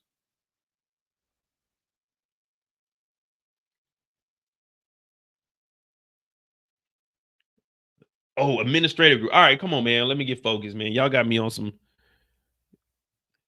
Subscribe to the Mo You Know. We can talk about that. On this channel, this is a fun channel. We don't talk like the politics. I might make some jokes, but we don't talk the politics over here. We just have a good time. We talk TV. You know what I mean? We talk TV over here. We do nonfiction. I mean, no, wait. Nonfiction is real. We do fiction. We do nonfiction also, but primarily we do nonfiction over. No, over here we do primarily fiction. Oh man, let me get some more drink because I'm getting confused, man. I'm too sober. Okay, here we go. On this channel, we do a lot of fiction. On the other channel, the Mo You Know, we do nonfiction. So if you want to talk about like politics and stuff, I'll definitely go over there and I have a conversation with you guys. You know, I'm respectful. But over here, we're going to talk a little bit of shit. We're going to talk about the administrative group. Don Carter is up next. We're going to figure out what the hell Don Carter got up his sleeve. All right. Let me find the administrative group. Administrative group. Oh, yeah, 4 on. We'll do 404. Delicious hour. Well, hey, all right. Before I bring up the administrative group, because I'm here, I'm probably going to do to like 4:30. Hey, what makes me funny? Like, for real, what makes me, I be trying to be serious, but I'll see comments. Hey man, you fucking funny, man. At this point, I was like, man, I be trying to be serious, man. When I'm telling these stories, this is just what pops up in my mind. It's not like I'm trying to make this shit up. Cause you give me any character or any scenario, and I'll come up with it off the top of my head. What makes me funny? I don't be trying to be funny. Like right now, I'm being dead serious. What makes y'all laugh at me? Like, what the fuck do I do that y'all laugh at me, man? I'm trying to tell y'all the story. Like, yeah, I might make some sound effects and shit, but I'm not trying to be funny. I'm trying to convey my thoughts. You know what I mean? Like, I don't mind y'all laughing at me because I mean, shit, I've been getting laughed at all my life, but I just want to tell a story. And I give y'all some thoughts. You know, I be on here fucking up sometimes, man. I don't get on here and prepare. I just talk. It's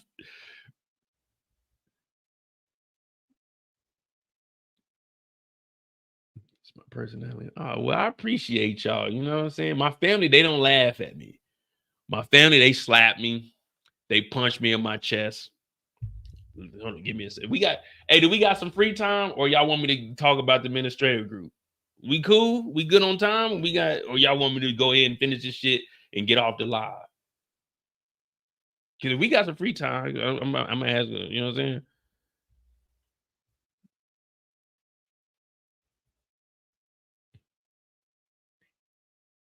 We good on time? Let me see something.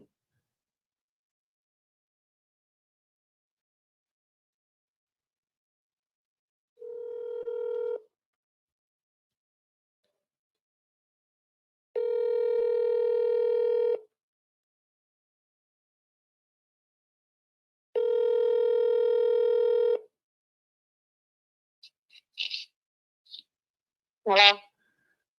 Hell no. What, you sleeping? Nah, I'm trying to get right back into this parking spot at home.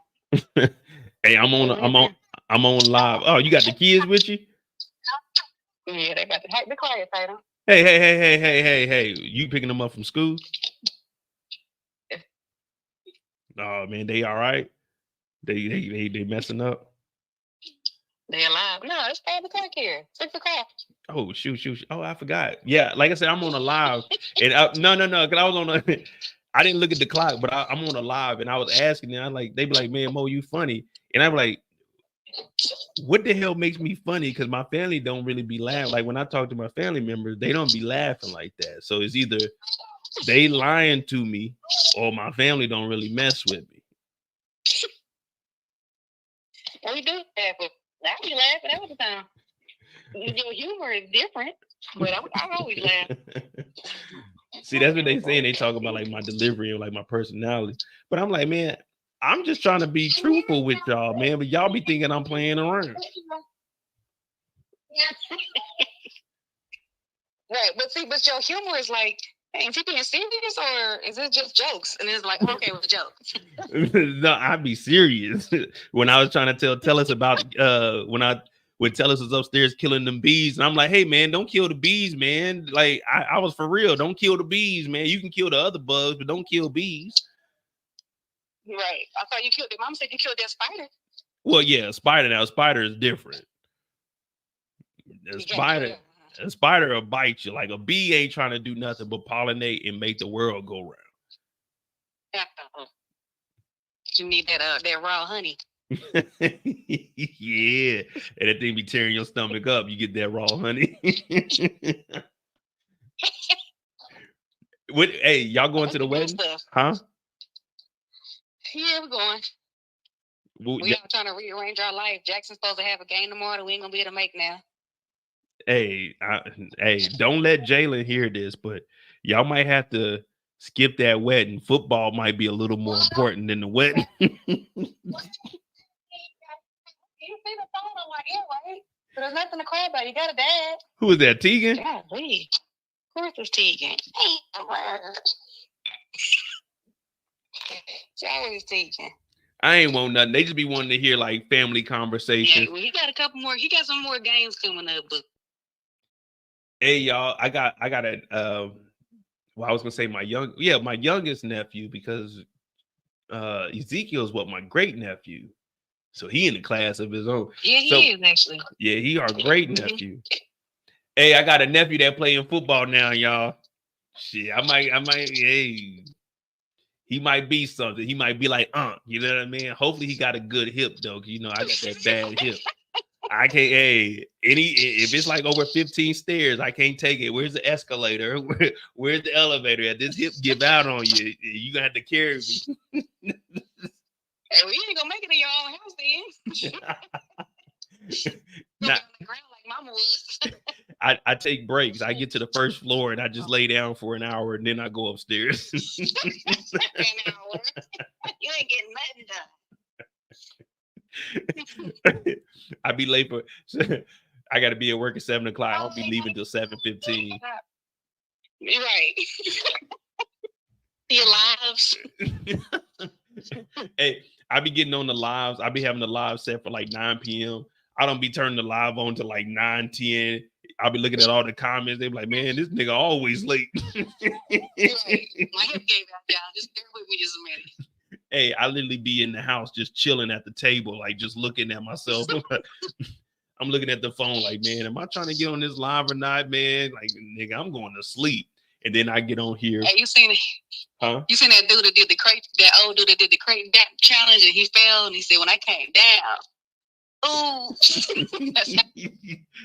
You remember, hey, you remember our uncle that said he broke his back spinal?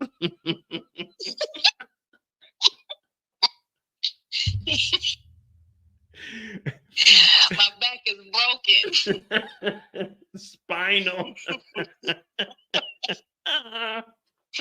Hey, that nigga bit Holyfield's ear, man. That's some wild shit. Boy, you was hot, boy. You know you getting your ass whooped when you gotta bite that nigga's ear. Like, if all the body parts, you thinking like, all right, you might bite somebody's like arm, they shoulder or something. Like, you start biting the nigga's neck, it's getting a little gay. So you like, okay, I'm not gonna do that. But then you bite that nigga's ear, you like, hey man, what the hell? But you one of the greats though, so that makes it even worse. Said one of the greats. Hey, I ain't going out like that. I'm scared. Hey, you know the crazy thing is, like, he's still old, he can still fight, so no one like brings that up either. Like, hey man, you remember you bit a nigga's ear? Dang you ain't never lied. You still knock a nigga out. Oh man, He's still scary. Hey, for real, like, man, you know, it's cool you meet a celebrity. It's not like you go out your way for it. You know what I'm saying? I meet celebrities like, all right, cool, but you know, I'm not like starstruck or anything. Like, you meet Mike Tyson, Right. like, yeah, I'm cool. I don't know if I really want to meet this nigga because you never know what he'll be on. You know what I mean? He might like punching your chest, playing around, like, nigga. Right. And remember you picked up the little midget as a grown man. Yeah.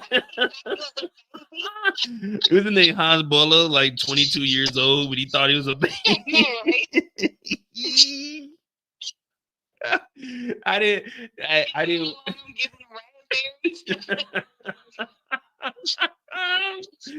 Hey, Sharice, I was telling him yesterday I was telling him about when we was cleaning up the like on the weekends. So this is my sister Sharice, right? On the weekends, but I was telling y'all last night that we had to clean up. Sharice would purposely not come over to the house until like noon. So she wouldn't have to clean up the house with us on the weekend. She would be at her mom's house and she won't come over till like 12. And me and Aunt were slaving. Is a liar. This is joke. This is part of the act. He's a liar. She would stay at her mom's house because on Saturday morning we gotta clean up. But it'll be as soon as noon hit, she'll be pulling up. Me and my brother outside in the grass, gasping for air. We couldn't even drink water in the house. We got the water hose drinking water. She's showing up. She got J's on. She got the latest Nike gear. Me and my brother, shirts are hanging off our necks, sweating and shit. Sharice, it's your brothers. You want Anthony? It's your brothers. Me and Anthony could polish and brass. Anthony got his lawnmower out cutting grass with fake lawnmower cutting grass with that. You ain't cutting a doggone thing. Sharice would come over to the house like royalty, like a princess. She would come over, we yelling, Sharice, it's us, your brothers. She walking past us, her nose up in the air. I'm like, dang, she don't remember us? Doesn't. But nah, I ain't want nothing. I'm about to get back on this live, man. I just wanted to, I wanted to show them that my family don't be laughing at me, man. So I was trying to figure out what makes me funny. Nah, I love you though. Hey, I'm probably gonna call y'all tomorrow. What time does the wedding start? It's at 3 o'clock. So not all right. Yeah, I'll probably call y'all tomorrow to have like the FaceTime, but I ain't want nothing. I just, you know what I'm saying, they be liking me telling stories and talking to y'all. But thank you for answering. Anytime. All right. I love you. All right, bye. Love you too. Bye. See, I told y'all, man, my family don't be laughing at me, man. My family be on some other shit. My family be on some other, they don't show no love. Ain't no love in the heart of the city. Ain't no love in the heart of town.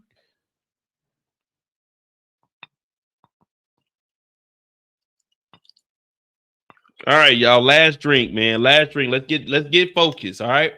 We supposed to be on the clock. We just wasted. No shit. We supposed to start 10 minutes ago. We done wasted 10 minutes on the phone call, man. All right, man. Y'all got it. Hey. When y'all go to work, y'all don't be this distracted at work. Y'all do y'all job. Y'all go to work, y'all do your job. I want the same respect when we come over here, man. 10 minutes distraction. We on this is on the clock Fridays. This ain't kick it Fridays. We on the clock. When y'all go to work, y'all get the job done. Y'all clock in, y'all clock out. Y'all don't be taking extra long breaks. Come on now. Y'all gotta, hey, see, y'all be distracting me, man. That's the problem. That's where the real problem in lives right there. I mean, we could get so much accomplished if I didn't get distracted.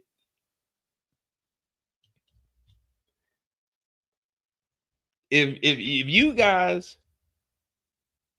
cut the nonsense and let me tell the story, then we would have been done 3 hours ago. This can't be tolerated each and every week we get on here, guys. Come on. Come on, man. She's Louise. No, I'll answer the call. Hello, who this? My sister called. I had to answer the call.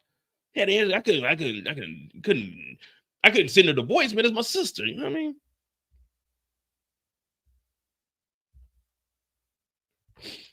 All right, here we go. Here.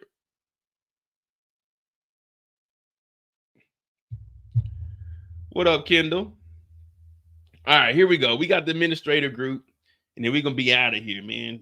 Damn, my shit looking rough, ain't it?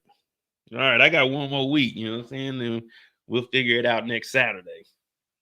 Well, I got to book an appointment tomorrow. Make sure. All right. I work an hour lunch.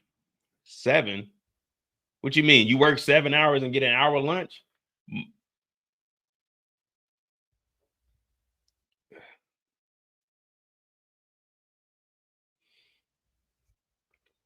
Kendall was in the building. You know what?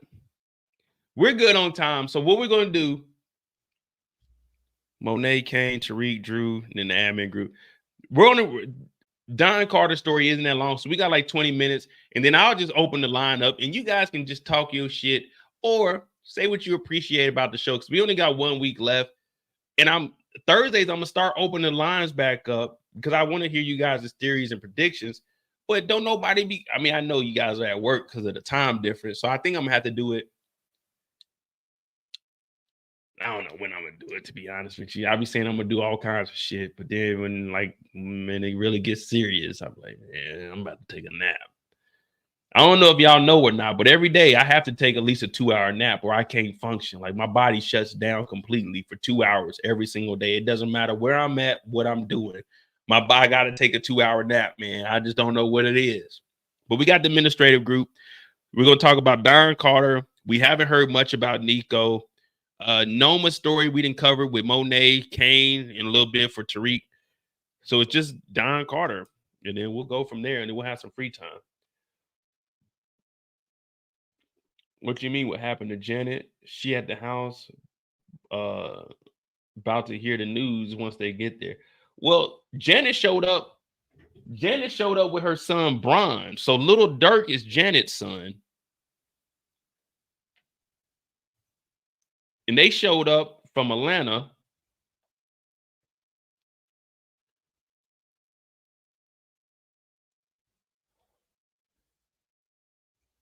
So they showed up. Damn, I didn't turn off the damn camera. They showed up from Atlanta. No, I definitely need a 2-hour nap. Today, when I got off at 3 o'clock. Well, I ain't taking no nap today. I've been up. I ain't even eat. I got off work at 3:15 today. Came home, recorded What's Next. I came home, I recorded I did What's Next. I did the slideshows. I did the recap. So I haven't done anything today. I literally came home, came to the studio, did that during the recap, went and took a shower, switched over clothes for my work clothes. So I've really been on the computer for the last, what time is it? It's 1:20. All right, come on. All right, forget what I did today. We got the administrative group. We got Don Carter. See, I be getting distracted, man. Y'all be having me talking about all kinds of wild shit that we don't need to. Hey, we can discuss that later, man. Come on, get focused, Mo. Don't let them people bring you down. Sometimes love knocks you down. You get back up when love knocks you down. When's the first time we see Don Carter? Oh, he calls Tariq. All right, I know exactly where we're at. Don Carter calls Tariq. I guess people can't hang. We had like 220 people in here today. I guess they can't hang. You know what I'm saying? When the going gets tough, they get going. So to all y'all in here right now, I love y'all. Hit that subscribe button if you're new. Hit that like button. We're about to talk about Don Carter, and then after that, we got some free time. See if Brillo's online or something. See if I ain't had a live with my boy in a minute. All right. So Don Carter, the first time we hear about Don Carter,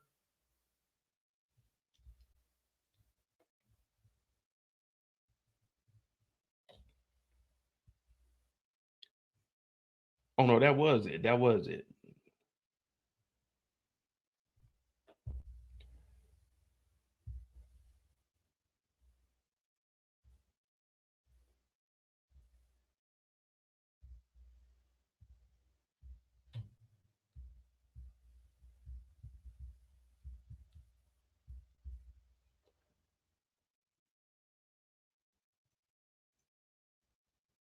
All right. So okay, cool. So the first time we see Don Carter is when Tariq pulls up on Brayden. Now, when he gets back in this room, he's talking to Brayden. Brayden got his feet on the floor. On the bed with his shoes on. But we don't care about none of that because this is Don Carter. Now, Don Carter is different. The thing about Don Carter is, first of all, people automatically assume that Don Carter is weak just because he's a light-skinned brother. Now, I don't know why light-skinned brothers get this much flack and this much pushback. He's just doing his job. An honest day's worth of work. It ain't much, but it's an honest day's work. He calls up Tariq St. Patrick. Now, Tariq St. Patrick answers the phone. He's like, hello, who's this? He's like, nigga, this is Don Carter. Who you think it is? Oh, shit, what's up? Don Carter ain't playing around. Now, from Don Carter's perspective, we can reach back to last week where he actually met up with Noma. Now, Kendall was the first person to tip us off that maybe Nico was going to flip on Don Carter. Now, we know that Nico took the $50,000 from Noma and Kane with $1 million to actually set Don Carter up. But at the end of the episode, we see that Don Carter actually showed up to talk to Noma. So now the plan is put in play between Noma and Don Carter to set up Tariq. Now, Noma is trying to get Monet involved, but the primary target is to get Tariq. So when Don, he actually calls, I just got to call him Carter because I keep wanting to say Davis. So when Carter calls Tariq, he's like, listen, there's a rogue drug dealer up in Staten Island. Now, we know that Staten Island, via our girl Tamika, Tamika told us that's a 40-minute ride, and if he either took the ferry or there's a bridge, or you could take the ferry, depending, you know what I'm saying, on how long it is, but roughly 40 minutes. So Tariq is like, hey, man, y'all got police officers. Y'all go call them up there. Don Carter said, who the hell you talking to, nigga? I ain't one of your friends. Nigga, I got you. I want you to go up there and get me some names. Now, from Tariq's perspective, I already told y'all, going to an abandoned amusement park doesn't sound like anything I want to do. I automatically think zombies. As soon as you think amusement park that's shut down, you think zombies for some reason. And then you want me to go there at night and get a name of a drug dealer? Well, this is Don Carter's perspective. So we know that he's actually setting Tariq up. Tariq doesn't know this. And Tariq just knows he's working for Don Carter and he has to do what he says.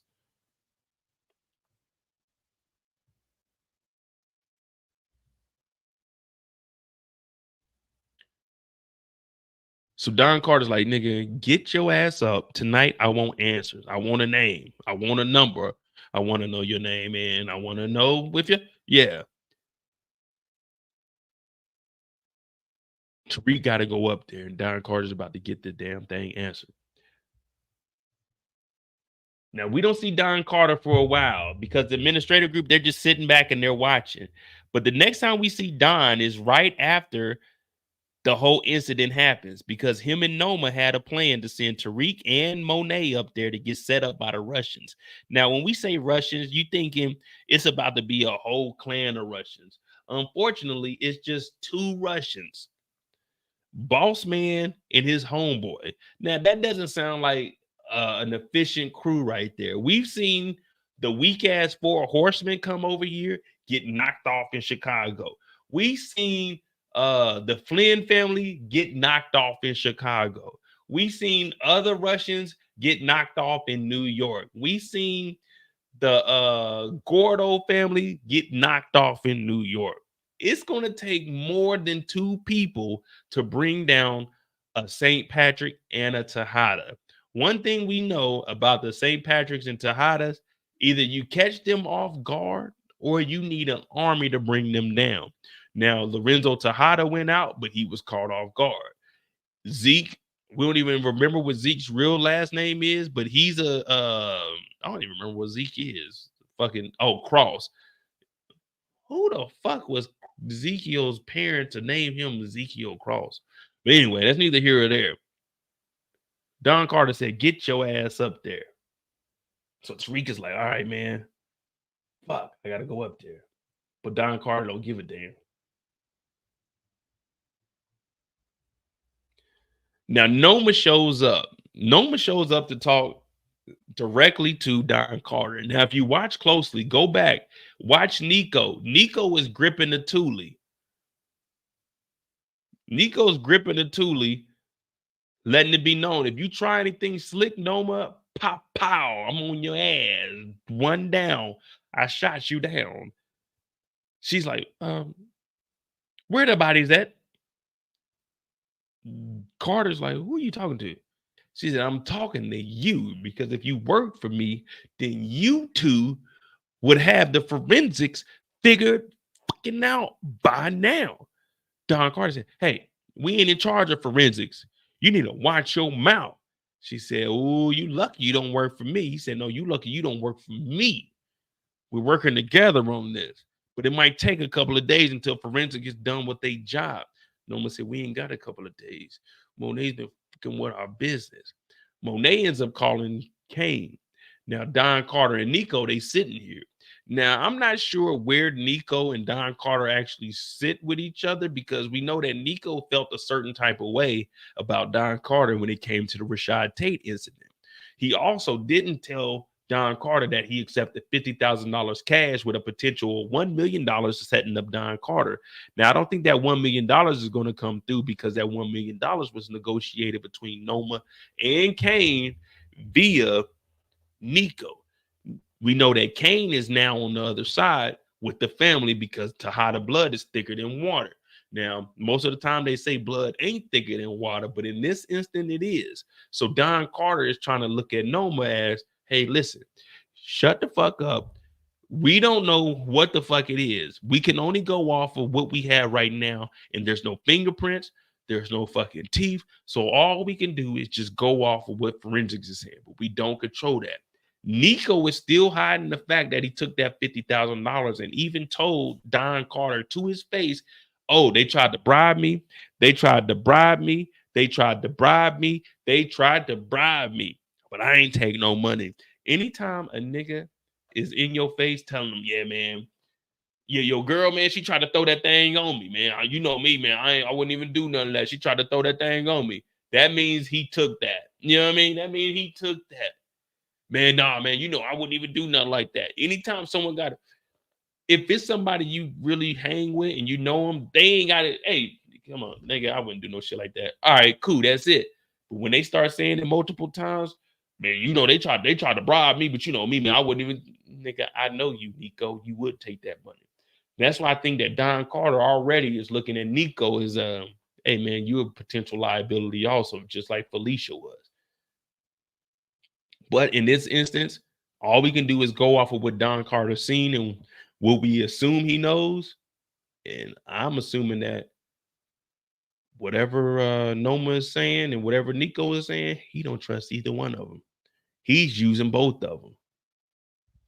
Oh, my dog Eric is back. What up, Eric? I told you, if I'm Nico, I'm taking the $50,000. I'm taking $50,000. I'm going to Don Carter. I'm telling Don Carter straight up, look, just picture this. It's just me and my dog Eric. You know what I'm saying? I talked to my dog Eric on the day-to-day. Hey, Eric, look, I ain't gonna lie to you, man. No one that came up, she offered me $50,000. You know, they trying to set me up. I told them $1 million. So what you want to do? You want me to have them set you up for the $1 million or try to get like half of the $1 million now, and then we split that $500,000? Okay, bet. Fuck, let's split the $500,000 then. 250, 250. Now I still already got my 50. Like, nigga, I went and negotiated the deal. So I got 50,000, but we can split that 500,000. Yeah. I'm gonna tell them, look, I want $1 million to set you up. I need 500,000 up front, and then 500,000 once I deliver. When we get that 500,000 from them, as soon as they hand over the 500,000, boom, we bust the dough in on their ass, waving the fofo. Now we got $500,000. That's 500,000. 250 to you, 250 to me. We get them locked up and off the street. That's how you gotta roll with your people. You see what I'm saying? So I would have told, if I'm Nico, I would have told Don Carter, I got 50,000 from him to broker this deal. Just so he know I ain't hiding nothing. Like, nigga, I'm telling you, I'm getting money. Just like you getting money, I'm getting money too. We both dirty at this point. There ain't no more, like, one person being dirty, there's no more dirt that you can do than another person that's gonna make them dirtier than you. In the court of law, we all dirty. You feel me? We all dirty. Now you might get like you might get 30 without a possible. I might get 15 with a possible. So I mean, it's gonna be different in that aspect, but you my supervisor, but I'm letting you know I got 50. But there's a potential for both of us to get 250 on our, you know what I'm saying, our Mayor Eric Adams shit. You know what I mean? This is a potential for us to get you. We could be on our Mayor Eric Adams. We could be on them Eric Adams. We can get some money now. I know some people right now. If you want to, if y'all want to make some money, I know some people we can make some money. It's a real deal right now. If you want to be, I know some people we can make some money. Now, is it legitimate? Probably not. Will you get in trouble for it? You probably will. Am I gonna participate? More than likely, no. But I know some people. You want to get some money? I know some people you get some money with. You be bossed up by tomorrow. I can pretty much guarantee you at least 15 bands. You could be in the game by tomorrow. It's just risky. But I ain't gonna participate. I'm just saying I know some people that know some people. You feel me? 6 degrees of separation. I know some people that know some people that can get you some money. But I know that I ain't got nothing to do with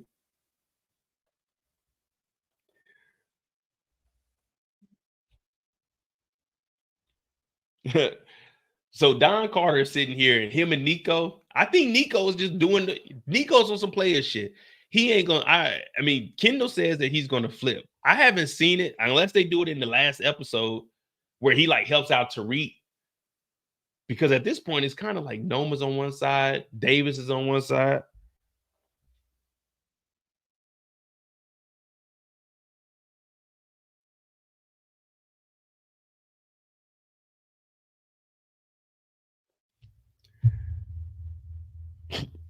Davis is like, God, geez, Louise, Carter smoking a cigarette, and he basically told Noma, man, who the fuck you talking to?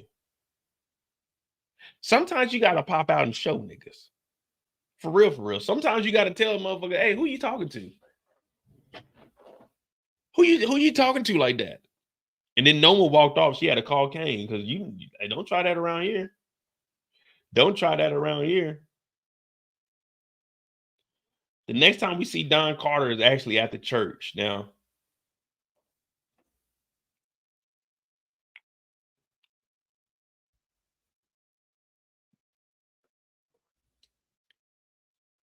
you would think Don Carter wouldn't have even, like, if we're being honest, I know it sounds like, man, you doing too much. But even now, when I go home from work, I don't take the same route every day. I switch it up. Sometimes I drive around. I mean, I don't even think that, like, I know for sure ain't no one like following me home. But it was just like growing up in Kansas City, you was like, man, you couldn't take the same route all the time. If you start taking that same route, going to the same like car wash and stuff, people start seeing your cars. It only takes one time for someone to spot you over there. I used to be in a lot of dumb shit when I was growing up, especially between the ages of 17 to about 22. Well, all the way up until 24. I mean, I had moved, but by that time, like, whenever I would come back to the city. So, like, you always had to move in a certain type of way because you didn't want people to see your car. You don't want to go to certain car washes more than once or twice. So you just had to take like different routes. But even now, when I leave work, when I go home, I might, like, on certain days, I might go directly home. The other days, I might go down, go around the mall, you know what I'm saying, go up the street and then go to the crib. I don't know, man. It's instilled in me. It's like, man, don't just go straight home because you never know who's watching. Like, of course, man, I'm old now, man. I'm old, washed up. I ain't into none of that nonsense. I seen niggas I had issues with when I was in Kansas City. Like, they ain't on nothing. I ain't on nothing, man. We old now. Like, it ain't shit. It is what it is. So, but it's just something you do. But you would think Don Carter, who fucks with the ruthless streets, wouldn't go to the church every Saturday at 4:00 in the second confessional every single. There's no way. There's no way you can do this. Like, even going to work in the morning time, 9 times out of 10, I'm taking the same route. But man, every now and then I switch it up and go the opposite route. But there's no way Don Carter is going up here every week.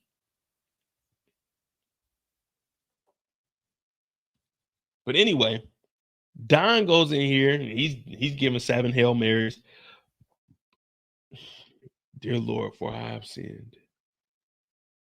I got the streets on lock, but it's just weighing on my spirit, knowing that the drugs are flowing in and the money I should not. I promise you, I should not. And I know better.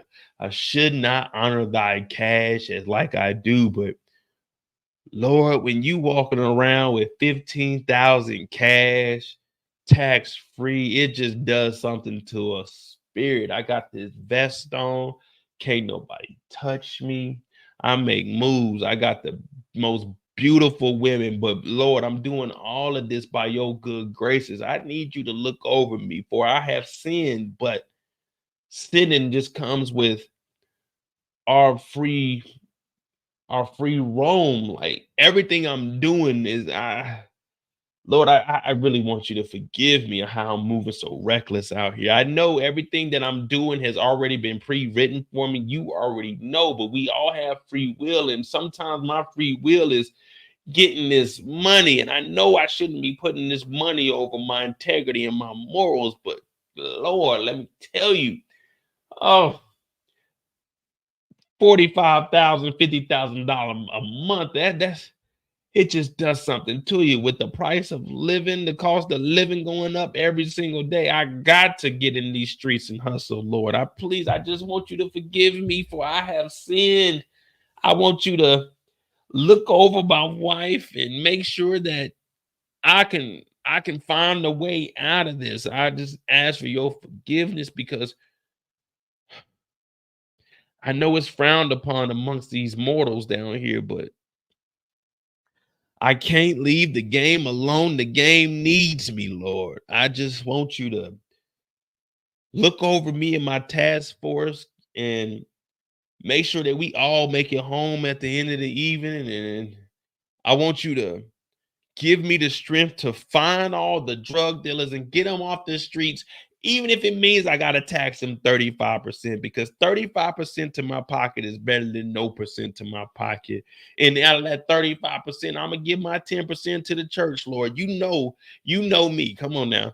You know me, $50,000 a month. You know I'm good for 5 bands. Lord, you know I'm good for 5 bands. I'm putting 5 bands in the collection plate if I get a $50,000 a month. You ain't even gotta question me. You already know that thing going in there, big face hundreds, nothing less than 100. If you see something less than 100 in there, Lord, you can call me. You know what you can call me. I ain't gonna say it in here. You already done got me on a couple of city sins.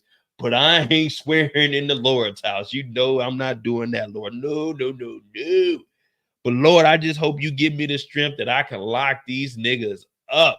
If these niggas get out of line, if these niggas sell dope to civilians, Lord, I just hope you give me the handcuffs of the heavens above. I'm talking about the handcuffs. The steel is so cold, it burns a mother ring around their wrist when I lock them up. Lord, you hear me? You hear me? I'm trying to make sure these Negroes don't see the light of day, Lord. Please just give me the strength to lock these niggas up if they don't give me my 35%, so I can give my 10% to the church. In your name I pray. Amen. Put your hands up. Oh, shit. Tariq didn't call me. David then just gave his confession to the Lord, and now Tariq then called him. Lord, the devil works, but the Lord works harder. The devil is working overtime today. I just did 19 Hail Marys. I just told the Lord to give me the strength to get these niggas off the street. And these niggas is hemming me up. Wait a minute, Tariq. Wait a minute. I know something about you. What you know? I'm surprised you and your fucking junky ass friend. Lord, please forgive me. You know, I'm just doing this to arrest them, Lord.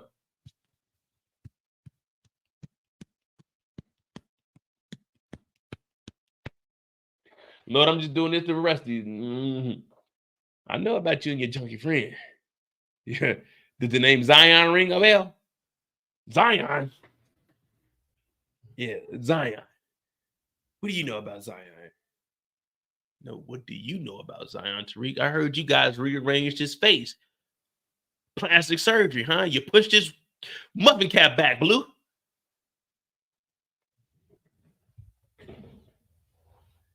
What are you talking about, Dad? I'm Tariq fucking St. Patrick. You think you can stand with me? Oh, Tariq. I don't think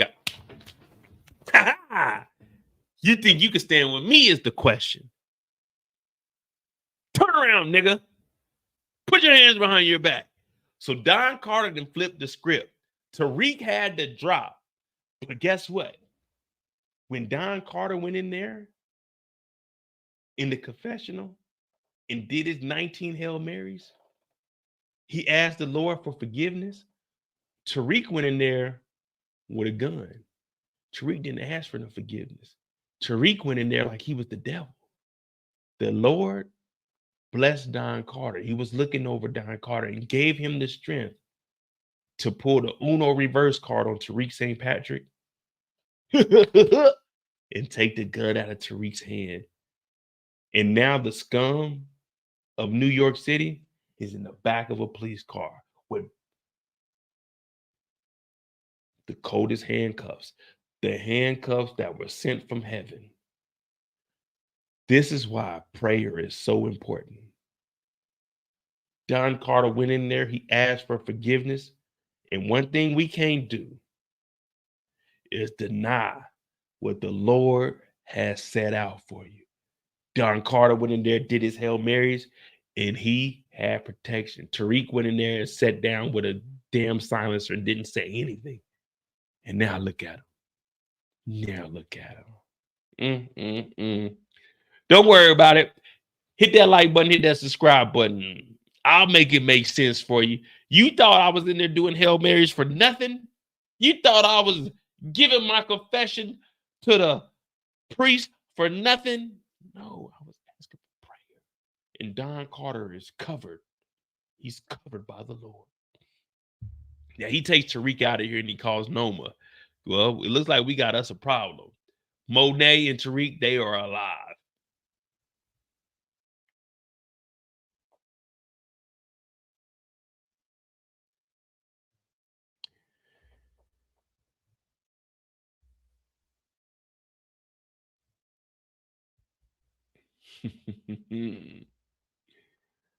They kidnapped Tariq. Brayden and Effie chase him down.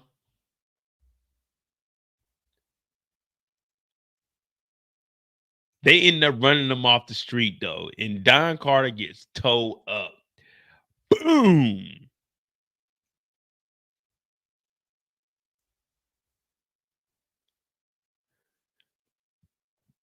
Brayden on that junk, and when they all wake up, Don Carter is tied up, and Tariq is knocked out.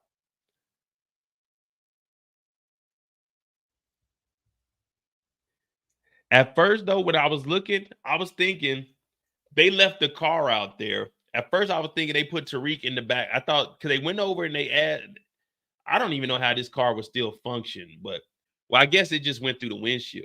But at first, I was thinking they put Tariq in the back of the Impala, but they actually brought Don Carter's Charger over here, too. Because I was like, man, they just left the car out there and took him. But they did it. They did right. They brought the car over here, too. So they waking Tariq up. Huh? What happened? Who there? Who that called my name? Who there? Who there? Who there? Let me show you what Don Carter like. Don Carter like, what you gonna do, Tariq?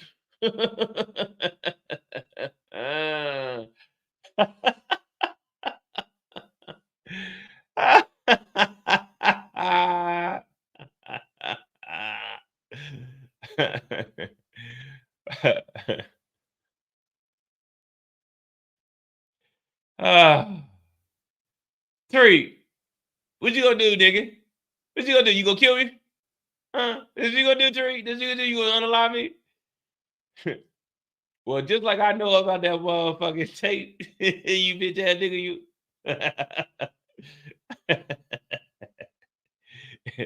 If my task force don't hear back from me on the hour every hour, you know they gonna turn this city red, nigga, right? If you down in Texas, down in New Mexico, maybe in Oklahoma, if you see a fire ant hill, go kick it over. Kick over a fire ant hill, put your hand in there. See how them fire ants bite your ass, nigga. If I don't respond back on the hour every hour, you know they're gonna be on your ass like some fucking fire ants, right? What you gonna do, man? They're gonna paint this town red, Tariq. What's your next move, nigga? Do what you do, nigga, but just remember I got that tape on you hoe ass niggas. You and Brayden, the fucking junkie. Yeah, I got a tape on you niggas.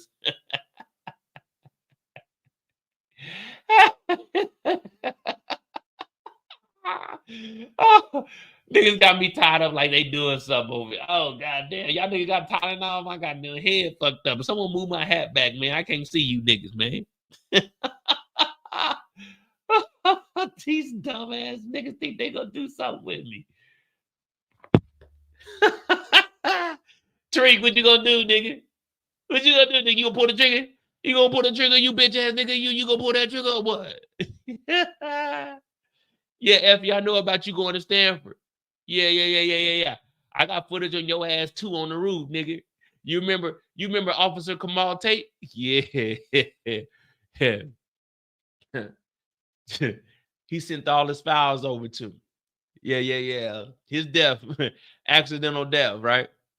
I got tapes on all you niggas. I know about you, Effie. Yeah, I know about you, and you know a girl named Lauren. You know Lauren. Yeah, I know you know Lauren. We all know Lauren. Yeah. I was investigating that case too before Jenny got it. Yeah, I knew where you was at the whole time. Hey, Brayden. Hey, Rainey. Hey, fucking junkie. Come here. Let me. Hey, white boy. Hey, Caucasian male. Come here. Let me talk to you. Yeah, I know about you. In your left pocket inside your jacket, I know what you got in there. When you guys took that security out, who you think was watching y'all? Why you think I came in so late? I seen everything y'all did. Y'all didn't account for the security camera that was in the goddamn security room, did you?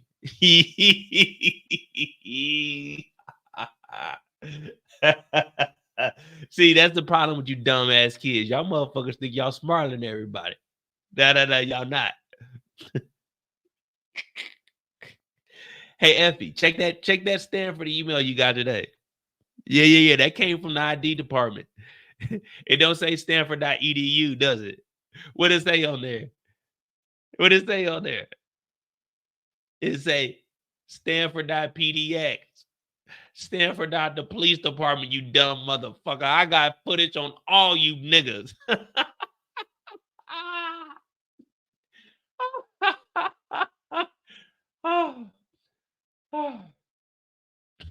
I ain't even tell y'all.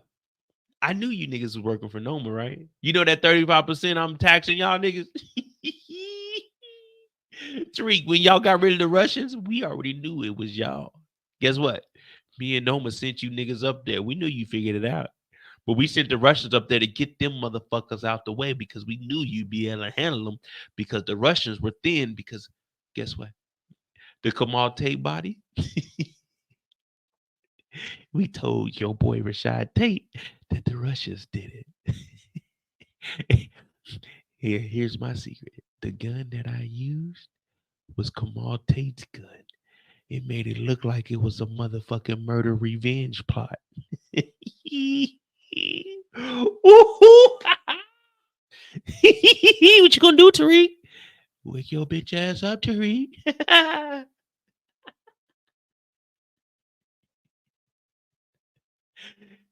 My name is fucking Detective Don Carter. Nigga, I'm not a Rudy Poo, nigga. I'm not Jabari Parker. You know Jabari? Yeah, the cop. Nigga, we seen you. We got footage of you committing that murder, nigga. We did an investigation on does this name let me see if this refreshes your memory. You niggas is sloppy. I'm just gonna give you a little rundown of names. How about a gentleman by the name of Junior? Well, his mama. You won't believe this one, Tariq. You won't believe this one. You remember when I first met you and I told you I could smell the stench of your bitch ass daddy, James St. Patrick? You ain't gonna believe this one, nigga. You ain't gonna believe this one. Listen up. You remember that bitch your daddy was fucking with, Angela? Well, guess what? Her sister. Her sister came to me and told me, you gonna sit your pants on this one, Tariq. You gonna sit your pants on this one. That bitch Angela had a sister named Paz, right? Her son is Junior. Her son, Junior. He had a thumb drive. And there was a lawyer named Proctor that had a thumb drive that gave it to his daughter. We got you, nigga. We got your daddy, nigga. There's a white boy named Tommy Egan in Chicago. We know about him, too. We've been playing like we didn't know. We've been watching him fuck up out there. See, we let the Chicago division take over. We let them get all the dirt because guess what? I've been working with the FBI, nigga, the CIA, the Homeland Security, nigga. I was on the Diddy raid, nigga. I seen the 1,000 bottles of baby oil. We got you, Tariq. I know you probably wondering how the fuck this happened to me. Well, let me tell you something. The Ponzi scheme that you had with the Westons, And that bullshit ass billionaire RSJ. Well, guess what? RSJ has been an informant for the last 14 years. We knew about the Ponzi scheme, nigga. That's why when we had him go over there, we had him take the QCP from you so we can get that into government ownership. Oh,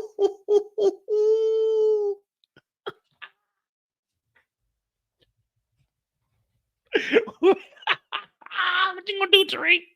What you gonna do now, nigga? Oh, Brayden, your daddy's been an informant for the last 20 years. We already knew that your brother was illegally running a Ponzi scheme. And Effie, your mama, guess what? We've been watching you too. The guy Richard that you lied to your mama about, that you said was assaulting you or fondling you or whatever you're doing. Richard has been an undercover agent for years. So when you told on Tariq and Choke, why do you think I said I could smell James St. Patrick on you? I've been following you niggas from the beginning of time. I know where Tasha Green is in witness protection. I know who Yaz is. Guess what? I've been to the house and I've actually briefed them on the concerns of them talking to you guys after two marshals were unalived in New York City by one Tommy Egan. I know everything on you guys. So for you to think that you're going to kidnap me and get away with some bullshit like this, you're going to have to think a little bit harder. And when it comes to Davis, guess what? Guess who filled his brother in with the information in about Cooper Sacks? It was my office, nigga. I run New York City. I told Kamal Tate, New York City is mine for the motherfucking taking. And you think I'm gonna let some degenerate like you bring me and my whole operation down? Nigga, you got another thing coming. Effie, your best bet is to go to motherfucking California right now, because believe me, if I don't report in the next 27 minutes, they will be looking around the city. And if you didn't know, there is a tracker on that vehicle. So my vehicle sitting here for the last 25, 30 minutes, they got the vicinity covered. So it's best you niggas let me go right now, or it's going to get real ugly for you. Because remember one thing, Don Carter is the only nigga that can save the day. All right? So feel free to do what y'all want with this information. But y'all niggas, I'm about to take a nap. Y'all niggas had me laughing tonight. Let me say, y'all niggas had me laughing tonight. My name is Monet J. That's the end of the administrative story right there. Don't nobody break a show down like Mo break a show down, because Mo break a show down how a show's supposed to be broken down. Man, you tell me somebody that can tell you a story off the top of their head like that and make that shit make sense. There ain't nobody that can do what the fuck I do, man. I'm one of a kind. I'm a unique individual, nigga. That's what I do, nigga. That's what I do. That's Don Carter's story right there, man. That's Don Carter's story right there, man. Y'all can't fuck with me. Y'all can't fuck with the police. That's me. Off the top of the dome. We could do a whole spinoff with Don Carter. We can make it seem like Don Carter knew everything that was going on in the Power universe. Technically, he does know what the fuck is going on.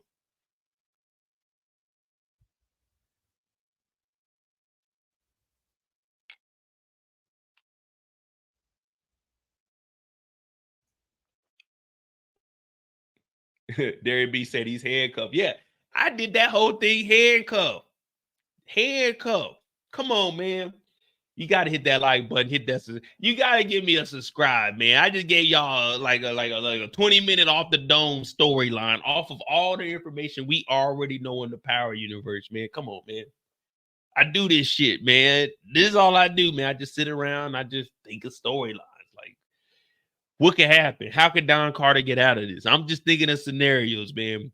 But that's the administrative group. We have 5 hours now. We got free time now. Fuck it. We here now. Sandra said, end scene. There we go. Oh, TT Water. TT water. I told you I was gonna finish this last drink though. We good. Hey, thank you, Derry B, for that $4.99 super sticker.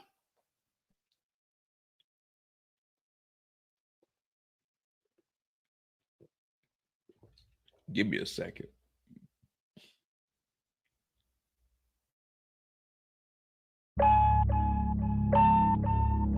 I'll be right back. I can be right back. I gotta blow my damn nose.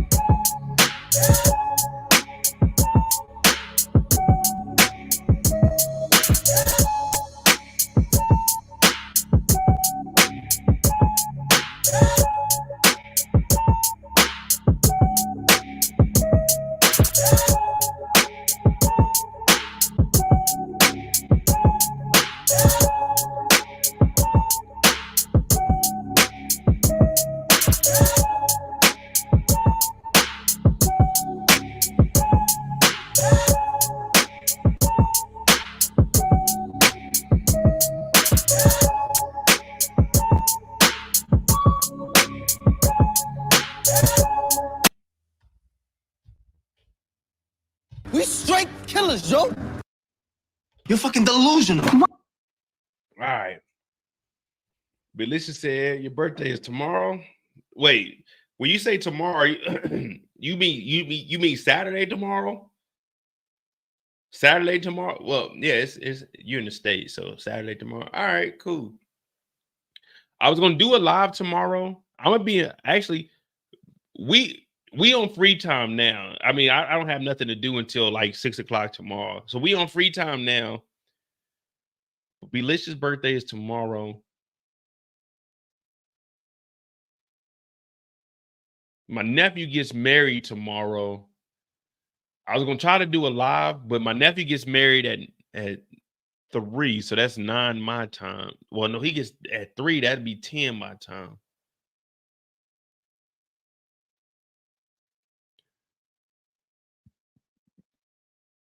B Hayes said you stopped my freestyle. All right, here you go. Hey, B Hayes, we got some free time. Come on up and freestyle it then. We getting new music on the channel and everything, man. I'm about to redo the wall. I don't know. I mean, y'all see my lights have fell down, so I haven't put them back up. I do got more like adhesive tape, so I'm gonna end up putting that back up. But I'm gonna have to put like some nails on it because this is a texture wall. So I'm gonna have that back up, but I'm gonna give me another painting to put on the other side. So I'm gonna keep this painting up, and I'm gonna give me another painting over there, and I'm gonna have the lights on the inside. I'm actually getting me my logo made, and then I'm getting me a new logo made with the TV with the vault. They still BS. I don't know why they BSing on my damn URL, like my custom URL, commercialj.com. I own this shit, but they won't link it to my my what's the name, my clothing. So I haven't put any more clothes on there, but I gotta be a new designer. We're gonna start putting stuff on there. Especially I'm gonna start making shirts with like the quotes and stuff that we have. I'm actually about to start taking stuff more seriously, man. I know I've been over here for a year. I've been BSing. I got my homeboy coming over. So on Saturdays, we're gonna I got another stand coming from my camera over there. I'm gonna get one more microphone. But I'm gonna start having my homeboy come over. So on Saturday evenings, probably like 10 o'clock. So 10 o'clock is what, 4 p.m. Eastern. 4 p.m. Eastern, we'll start having us like little live shows talking about stuff that went on during the week. We'll have the Mo You Know early in the day. I'm gonna try to do double lives like at least 3 days out the week. So I'm really about to be trying to put in more work over here. Now that my schedule is like, we towards the end of the year, shit's gonna die down a little bit at work. So I have more time to be actually getting on here. But we got free time right now. So whatever y'all want to talk about, hey man, we good, man. That's Power Universe. Monet, Kane, Tariq, Drew, Diana, and the admin. Yeah, that's pretty much that we good. Yeah. Duck, duck, goose. Duck, duck, goose. But B Hayes, go ahead and spit your freestyle.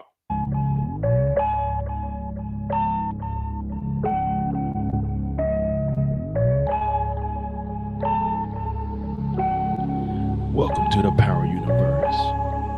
We're catching 16 bodies. You can still get bodied, nigga. Yeah. Uh-huh. Yeah. That's not y'all. Yeah. Where New York at? Where Queens at? Where Brooklyn at? Where the Bronx at? Where Uptown at? Where Midtown at? Where Harlem at? Yeah. Where in Brooklyn? Catching bodies. Monet. Yeah. We getting money now. We balling out now. We getting bricks now. We serve the junkies now.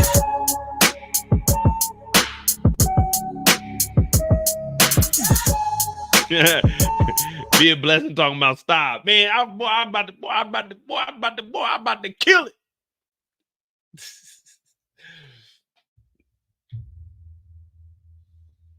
Always lovely. Thank you for that $1.99. I ain't gonna lie to you. Tomorrow, so I was supposed to go tonight. Eric said, "What the hell? Hey, chill. I was supposed to go to bingo night tonight, man. So I went to my barber. I went up to my barber shop today. I was hollering at my barber. He's like, man, Mo, what you got going on tonight? And they had a bingo night. I thought it was tomorrow night. So he's like, we got a bingo night at 6 o'clock. So I was like, all right, let me go home. But when I got home, I started recording. I did the What's Next video. That shit's actually going fucking crazy, man. Like the power universe is back. You know what I mean? I did the What's Next video. And I think that shit's at probably like,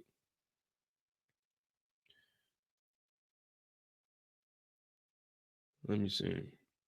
See, power, that's where, you know what I'm saying? That's where my channel was made off of. So we got the What's Next power video. We dropped it at 6 p.m. It's 2 a.m. It's at 17,000 views right now. So it's like, I love power, man. I'm sorry, man. Like, no clickbait, just honest opinions and shit. I ain't gonna lie to you though, man. If you like the show, man, do recaps, man. I don't like, you're not gonna hear me arguing with nobody online about none of this shit, because I don't own none of it. But if you like talking about the show, talk about the show. You know, I show you love. You know what I mean? I don't really get on, like, me personally, if you hit me up, if I got time, I'll hop on your channel. But I ain't gonna lie, I don't like being on channels where it's like a lot of people, man. Maybe you can get like 1 or 2 people on there. But if it's like 5 or 6 people, I don't really want to be on there for real. You know what I mean? Like, that just ain't my thing, man. You know what I mean? Like, not hating on nobody or nothing. I just, man, maybe like 2-3 people max. You know what I'm saying? I get on there. But if it's too many people, it's like, man, I'd rather not be on there. Let y'all do y'all thing. But I don't want to get ideas from anybody. If you ever, like, whenever you hear me say something and I got it from somebody else, I always shout them out. It don't matter. Like, I know there's niggas that don't like me. Who gives a shit? Like, I don't know you niggas in real life. And if I did, I just wouldn't fuck with you. But, man, make you a channel, man. Talk your shit. Find your own lane. My lane is I come up with my own storylines. Yeah, we got the actual story. But, man, I joke around and I just make up my own shit. And that's what separates me from everybody else. So, there's never a lane, you know what I'm saying? There'll never be like me overlapping with somebody else. I'll never be in nobody else's lane. No one ever be in my lane. Because ain't nobody getting on here making up a whole storyline with a character, or using a character in the show and then making up a false character for themselves and then inserting them, but making the story make sense. So man, fuck all that. I do my own thing. Yeah, so the difference is Brillo, that's my brother. The reason me and Brillo are like this is because when I started my YouTube, shout out to Mark Dark. Like, I used to watch Mark Dark when I was over here in Germany, because when the show would come on, I would be at work. Remember, Power used to come on Sundays. That means it wouldn't come on till Monday morning for me, so I couldn't watch it. So I would watch Mark Dark's recaps, because it's like, man, I'm not going to be able to watch the episode to the end of the day. So I think it was season 3 I started watching Mark Dark. Season 3 I started watching Mark Dark. Season 5 is when I started my channel, because I got out the military. But you obviously see why I couldn't do while I was in the military. I cuss, I drink, like I couldn't do all that shit while I was in the military, because they hey nigga, you can't be doing that. But so that's why I always show love to Mark Dark. Like, no matter what, I'm always gonna shout Mark Dark out. Even if me and Mark Dark ever have like differences, which we never will, because I don't hate on him. And you know, I spoke to him a couple of times. So, but I always show love to him, because when I go to work, I'm watching Mark Dark and I'm like, damn, okay, I like his perspective. But when I tell my story, like I'm telling why he hooped, that's my dog. So me and him were stationed in Germany. So when we would talk about the show, I would always give my perspective as if I was in the show. So I'm like, this is my perspective if I was in the show, or if I was the character, this is what I would do, not necessarily recaps. Now, I couldn't really express all of that. Like, if you watch my recap videos, it's really me just telling the story and breaking it down and like condensing it, but trying to point out the key points. But if you get on the live, I can actually express the shit. And that's where you say like my personality kicks in, and I can actually express the storyline and I can act shit out. So that's where I'm different from everybody else. I'm not going to get on here and give you a fucking recap and just tell you what happened. I'm about to give you a different perspective. I'm about to make some jokes out of it. So that's why I'm like, man, I just do my own thing. I mean, of course, we want to make money on the shit. But man, let's be real, man. Like, other than Power, I'm not really making no money off this shit. But I love it, and I do different TV shows just because I like talking TV shows, man. When I was younger, we didn't get to watch TV when we was kids, man. I mean, we would get to, but my dad would literally put me and my brother in different rooms. They bought fucking Hooked on Phonics for us. We'd have to listen to this bullshit. My dad would always tell us, go read the fucking newspaper. So I'm reading. As a kid, I would have to read the newspaper. I would have to do book reports and shit. I didn't get to watch TV like other kids. So when I was like all the up until maybe until I got like to the 8th grade, I didn't get to watch TV. So I would always try to watch TV when I got out of school, because once my dad got home, we had to turn this shit off. So for me, TV was always something that I was passionate about, because when I got in my car wreck, I don't know where that motherfucker at. Was it over here? So when I got in my car wreck, my scar that goes on the back of my head, when I was in the hospital, they couldn't stop me from watching TV. I was in the bed for fucking 12 hours out the day because I had to relearn how to walk. And I was in the adult wing. So I started watching TV, and I got to actually watch TV more and more and more. So for me, it's like, damn, okay, TV's cool as fuck. But once I got out the hospital, I didn't go back home to watch TV. Hell no. We didn't get to watch TV like that. Nigga, we was working. My dad is a country nigga from Virginia. So my dad had us working like we was some country niggas, but we lived in Kansas City. Like, it ain't city, but, and I just always loved TV. But shit, as a kid, I didn't get to watch a lot of TV. So now it's like, as an adult, it's like, man, can't nobody tell me shit. Can't nobody tell me a motherfucking thing. What up, Nina Ray? But that's why I started my channel, man. I just like Power caught me. Like, I never seen the show. And it sucks because this is the end of fucking Ghost. We got one more episode. But the first TV show that I actually watched all the way through was Lost, followed by Prison Break, then Breaking Bad. I never used to watch like TV series. One, because we didn't get to watch TV that much. And two, I wasn't waiting like a weekly. So like I said, Lost was the first series I watched when I was stationed down in Georgia. And then when Power came out in 2014, I was in Germany and I was like, damn, it's a black TV show talking about shit like, of course, I wasn't no kingpin or nothing, but it's talking about shit that I grew up around. So I gravitated to Power, and Mark Dark was doing this shit. So I would go to work on Monday, like, what the hell Mark Dark got to say about this shit? I listen to Mark Dark. You know what I'm saying? People say it's glazing and shit, but I listen to Mark Dark like, damn, what the fuck Mark Dark got to say about this? Because I didn't get to watch the episode until that evening. Like, damn, okay, cool. Damn, oh, damn, that shit sound tight. Now I go back and watch it. Like, oh shit.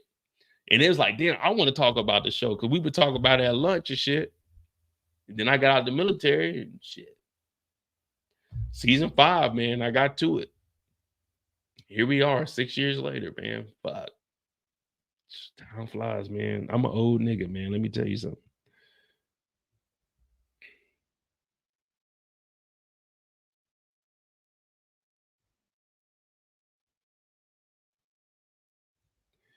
Yeah, I got these basically starter locks. So it's 2-strand twists right now.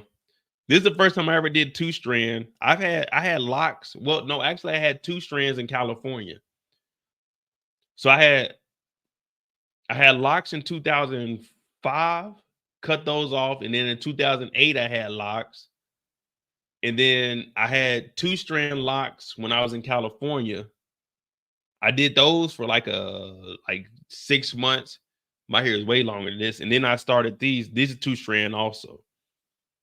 I don't know how long I'm gonna keep them though, man. Because man, my hair, I like fucking product build up, and then man, I sweat easily. So it's like it ain't really that good for my head. But I don't like getting haircuts every week, so or every 2 weeks. But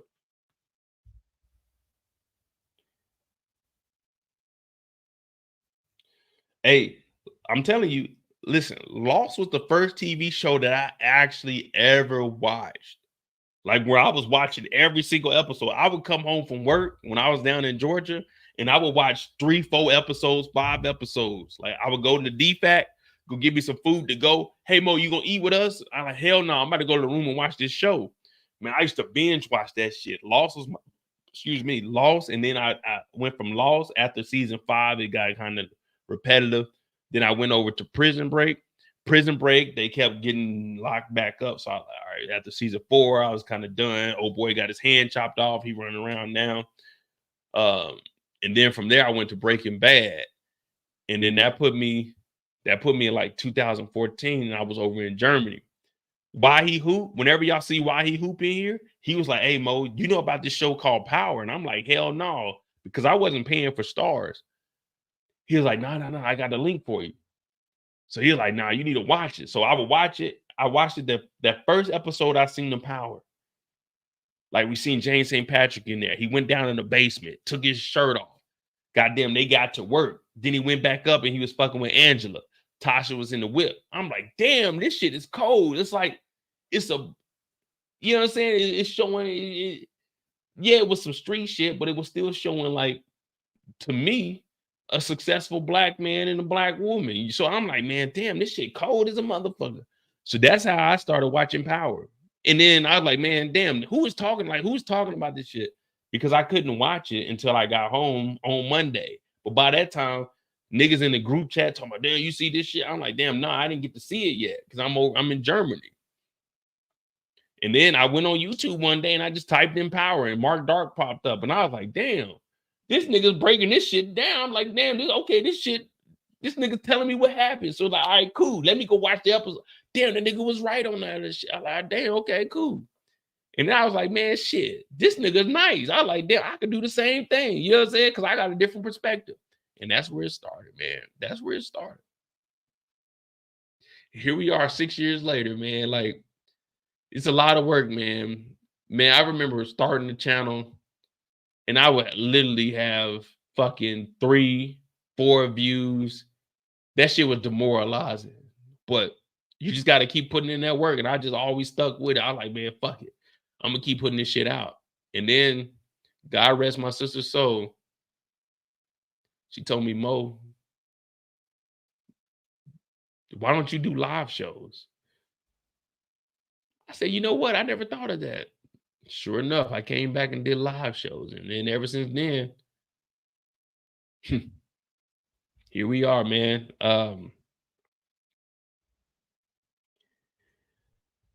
Yesterday was the 3-year anniversary of my sister passing. September 27th. Officially, it was September 27th. September 26th, we were there, and I was right there next to my sister when she actually passed. But the corners and everybody, they didn't come over to the 27th. It was after midnight, so officially it's on the 27th. But I was right there next to my sister, like. So whenever I do my lives, it's always because I never did a live until my sister told me to do them.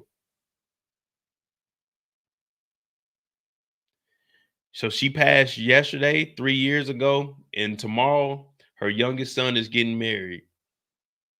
So it's crazy how the fucking world works, man. Like I get on here, I joke around, but I know she's proud of my nephews, man, like her sons, man. This youngest one, he got a son, my great nephew. He's getting married tomorrow. The other one was just over here. I took him to Ibiza for his 26th birthday. So I know my sister's looking down. She's proud, man. Like, she's the one that, you know what I'm saying? She kept the family together. But I would have never went live. I was just doing regular shows throughout the week. I would have never went live for these shows if it wasn't for my sister saying, you need to go live. I'll watch you. And her just telling me she'll watch me. I'm like, man, that's all I need. Like, my sister's watching me. I'm like, I'll be good. And here we are today, man.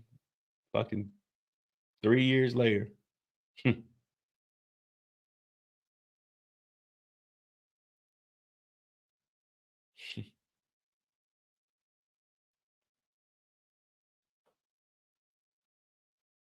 Nah, I ain't about to be crying, man. I ain't no bitch ass nigga, man. I ain't about to shed no tears. Damn. Sometimes I do think about like not being in the States and missing out on like all the stuff. My brother just got married. It was a, you know, saying short notice marriage. My nephew's getting married. My nephew's about to have another baby, so I'm about to have 2 great nephews. I do think about like me missing out on stuff like that.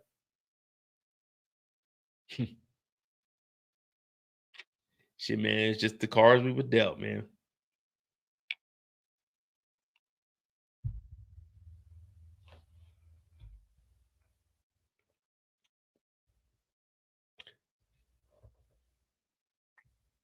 Yeah, shit real. Let me see. I'm gonna show y'all something. This is one of the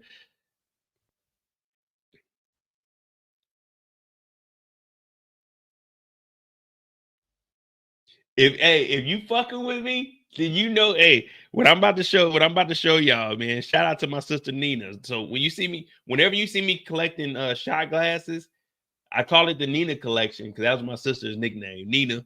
But she always wanted shot glasses. When I used to be on the road in the States, and then when I came over here the first time, I didn't really travel as much as I should have. But I got her a couple of like shot glasses from like the different states that I've been to. Her dream was always to like get an RV and just drive around the United States. I got married in Boston. She drove an RV from Kansas City, Missouri, all the way up to Boston, man. My sister wasn't no joke, man. She'd be on the road. I told you, my sister's the one that saved my life. Man, I was beefing with niggas in Kansas City. She's the one that she moved to Atlanta, and she was the one that was like, hey, move down to Atlanta. And I moved me and my brother moved to the floor up under her. My sister saved my life, man. I probably on some real shit. If it wasn't for my sister, niggas probably would have killed me in Kansas City. Like I was in some shit. Niggas would have probably killed me, bro. Like if I would have stayed in Kansas City so I joined the military in 11. I moved in 9. Man, I probably would have been dead around 9, 10, to be honest with you. I was into some wild shit when I was in Kansas City. But my sister, when she moved, she was like, man, y'all should come down here. And then sure enough, like a lot of people look at me getting laid off in 09 as like a bad thing, but that shit saved my life. I got laid off in 09 and I moved to I moved to Georgia right after that. So my sister really did save my life because shit, I had my car shot up twice. Shit, I probably in like 3 fights. Niggas went to my mom's house. Shit, I got jumped one time. Like I still got a bruise on my back from that. I told y'all the dude that I fought, I whooped on him. He ended up getting killed because he was slanging for this other guy. He got out of jail, but he didn't pay up. So they went and they kicked in his door, shot his baby mama, and then unalived the guy that I got into it with. This guy's the one that showed up to my mama's house. So I was into a lot of shit, man. My sisters really saved my life. Like, so, I mean, I don't know, man. You know, like I don't know, man. It's some wild shit, man. I can't explain the shit, man. But that's why I always show y'all this. Well, you probably can't see it no more, though. But from here to here, and I got stabbed up in 2006.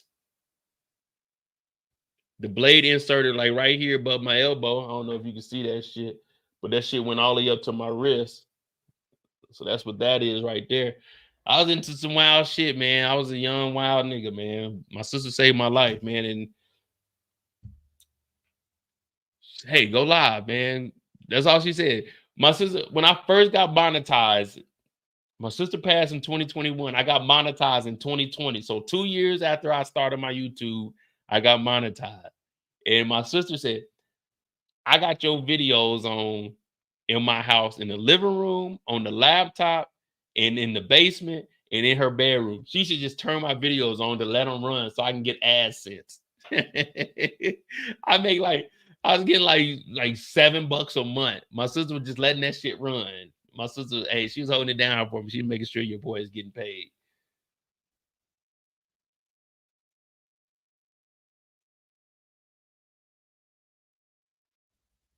Yeah, hey Marcus, we had like 220 people in here tonight. Yeah, for the first 3 hours, we probably had like I think the most we had, let me go see. Yeah, the most we had was 219. No, not 219. The most we had tonight was 217. We had 217 people in here tonight. But yeah, man, that's my sister, man. Like, and then I'm just close with all my family because shit. Well, y'all always hear me calling my sister Sharice. Sharice was out here with me too. But let me show y'all something real quick. You know what I'm saying? This is one of the last pictures.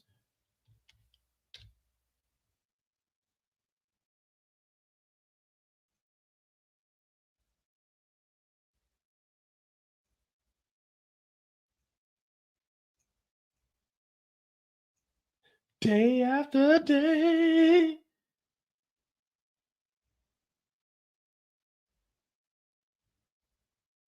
I'm about to show y'all the realest motherfucker ever, man. I'm about to show y'all the realest motherfucker ever. You know what I'm saying?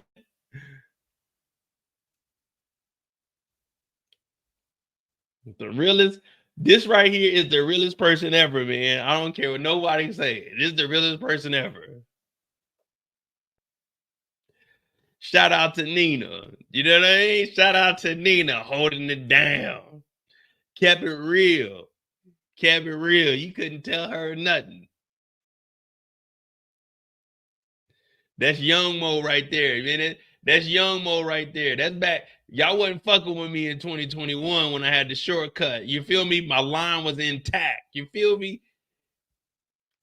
Then we got my little brother over here. We got my sister holding it down, nigga. Gang, gang.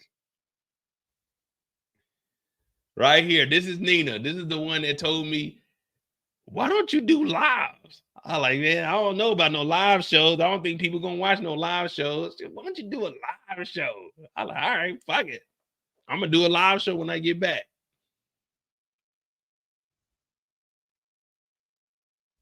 And ever since then, we've been doing live shows. I told you we started with like a little 30-minute. I was a little nervous, like, damn, man, I don't know if I'm gonna be able to entertain for no 30 minutes, and then we did it like hour. And then one live we had like 100 people. I said, damn, we got 100 people. And then I did one live, it was like 957 people in there. I said, what the fuck is going on here? And guess what? It was a Power Book 2 episode. But yeah, that's my sister, man. This is 2 weeks before she passed.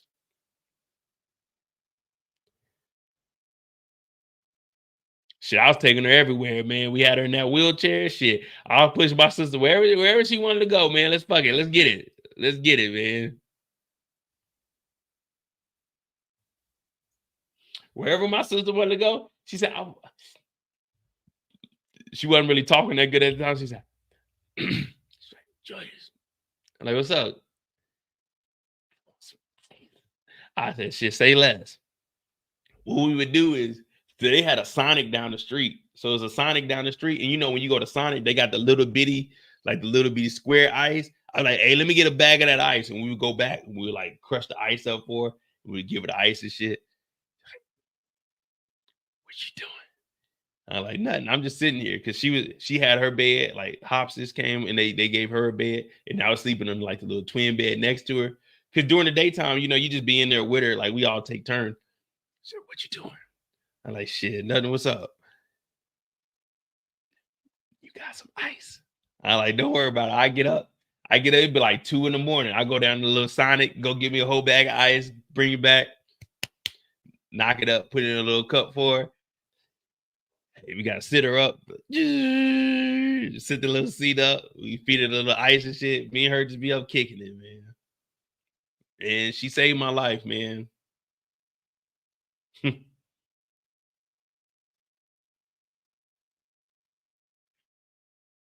Yeah, I mean, that's just how we talk. Like I call her dude, but yeah, her name is Tanika, but we called her Nina. She saved my life, man. Like no matter whatever she needed. So my nephew that's getting married, and my great nephew, that's her youngest son, and then my nephew that came out here for his birthday in July, where we went to Ibiza, that's her oldest son. Like. So me and Tanika, before my mom married my dad, me, Tanika, and my mom, we lived in the hood. So we lived, I'm gonna show you. As a matter of fact, we got some free time. So me, my sister, and my mom, we lived in the hood.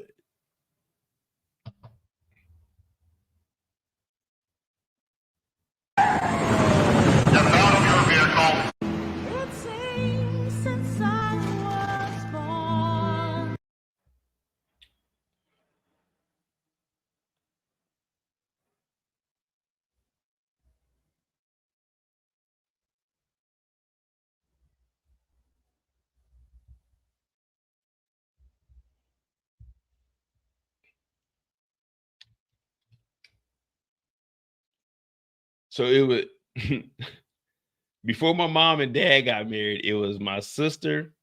She used to watch me. My mom used to work double shifts, and then it was me. We lived in the hood. So niggas broke into the house. They stole our TV. Them niggas stole my fucking baby crib.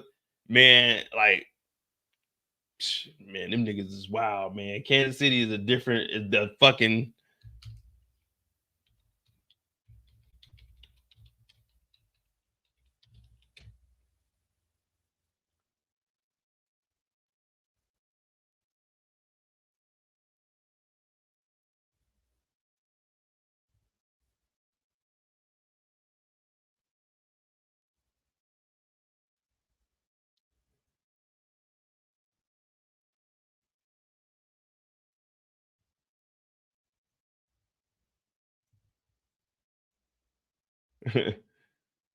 Yeah, they stole my baby crib. They stole my mama's TV. Well, we only had one TV. I can't say, well, it was my mama's TV, but it was just the TV in the living room. It was a TV in the living room, my crib, the microwave.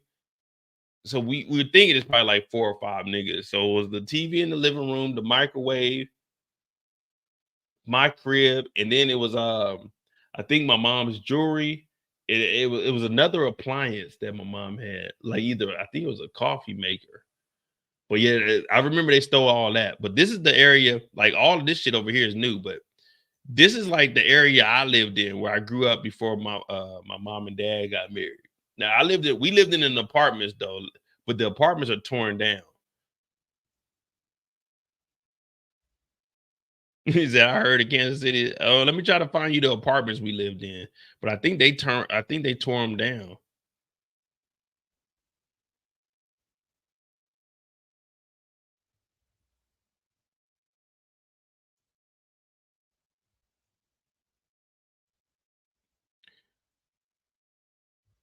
Yeah, they tore like, believe it or not, Kansas City is a wild place to live in. 21st.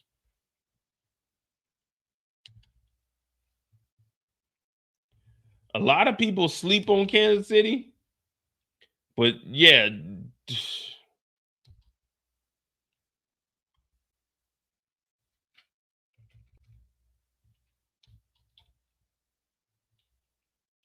Damn, I can't. Oh, I got that damn pen.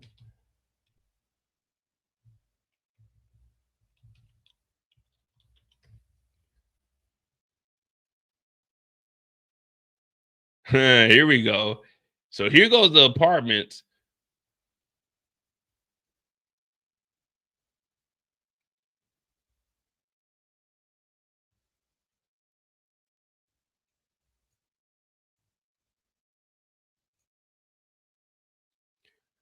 '21st. So when I grew up, this is where I grew up at over here before my mom and dad, before I moved out, like out south to the house where I told y'all we got to clean up on Saturdays. This is where we lived at in these apartments over here. My mom, my sister, and me. So this is where niggas broke in our shit at over here. They stole the TV, the crib, the microwave. I think it was the coffee maker and the jewelry.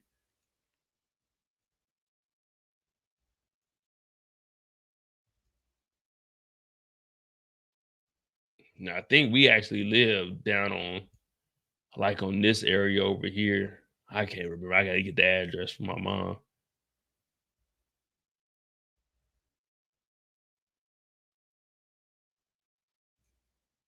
Can I play the clip of Monet getting shot with the Set It Off song? Hey, you got to give me a minute. You got to give me a minute to like edit that though, because that's me trying to control 2 copyrights at the same time. I might be able to screen record. Well, yeah, I probably could screen record. I'd have to put that together, Mozzie. I can't.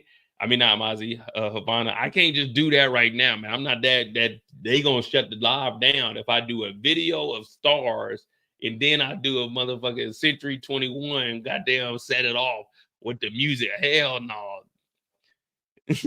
They gonna shut the whole live down, man. We done made it to 5 hours. Nah, I can't do that. Maybe on Sunday. I think we're gonna do a Monet live on Sunday. I would love to do that. You know what I'm saying? Do it in slow mo. I don't know if I don't think I have Monet in slow mo. Let me see. I'm sure there's somebody on Instagram that's done it. All right, give me one sec. Let me I'm gonna have to change the screen real quick. Put it on here. Let me see if I can do. Excuse me. Give me a second. All right, hold on.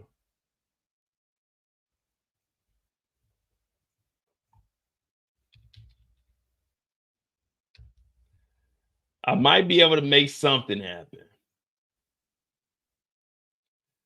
Let me see. I'm gonna have to line it up, so I'm gonna have to play it before we get it, so I can get the day after day part.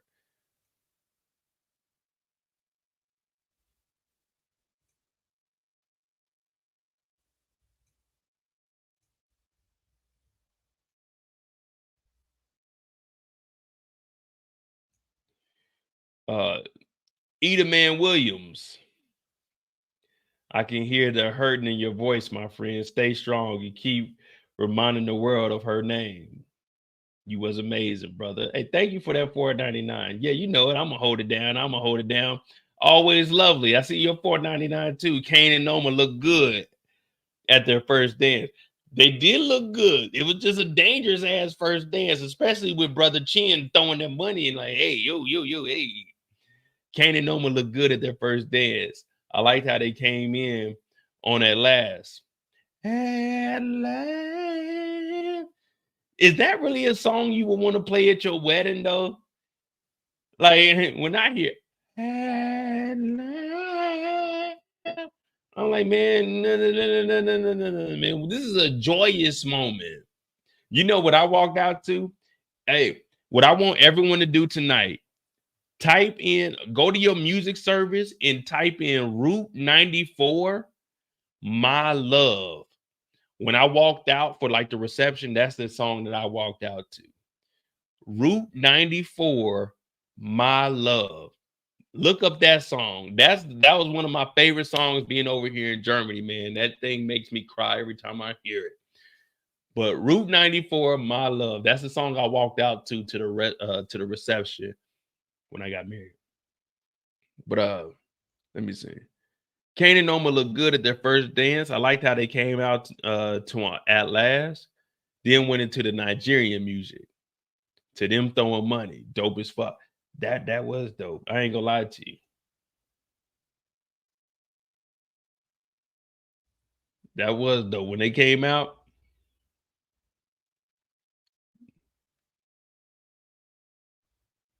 Let me see something. All right, here we go. We about to get it aligned. We're gonna see if we can get this matched up or not. Biggest. When I say the biggest, I mean the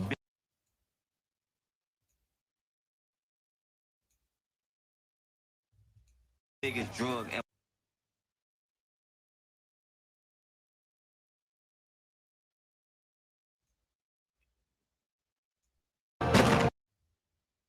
We still don't trust you.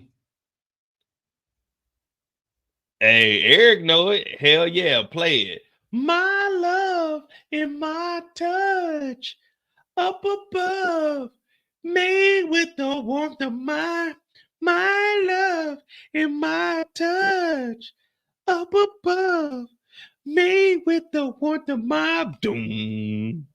Doom, doom, doom, doom, doom, doom, doom, doom. Hell yeah. That was my shit right there.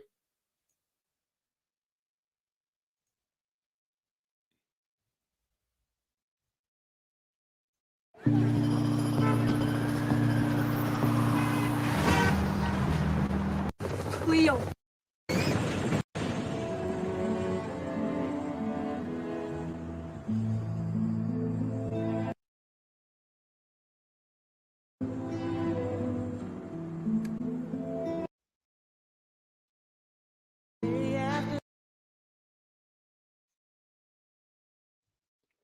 All right.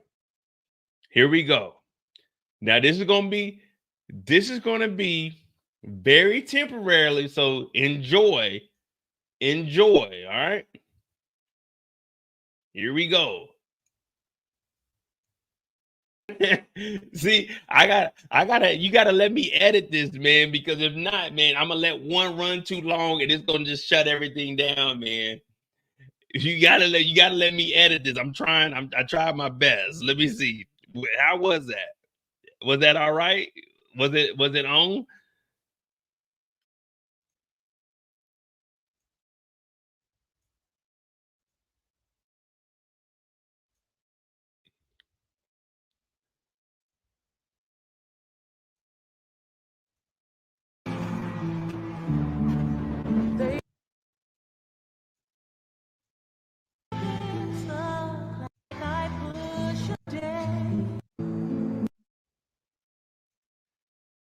Baby said, all right, here we go. We're gonna try one more time and let me edit this shit. Like, let me put together a video for y'all where I know, like, okay, I uploaded it, it ain't getting hit. So do it when she catching bullets. All right, hold on. All right, here we go. We might be on to something. What about that, man? That's the best as I can get it, man. I'm not doing no more, man. Y'all know, hell no, y'all not getting me, man. We got 5 hours.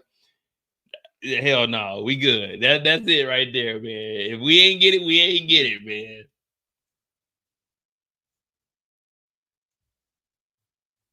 Ma!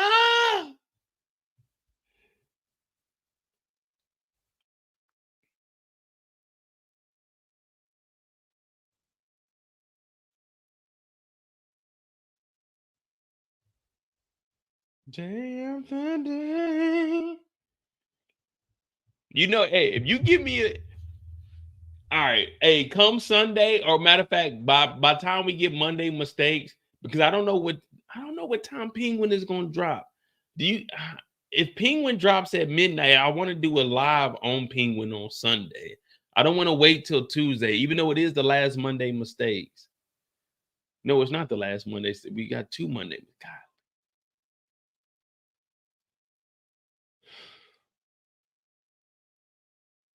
Fuck it. We'll just have to talk about that moment. I can't believe people were really crying when Monet got popped, man. I mean, it was like, for me, seeing it, I was like, I ain't gonna lie to you. For me, seeing Monet get hit, like I was kind of, I know it sounds bad.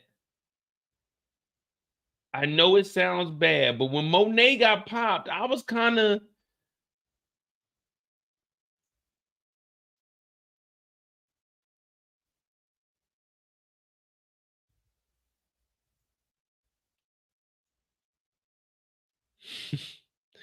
you know what I mean? When Monet got popped, I was kind of, y'all, hey, y'all feeling where I'm coming from, right?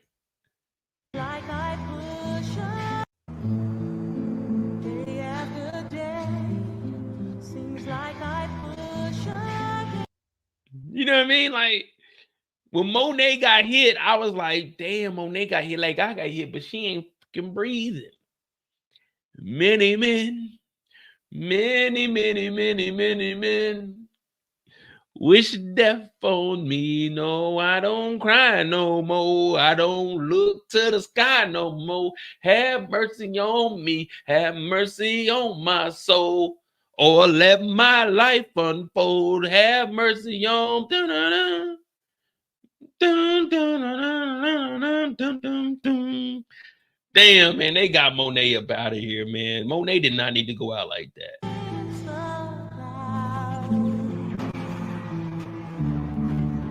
They just keep laughing.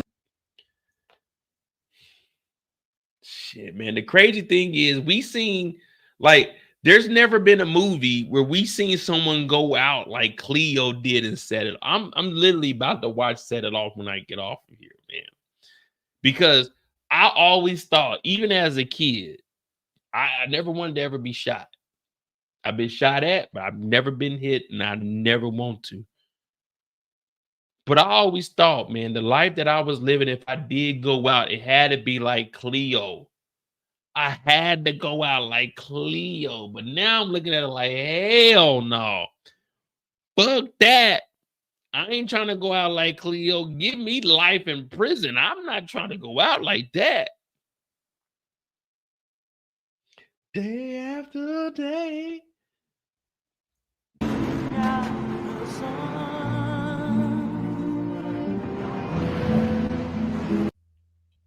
And the crazy thing is, Monet, I mean not Monet, fucking Cleo, when Cleo went out, she had a cigarette in her mouth. She talking about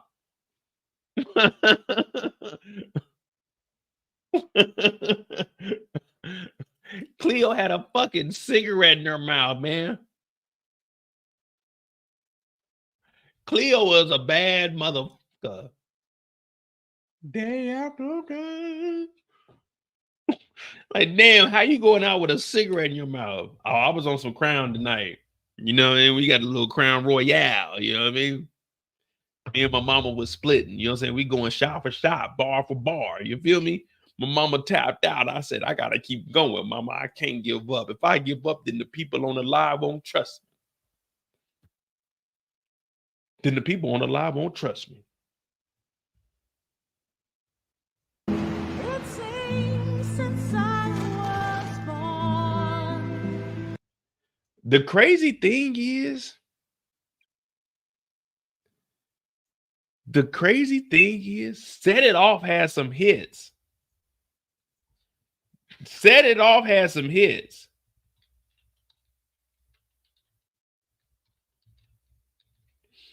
Like, they got some iconic songs.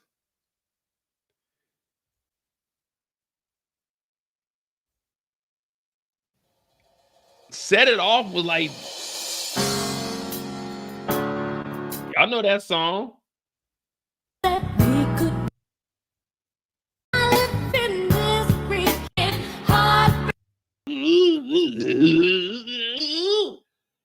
Hey, Set It Off has some fucking hits. Now, we were kids and we were listening to this shit. Man, they don't make movies like that no more. Now they got movies with The Rock in it. Like, nigga, they was making some movies when we was kids. I didn't even know what there'll be some love making, show sinking. I didn't even know what that meant. Like, what the hell is what the hell is soul shaking? I'm like, what the hell would they mean? What they mean? There'll be some love making. I said, damn, this mother, what's it gonna be? Cause I can't pretend. Oh no, don't you wanna be more than?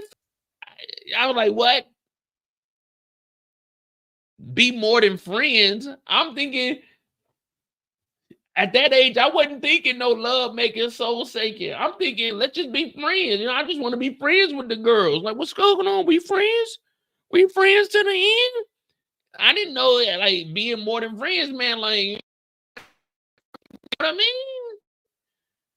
This is 1996. I'm 11 years old. I ain't know what being more than friends was. Hell, I wasn't getting cut until 99. 4 years after this, I ain't even know what they were singing about, but I was like, damn, this gonna be some love making, some soul shaking. I said, what the hell is soul shaking? Like, how do you shake a nigga's soul? I'm thinking, like, what, are you talking to Satan? Is Satan shaking the soul? How you shaking a nigga's soul?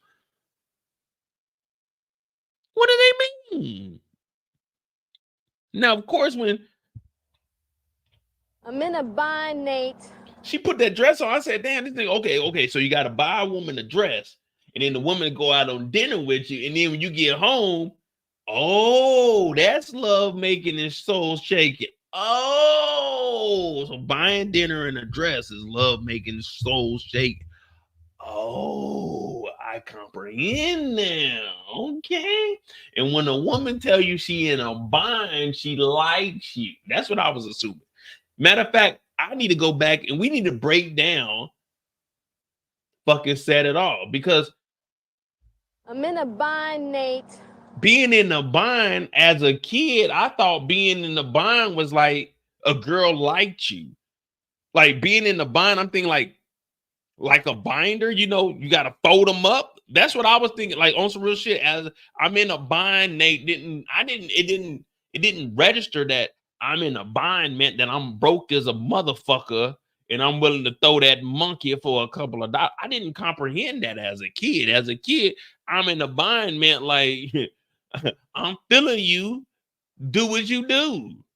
You know what I'm saying? I'm in a bind, like fold me up. Like, okay, a binder. You know, I was thinking bind, like I'm in a bind, I'm in a binder. That's literally what I was thinking as a kid. Like, I'm in a bind, Nate. She's in a binder? Like, is that short for binder? I'm going to school, the teacher talking about, do you got your binder? Oh, I got the bind. Yeah, you in a bind? You in a bind? What you good? You in a bind? I got a binder. You in a bind?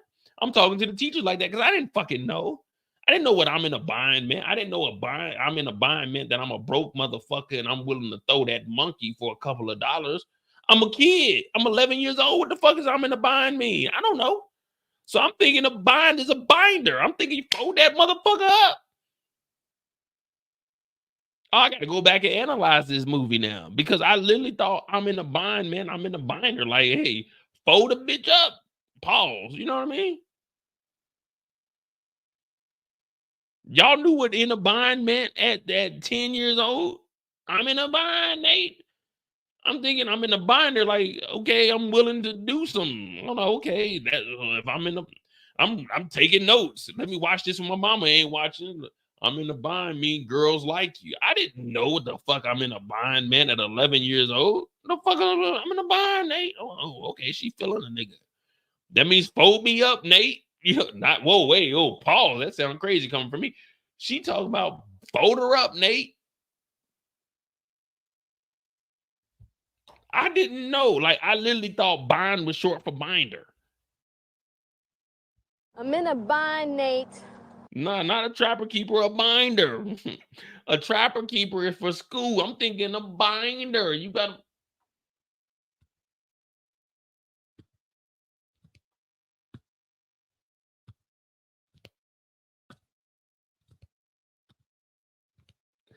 I didn't know. See, even Kendall said I didn't know. Not at all. I didn't know what a bind meant. I didn't know. I'm in a bind, Nate. What's it gonna be?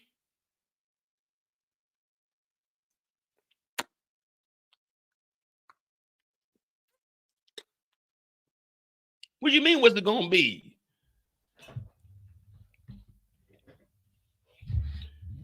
Did you need the paper out the binder, or what you do? What kind of bind you in?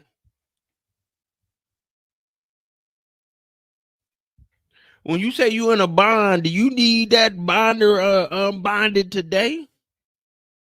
Like, what kind of bind is you in? How serious is this bind that you in? Is it a tight bind or is it a loose bind? Because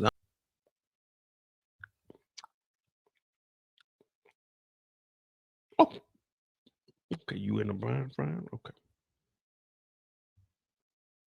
I think I can handle that. I think I can handle that. Come on over here. What you say your name was, Stony? What's your real name? Stony?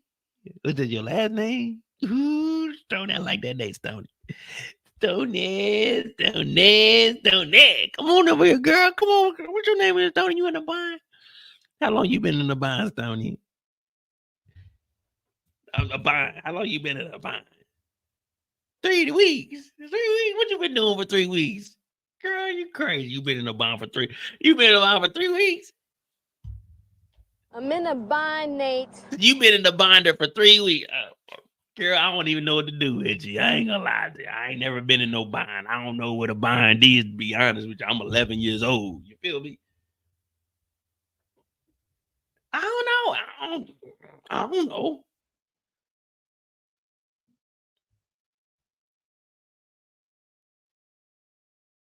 What you mean? What's it going to be? Because I can pretend. When they said, "What's it going to be?" Because I can pretend. What's it going to be? Because I can pretend. Don't you want to be more than friends? How about we pretend to be more than friends? When they said they would, what's it going to be? Because I can pretend. Does that mean what are we pretending on? Like, someone break this down to me as an adult, because now I'm looking at it like, okay. I understand. I didn't know what a bind was as a child, but now I'm trying to comprehend on what's it going to be, because I can pretend. Can we pretend? I'm trying to do some other. I'm trying to pin a trait. I'm not trying to pretend. Like, so wait. What do you mean we could pretend? Like, we could pretend that we're gonna do this, or are we really gonna do this? What are we pretending? Like, I'm an adult. I don't want to pretend anything. Like, I need to know specifically what we're about to get into. I don't want to pretend what we're gonna be. This is what it is. I don't pretend. That's what I want to hear. This is what it is. I don't pretend. I don't want to hear what's it going to be, because I can pretend. Listen. Niggas is getting locked up off of shit. I'm not trying to pretend nothing. I need to know definitively what is your answer. Like, we good or we pretending? Because if we pretending, I'm going home. I'm going to pretend this shit never happened, and I'm going to go back to the crib. You feel me? So what is it? This some real deal shit, or are you still pretending? Because this is 2024. We ain't got time to be pretending. Pretending is a potential lawsuit. I'm not going to jail for no bullshit.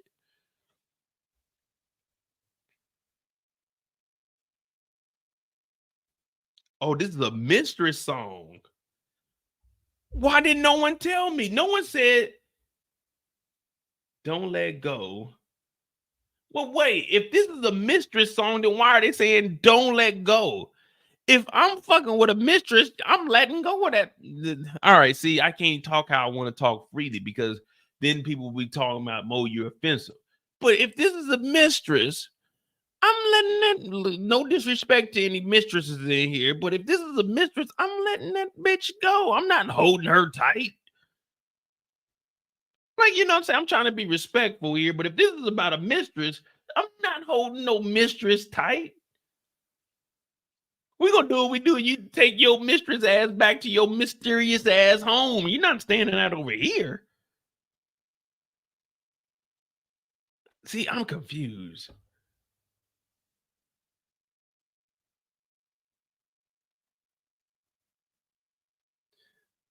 See, now I can't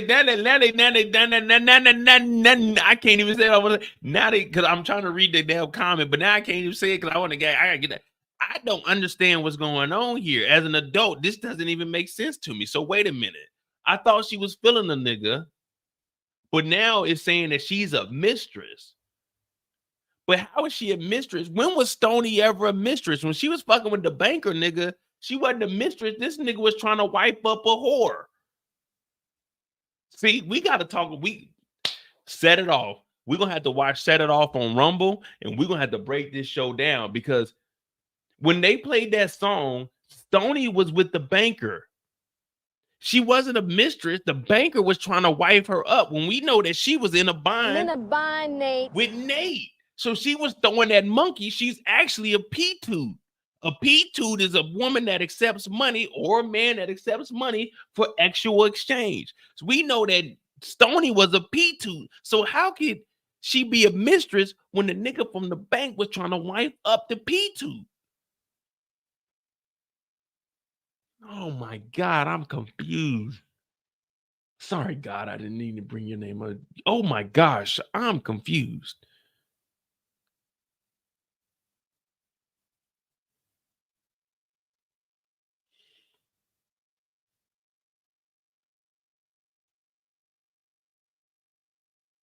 So she don't want to be the side chick no more. Man, how the hell did we get on this? Oh, man, I'm getting off of here, man. It's 3 o'clock in the morning, man. Y'all done got me talking about some bullshit. Y'all done got me talking about some bullshit. It is 3 in the freaking morning, and we talking about, man, I'm done, man. Y'all, hey, y'all get y'all some sleep, man. Y'all niggas is something different, man. Now, let me tell you something. Let me tell y'all something before I get up out of here. Because y'all acting a damn fool. Hit that like button, hit that subscribe button. My name is Monet. We had us a nice little night. We're going to have to watch Set It Off. I'm getting into, it's 3 o'clock. I'm not even going to watch Set It Off tonight. I probably ain't going to watch that shit till like Wednesday or Thursday, if I even remember to do it. Y'all done got me going down goddamn songs trying to figure out if it was a mistress, if they was in a bond. I'm fucking confused, man. I can't keep doing this shit every night. I'm getting too old. I'm getting too sleepy. My motherfucker. I done lost the blood circulation in my leg. My right leg then went to sleep. So when I get up, I'm gonna have to be standing hunched over like, God damn, come on, leg. Get that blood down there. Get the circulating. Because my motherfucking hip then froze up on me right now. I ain't gonna lie to you. That's why you see me been leaning over like this. Because that right side is fucking hurting. Like, God damn. Look what y'all done did to me, man. I'm in a bind, Nate. Y'all done got me screwed up. Nah, don't y'all blame this shit on me. Don't y'all blame this shit on me, man. I was talking about goddamn power. Fucking at 4:57. It is 6:03. That means an hour has freaking passed, and y'all been bullshitting me. Talking about Mo. Line up Monet getting shot with day after day. Mo, play the classic. I'm like, wait a minute, guys. Let's talk about power. I done line this shit up, man. Y'all done got me up for a fucking 6-hour live where I'm supposed to do a 4-hour live. You niggas is gonna pay for this one. Oh, y'all gonna pay for it. Y'all might not see me going live till Wednesday. I gotta recover today. You know what I mean? And then they talking about hold me tight and don't. That's a mistress song, but then it ain't a mistress song because she's trying to be next to it. And I'm like, what the fuck is going on, man? I was a kid, man. I was a kid, man. I don't understand this shit. I still don't comprehend as an adult. I got a thing of Crown I gotta finish. Well, I just gotta, it's just a swig now.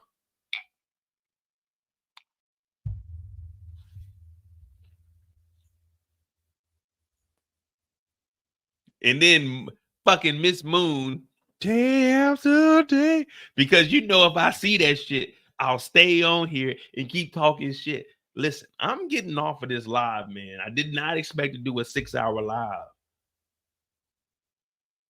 Sandra said, I got off track pretending to be Carter. No, I was telling the story of Carter, man. And then every time I owe y'all a couple of lives, hey, man. Hey, look, man. I'm doing the best I freaking can, man. I did 2 back-to-back fucking 5-hour lives, man, on the Mo You Know. I'm trying, guys. I'm trying, all right? I'm trying. That's all you can ask from me. I'm trying. I did 3-hour live on the Mo You Know on Wednesday. Thursday night, I did a freaking 3-hour live. And then I did a 2-hour. Man, guys, I'm working. I'm trying. I'm trying to get you guys the information. It's a lot of shit going on. I know. People hitting me up. Hey, Mo, you got to. I'm trying, guys. But right now, it's just me, okay? It's just me. Sometimes I get, well, actually tonight, I'm actually sober. To be honest with you, everything I've been saying to you guys, I've been 100% sober. Let me go ahead and break this down to you guys real quick.